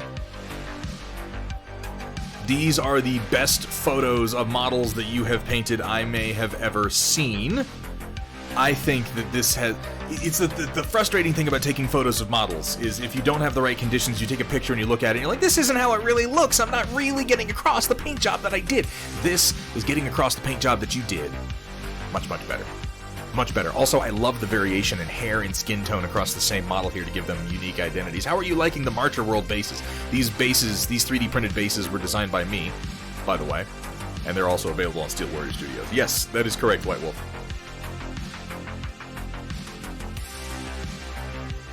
I'm not opposed to this Steela Rebel. A co-stream where I paint in oils and she paints in acrylics and we just make fun of each other, and both of us do poorly. We could paint one of Bella Nott's figures. Something with boobies but no nipples so Twitch doesn't come after us, right? That makes sense. These do look very, very nice. Very nice, Hethreer. Well done. I want to see a whole 4-shot. Whole 4-shot when you get it together. These, by the way, are Marcher World figures from Warcaster Neo Mechanica. If you've been watching the Warcaster streams that we do here. Steela, you weren't here when I showed off the Warjack. I showed off a Warjack, and you should have been here, because I know you want to see it. God. I'm going to do it again, because you're here now. So stick around for a minute, and I want to show it to you, because it's fucking cool. But, I'm just... yeah. I'm gonna be painting the next Warcaster stream. I'm gonna be laying into the Warjack, Steela. Really though, Hethreer, fantastic job on these. I love the work you've done on the bases, man. And that's a fantastic picture. Fan-fucking-tastic picture. You know what? I'm just gonna do it. I got Steela here right now. We're just gonna do it. I'm breaking the format. We're gonna take a look. I wanted to show you this one, Steela, because this is the most ridiculous goddamn Warjack. Look at this thing.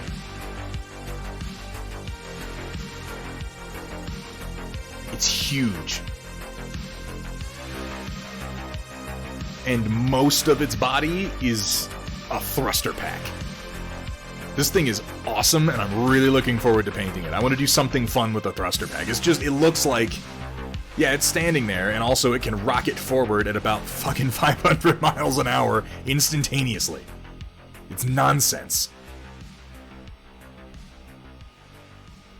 I'm looking forward to this one. This has a very, very pleasing profile and really, really cool details. You can't really make out the detail on its face too much because it's in metal and it's all reflective. But once I get some paint down, you'll be able to see it's got this very aggressive, kind of raptor-like face on it.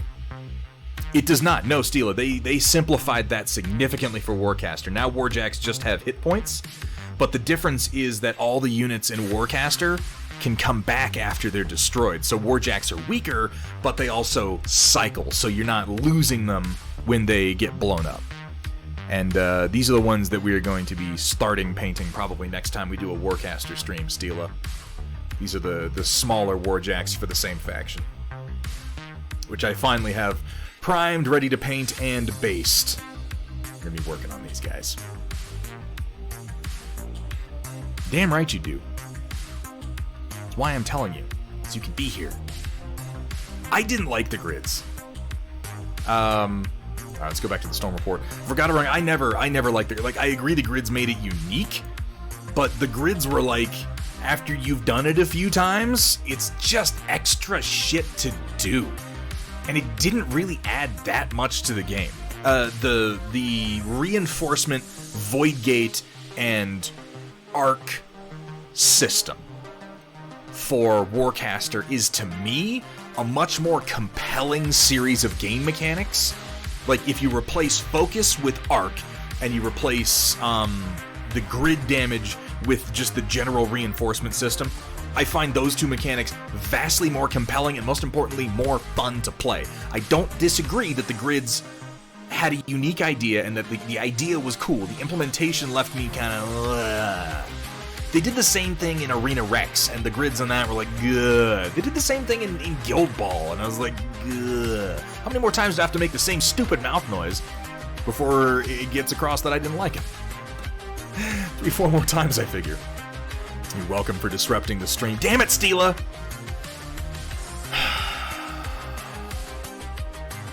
Now I feel bamboozled.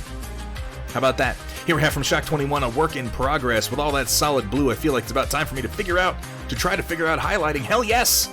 First of all, that's a surprisingly nice print, actually. That looks like that was done on FDM, and yet the details came out pretty nice. And, yeah, man. Guild Ball didn't have a linear track. Guild Ball, okay, it wasn't linear, it had branches. It could go in different, and that wasn't for damage, that was for attacking.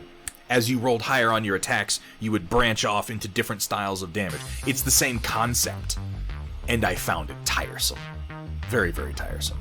I like the grids until half the things got to pick where they did their damage. Yeah, and that's inevitably, once you have the grids, almost the only place you can go from there is, well, what makes a Jack special? Oh, it's that it can pick which part of the grid it damages. And I prefer simpler, more elegant mechanics. And that always slowed the game down for me. But again, this is personal preference. Oh, excuse me. Yeah, man. If you feel like pushing yourself into a new technique, do it. Do it, Shock21. Because if you've got any questions, I was just gushing about this community. This is one of the best places to be to pick up a lot of good tips for effective painting.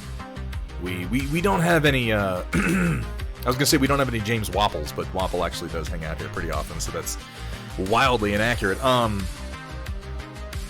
We got a lot. We don't have a lot of like crazy off the wall. You need to try the most advanced double brush blending techniques kind of painters around here. We got a lot of people who play games and who are going to help you figure out how to use the most effective techniques to get your models on the table as quick as possible, looking as good as possible. So yeah, man, start leaning into highlighting.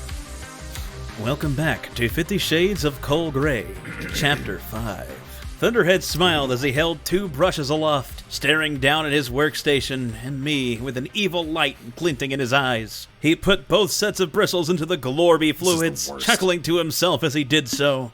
Looks like it's time for 2 brushes, 1 paint pot. How is that still a thing? How is... Yeah, anyway. Old Renegade Legion Interceptor used a freaking flowchart for internal damage to the fighters, and each weapon did a different shape of damage to the armor. See, that idea sounds great.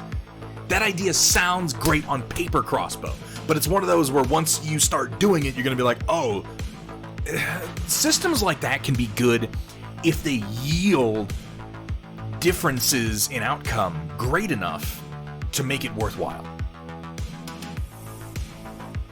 More often than not, they're a whole lot of work for not a lot of benefit. Use your hydrate token for a sip of beer. Absolutely, Steeler. I'm almost out. I need to get myself a tiny stein. All my steins are way bigger than yours. Ah, Jesus, White Wolf. Okay, fine. Apparently I'm a dancing monkey, so here we go.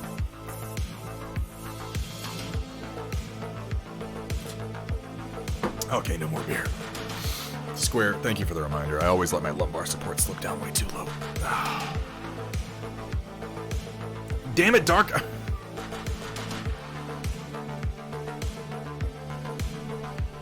Alright, fine, I'm getting another beer.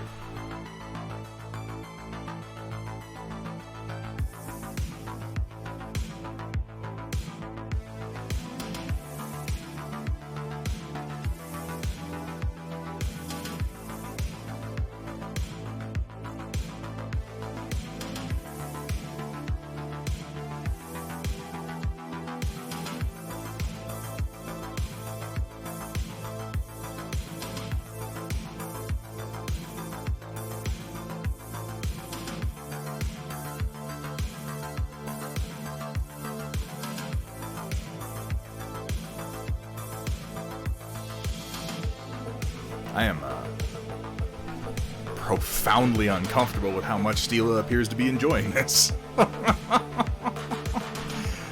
Oh, that was a stupid idea of mine, Raven Cat, to get people to spend channel points. The thing that I'm absolutely the worst at getting people to spend reasonably, because I am shit at coming up with ideas. It's like if you can't decide on what to do with a model or something like that, you can have me decide what to do with it. Give me some options, and I'll decide for you. A few people have used it. I've given mostly good decisions, I think. Ooh, at least this beer is cold, though. That's something. I hope you're enjoying this, Steela, because I am going to find a way to take this out on you at some point. I don't know how. I don't know precisely when. But you're going to pay for this. So, yeah. I mean, as long as you're okay with that. Jesus Christ, people. Oh, no, yeah, all right. Stop it. I'll drink the beer. But you see how this could rapidly get out of control, so let's move on with the storm report. Oh, hang on. These are from Larabic. Yeah, I thought so. A joy to put together and fun to paint. I really, really love the color choices. Posture check. Make sure the beer is standing up straight. I really, really like the color choices that God, my brain, that Larabic makes.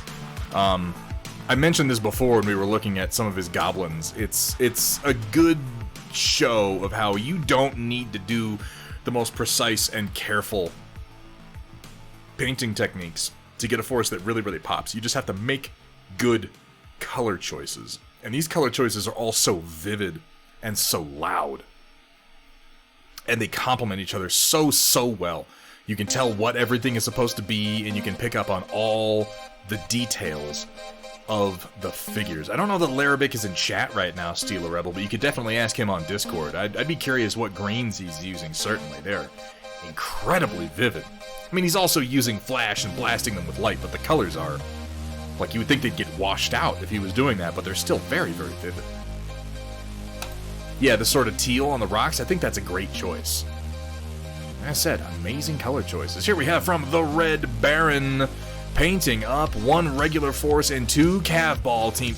Okay, I'm not totally familiar with CAV ball. The first I heard of it was I saw Red Baron on I believe on Facebook. He was posting. He was laser cutting a big board to play CAV ball with. And I'm like, wait, what is this? I'm gonna have to ask. But yeah, a couple of CAV ball teams done with some of the CAV Kickstarter 2, Kickstarter 3. Was it Kickstarter 3? CAV Kickstarter. Terrain pieces. I've got a number of these painted myself. They really are very nice terrain pieces for the prices they wound up charging for them. A couple of turret bunkers, and then a couple of water towers. I dig the red and white. Very simple, very effective, and then a good use of highlighting for things like ammo feeds and weapons to help those bits pop out. Really nice job with the fade and the slight lensing on the cockpit glass. Doesn't draw too much attention from the paint job, but definitely sells what it is supposed to be. Yeah, really nice weathering, right? And then we got the blue team. I can't see this blue and white without seeing House Steiner. Kickstarter 3, yeah, I got my numbers mixed up. I was like, okay, Kickstarter 2... Kickstarter 3 was the one where they did all the new sculpts, moved up to the stiffer plastic, and did the terrain sets and the new Suiseki 2 in resin. That's right. Forgot about the second Mech Redemption. Should do an Oscout when you get back to him. I should, because actually that original Oscout I did from you for Gadarung, that one I liked so much that I did for the Invasion of Huntress, I actually broke it. And I need to do another one. That blue is real nice. This is, again, a very, very simple paint job, but if you just use some smart techniques and some good contrast, man, you can make it pop. Lovely, lovely work, Red Baron. And then we have a regular force of CAV, done in such a vibrant desert yellow. Ooh, that's nice. I don't remember the name of these tanks, but they're fucking hilarious. Remember, these ones came out with the latest Kickstarter? They have 4 rotary autocannons mounted on the central turret. It's fucking crazy. I'm not sure how CAV ball is played to square, but I'm very curious about it. Poltergeist, thank you. I couldn't remember the name of it. I just look at it and I think that's a lot of bullets. That is a whole lot of bullets. Holy shit. And just as many missiles, to be fair, back here on these guys. I'm looking forward to the updated Terran missile tank, too. Lovely work, and I like the basing. You managed to go with yellow on the basing while still making it complement the much more vivid yellow on the CAVs themselves. And again, really, really nice work with the lensing. It's very clear what it is, but it doesn't detract from the paint job by being too loud. I'll call it very, very subtle but effective. Call it the logistical nightmare. Ooh. Here we have from Crossbow Roof. Haven't done much painting recently, I haven't been completely idle. Finished building my HG Goof custom. Finished painting the Naga fortune teller I used for Mocha's multicultural skin tone class at Reaper Virtual Expo. Just blue tack holding it together right now. Well, that's a good build. I always thought that these particular hooked horns on the shoulders are just, they're almost too much for me. I don't know, there's something about this particular shape that I'm like, eh. Of course, so much else about it works because it just has those classic Zaku lines, all that Xeon goodness. This, you see Stila? You're out there painting your, like, curvaceous lizards. You're liking your big, thick hips. These are the kind of curves that get me going.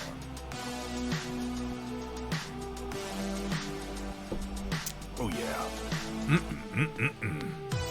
I know it's not a Zaku White Wolf. I'm commenting on the design similarities to the Zaku, which are undeniable in the feet, the calves, and the arms. The knees are different, but the calves are largely the same shape. Very nice.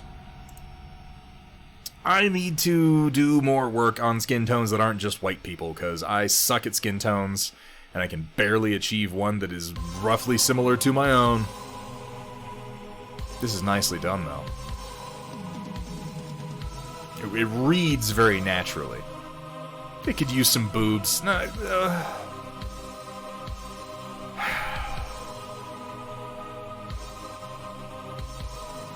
I'm just gonna move on. Fortune Teller's capo looked really cool as translucent resin with some washes. That would be a neat idea. Or if you did this orb in a translucent resin and then just painted the parts that are meant to be physical and left that like lit or something, that would be really cool. Yeah, a really nice, healthy, natural glow to the skin. Technically it has boobs, they're just covered. Don't give her any ideas, Kursawa. Lovely, lovely work, Crossbow Roof, and thank you for sharing. Had great results getting free stock photos of people and color picking their skin for the darker skin tones. That's actually a pretty good idea. Just go in with like a little color picker and build yourself a little palette to work with.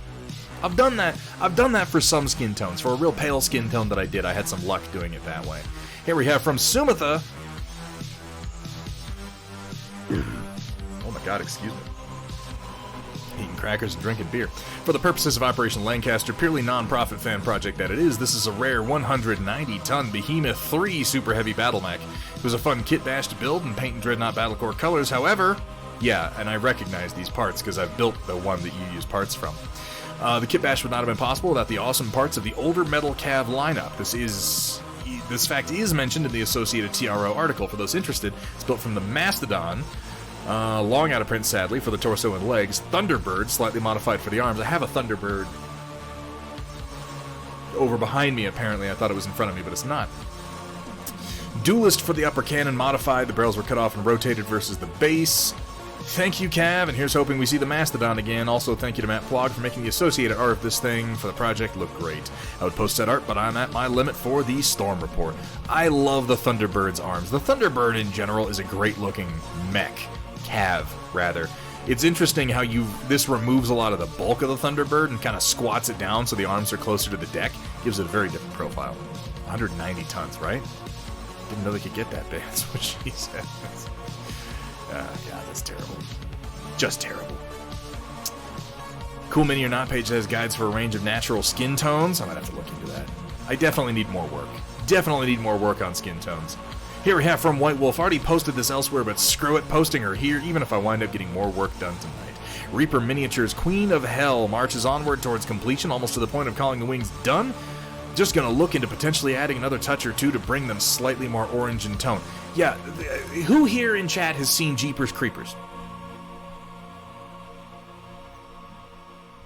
Some of you must have. Tell me that these particular reddish, ruddy browns don't remind you of the leathery, horrid wings on the monster from Jeepers Creepers. How have you people not seen Jeepers Creepers? That movie's fucking great. Is it the name? You're turned off by the name and you refuse to watch it? It's a cool movie. And you get to see Justin Long get his tongue pulled out. Which, who doesn't want to see that? Horror movies bore the day train. I can't even. I don't have the words. I lack the words. I think that this has come out lovely. White Wolf. I don't know that I would do anything more to the wings. I like that the skin tone kind of matches it. I would do more. I mean, obviously you're not done. I think that more detailing here is going to pay off. I almost want to say you need more cool colors. You got a lot of warmth. You got a lot of warmth in this model. The wings are very, very warm. The skin tone is warm. The armor is warm. The hair is warm. The only cool colors I'm seeing are kind of in the horns and a little bit on the blade that you haven't really worked up.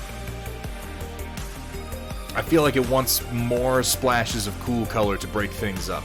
Maybe in the scale on the boob armor, if you took this into a blue direction or maybe a green, maybe if you took this little wristband over here or the armor itself and moved it towards blue or green, just something to break up the big expanses of warm colors. If you did cool colors on the necklace here, which doesn't look like it's been done, if these were blues or greens, I think that would make a big difference. Like if the bracelet was in blue-green, this was in blue-green, this was in something like that. I think that would... Yeah, I agree. The blade as well. It looks like the blade's already moving that direction, Steela. Because it looks like it has a purple base coat on it. But yes, moving the blade into blues and greens in particular is going to add a lot of interest. I might do the same for the scabbard. It's just going to balance the figure and balance the composition a lot more.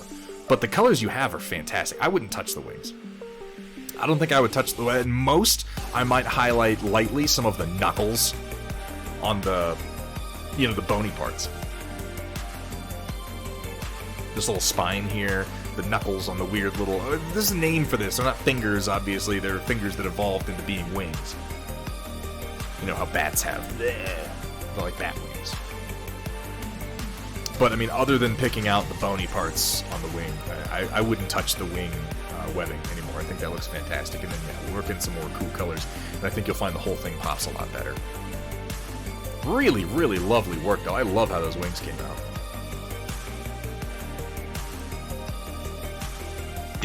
Damn nice work, White Wolf. Here we have, also from White Wolf, as for today's mech theme +1 pick, I could repost a pic of the completed figure.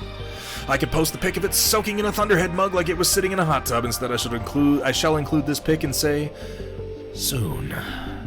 I've got a number of other support things in place now, so yeah, looking forward to giving this Aether Studios conversion kit for the Gunner Zaku Warrior kits a whirl once I clear up 1 or 2 other projects off the desk, because I really want to finish the Queen of Hell.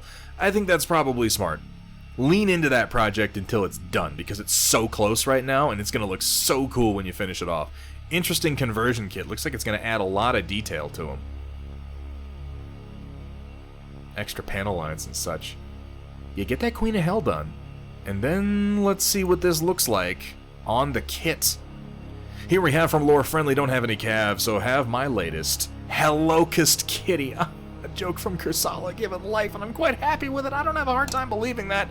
That's just the kind of stupid joke that Kursala would tell. Well, my god. That's...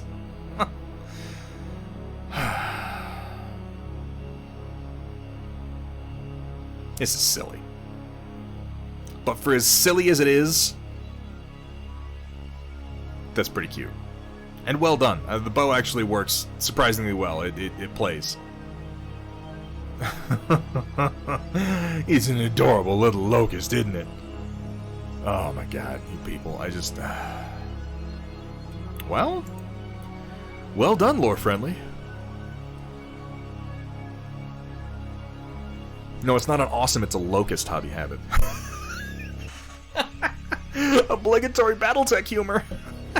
Get it? Because the awesome is it's another mech.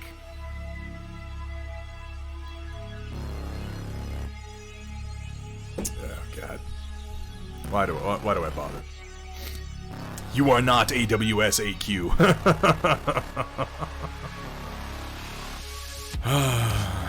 For you, Steela. Shut up and drink, she says. Jesus Christ, what am I getting myself into?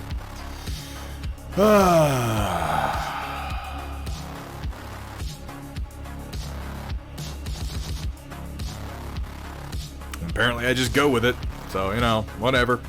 Here we have, from Chaotic Harmony, I have no art, have a meme.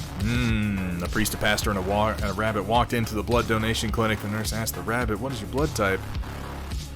Probably a type O, said the rabbit. Probably a typo. Oh my god.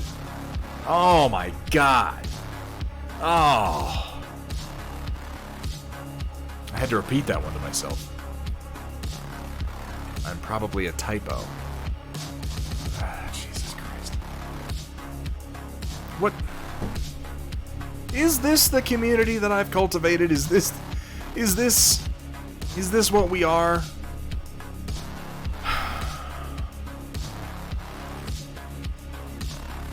Okay.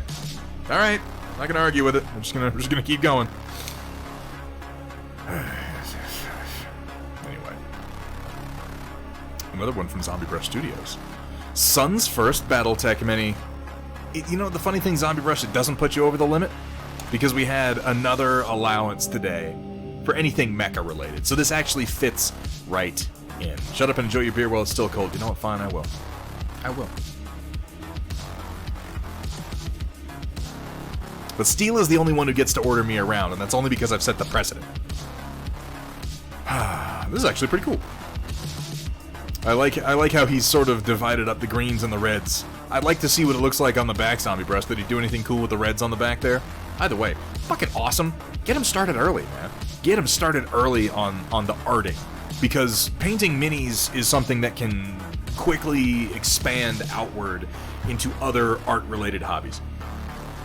You can take the skills that you learned painting minis with your dad as a kid and learn that you like to paint oil on canvas, for instance. And I strongly encourage teaching children how to art.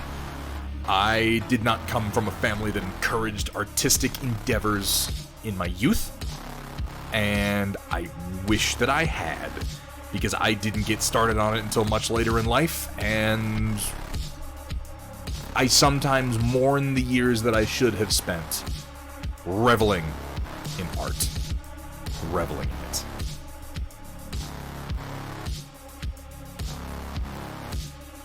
What did the frog say to the bunny? Do I want to know? Turns 4 on Sunday. Wow, okay, for 3, that's awesome. That's awesome. Zombie Brush, that's fucking fantastic. Rabbit. Ah, Jesus, Roland. Why do you do this to me? Zombie Brush. That's amazing. You have my absolute admiration for encouraging that. Keep fucking going. And if you feel like sharing what they do, please always feel free to share it here in the Storm Report, because it makes me, it gives me a little warm fuzzy. It's wonderful. I love knowing that there are kids out there who are being introduced to this sort of thing at a young age and are going to have the chance to express themselves artistically for many more years than I have been able to. That's wonderful. Thank you for sharing, Zombie Brush. Datron Voltari, forgive the crappy snapshot. Already forgiven. Someone mentioned a hamster gun, which reminded me wait, hold on, that reminded you of something? It's concerning. Reminded me I still had this little darling packed away in a box. This is a resin figure sculpted by the incredible Tom Meyer, founder of Ralpartha, a 54mm scale Japanese schoolgirl armed with an 8-chamber grenade launcher of hamsters and a bandolier of same. I bought her from Jin Fritter back in 07, and she's been sitting in my pile of shame ever since. Time to do something about that. That's insane. And inhumane. This is terrible. Those poor little hamsters. Oh my god. Well, I'll tell you what. Apparently the hamster gun's a very real hobby habit. If you're cracking this open and you're actually going to paint it, please share progress, Datron Voltari, because I'd love to see this model actually assembled and with some paint on it. That's pretty great. Here we have from Kursala. Here we've got the very definitely, absolutely final production version of the Minotaur on the right. I moved the headlamps to the skirts at the insistence of Sumitha and added a few more ants next to the viewport for some more detail. I like the look of this tank. I really do. I feel like I like the way the viewport, like the pilot's compartment, is oriented just like right in the center. I agree with moving those things out to the side. I like how it's oriented right in the center because it just kind of works thematically for, the Minotaur, the bull, head-on, straightforward. Not only do the missile launchers, not only are they, evocative of a bull's horns, but then the central position of the pilot makes the whole thing feel very, front towards enemy. I really do like this. Like, this tank grows on me the more I see it.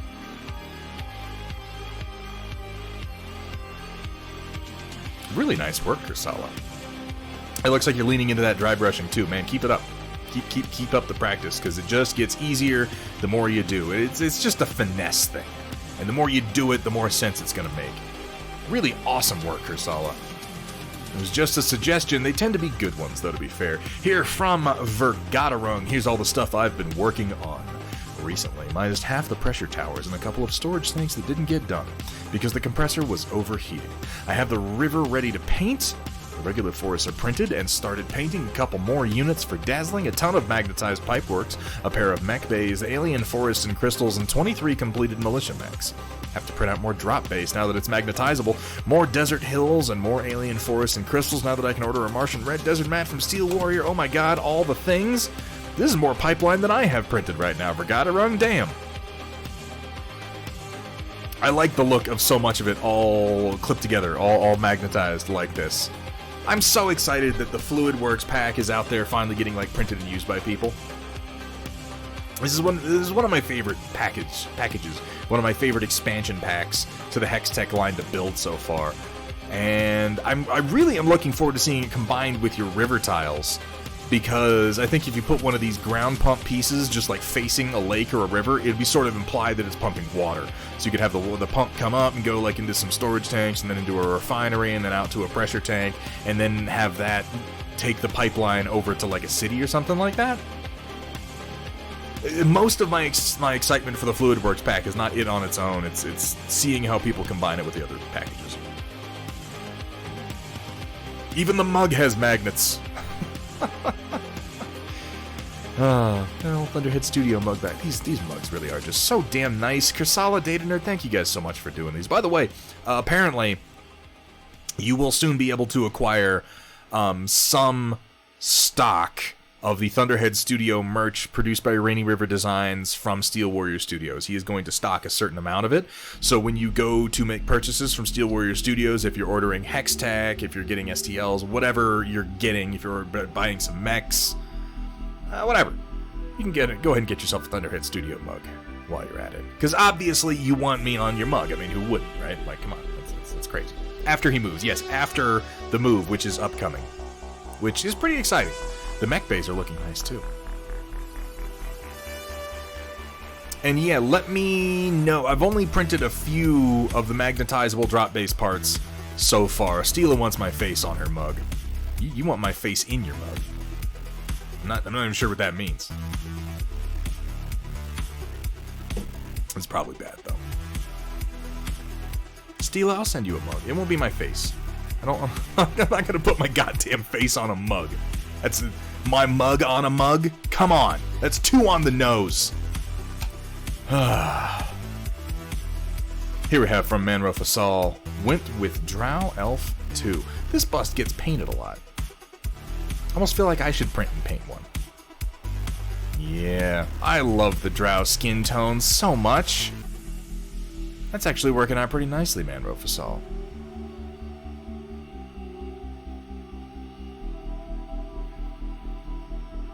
Thunderhead face mugs, special order, get them while they're creepy. Yeah, we'll make like 2 of them and give them out for like the 2-year streamiversary, and those will be the only 2 that exist. It'll be a lot like 50 Shades of Cold Grey Chapter 3, in that it does exist, it was made, you're never gonna hear it. It's just not gonna happen. Added earrings to the Drow too now. Oh, that's a good idea. What are you planning on doing for the fabric and the cloth and everything? I know that they usually do like real deep blue blacks and stuff. I don't know exactly what I would do. Maybe like deep greens? I'm very curious to see what you wind up doing. Special edition of Storm Report went, oh god, my deep and burning shame. Lovely work, Manro Fasal. There we have from Sheza doing a Loki conversion, standing on a rift, use some sprues for the ice stuff. She's been doing a lot of really cool work with Marvel Crisis Protocol. I'm glad to see something like this being done with Loki, because if I'm being honest, he always looks a little funny when people paint him and he's just like standing on some concrete. I don't know, it seems out of place for, you know, an Asgardian prince. This is much more dramatic, Sheza. Yeah, I know, Kursala. Once it's out there, like, it could never be undone. So we probably won't make that. Oh, man. Because I'm pretty sure these little crystal dealies are a part of his basing naturally, and then this is just built-up material to have him standing on something a little bit more dramatic than a city street on Earth. It's a lovely mini, though. Sheza, please post when you get some paint down on Loki. It's really, really nicely done. They have definitely improved the depth of their detailing with their more recent models. Model will be burdened with glorious base coat. Oh, man, you know, Loki is a great character. They've really made him into a fantastic character. Here we have from Grey Fox. A few designs I've done, I hear you like big robots. I do. I like them big, I like them stompy, and I like them thick, as it were. This robot has missiles in his legs. I mean, am I crazy, or does this robot have missiles in his legs? Like his thighs are missile launchers.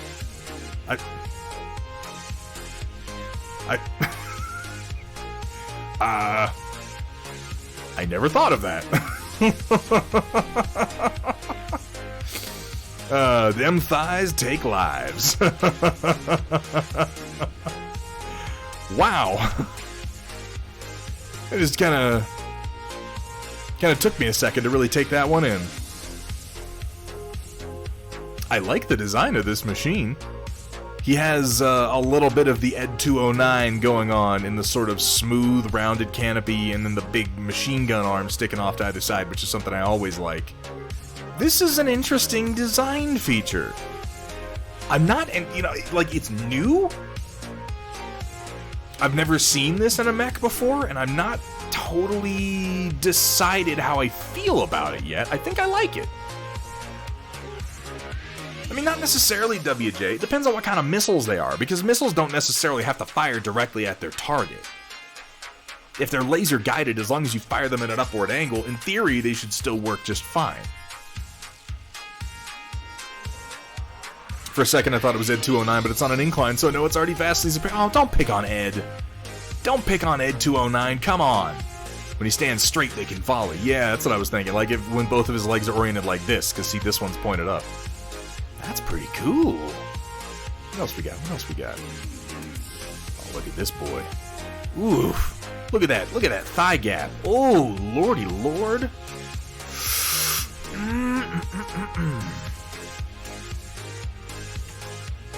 You see, Steela? These are the kind of thigh gaps you need to be focusing on right here. This is hot. And I like how he's just got like a couple of big rifles akimbo. Like they're not small weapons. They're like something that a normal sized person would be wielding with two hands if it were their size. But he's like, just one on each arm. No big deal. He doesn't give a shit. Look at that fucking power stance. Ooh. It looks like he has a little face, but I can't tell if that's a chest detail and his head is up here or not. Hey, Wombat Combat Prime, can we get a shout out, pretty please, for Wombat Combat? How you doing, man?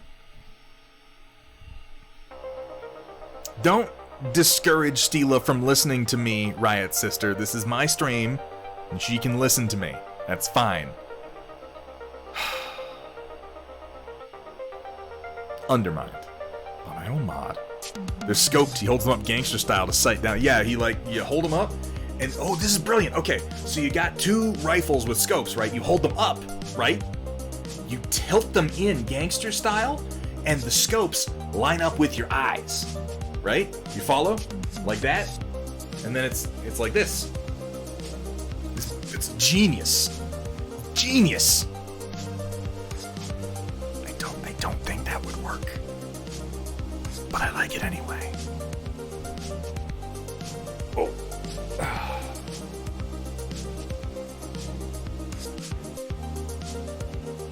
There's a sword and shield build too. Great Fox, if you feel like posting that someplace, I'd love to see it. And then we got, it's those little robots from Runaway with Tom Selleck. Does anyone else remember that movie? I hope I'm not the only one. Wait, that was Tom Selleck, wasn't it? Did I have that wrong? Who was in Runaway? Maybe I'm just confusing the mustache. Was that Tom Selleck? Okay, good. Thought for a second I might be going crazy. And Gene Simmons, that's right! Gene Simmons with the Seeker bullet gun. Oh, that shit was ridiculous. I don't mean to downplay how cool the designs are. I see this and the first thing I thought of were the little spider robots from Runaway with the stupid little injector things. I'm 2 beers deep in the stream, which is more than I usually am. Give me a break. Legs all have hydraulics. There's more detail, but couldn't spam. Gray Fox, you can feel free to spam in like a work in progress or 3D modeling and design. I would love to see any detail shots that you have. It's very cool. I like how he has a little friend. Little spider buddy.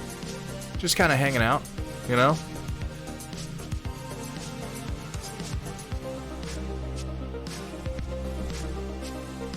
And then like a scorpion tail laser rocking, which, you know, tickles my Brotherhood of Nod fancy. You can't kill the Prophet. You can't kill the Prophet, Gray Fox. Thank you so much for sharing, and I'm glad that we got those in. But that is going to bring us to the end of the Storm Report, and thus, you guessed it, to the end of the stream. Who's doing what? Who's doing what? Who are we rating? Somebody's doing something. Kane lives in death. Kane lives! Let's see who's on. Wapple is on...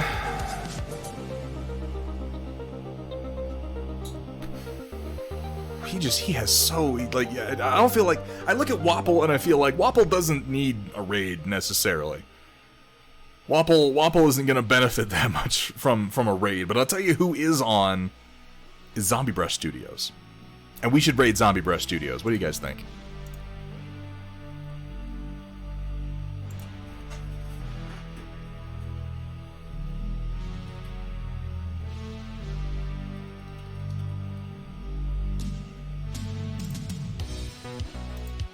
Boom, let's make that happen.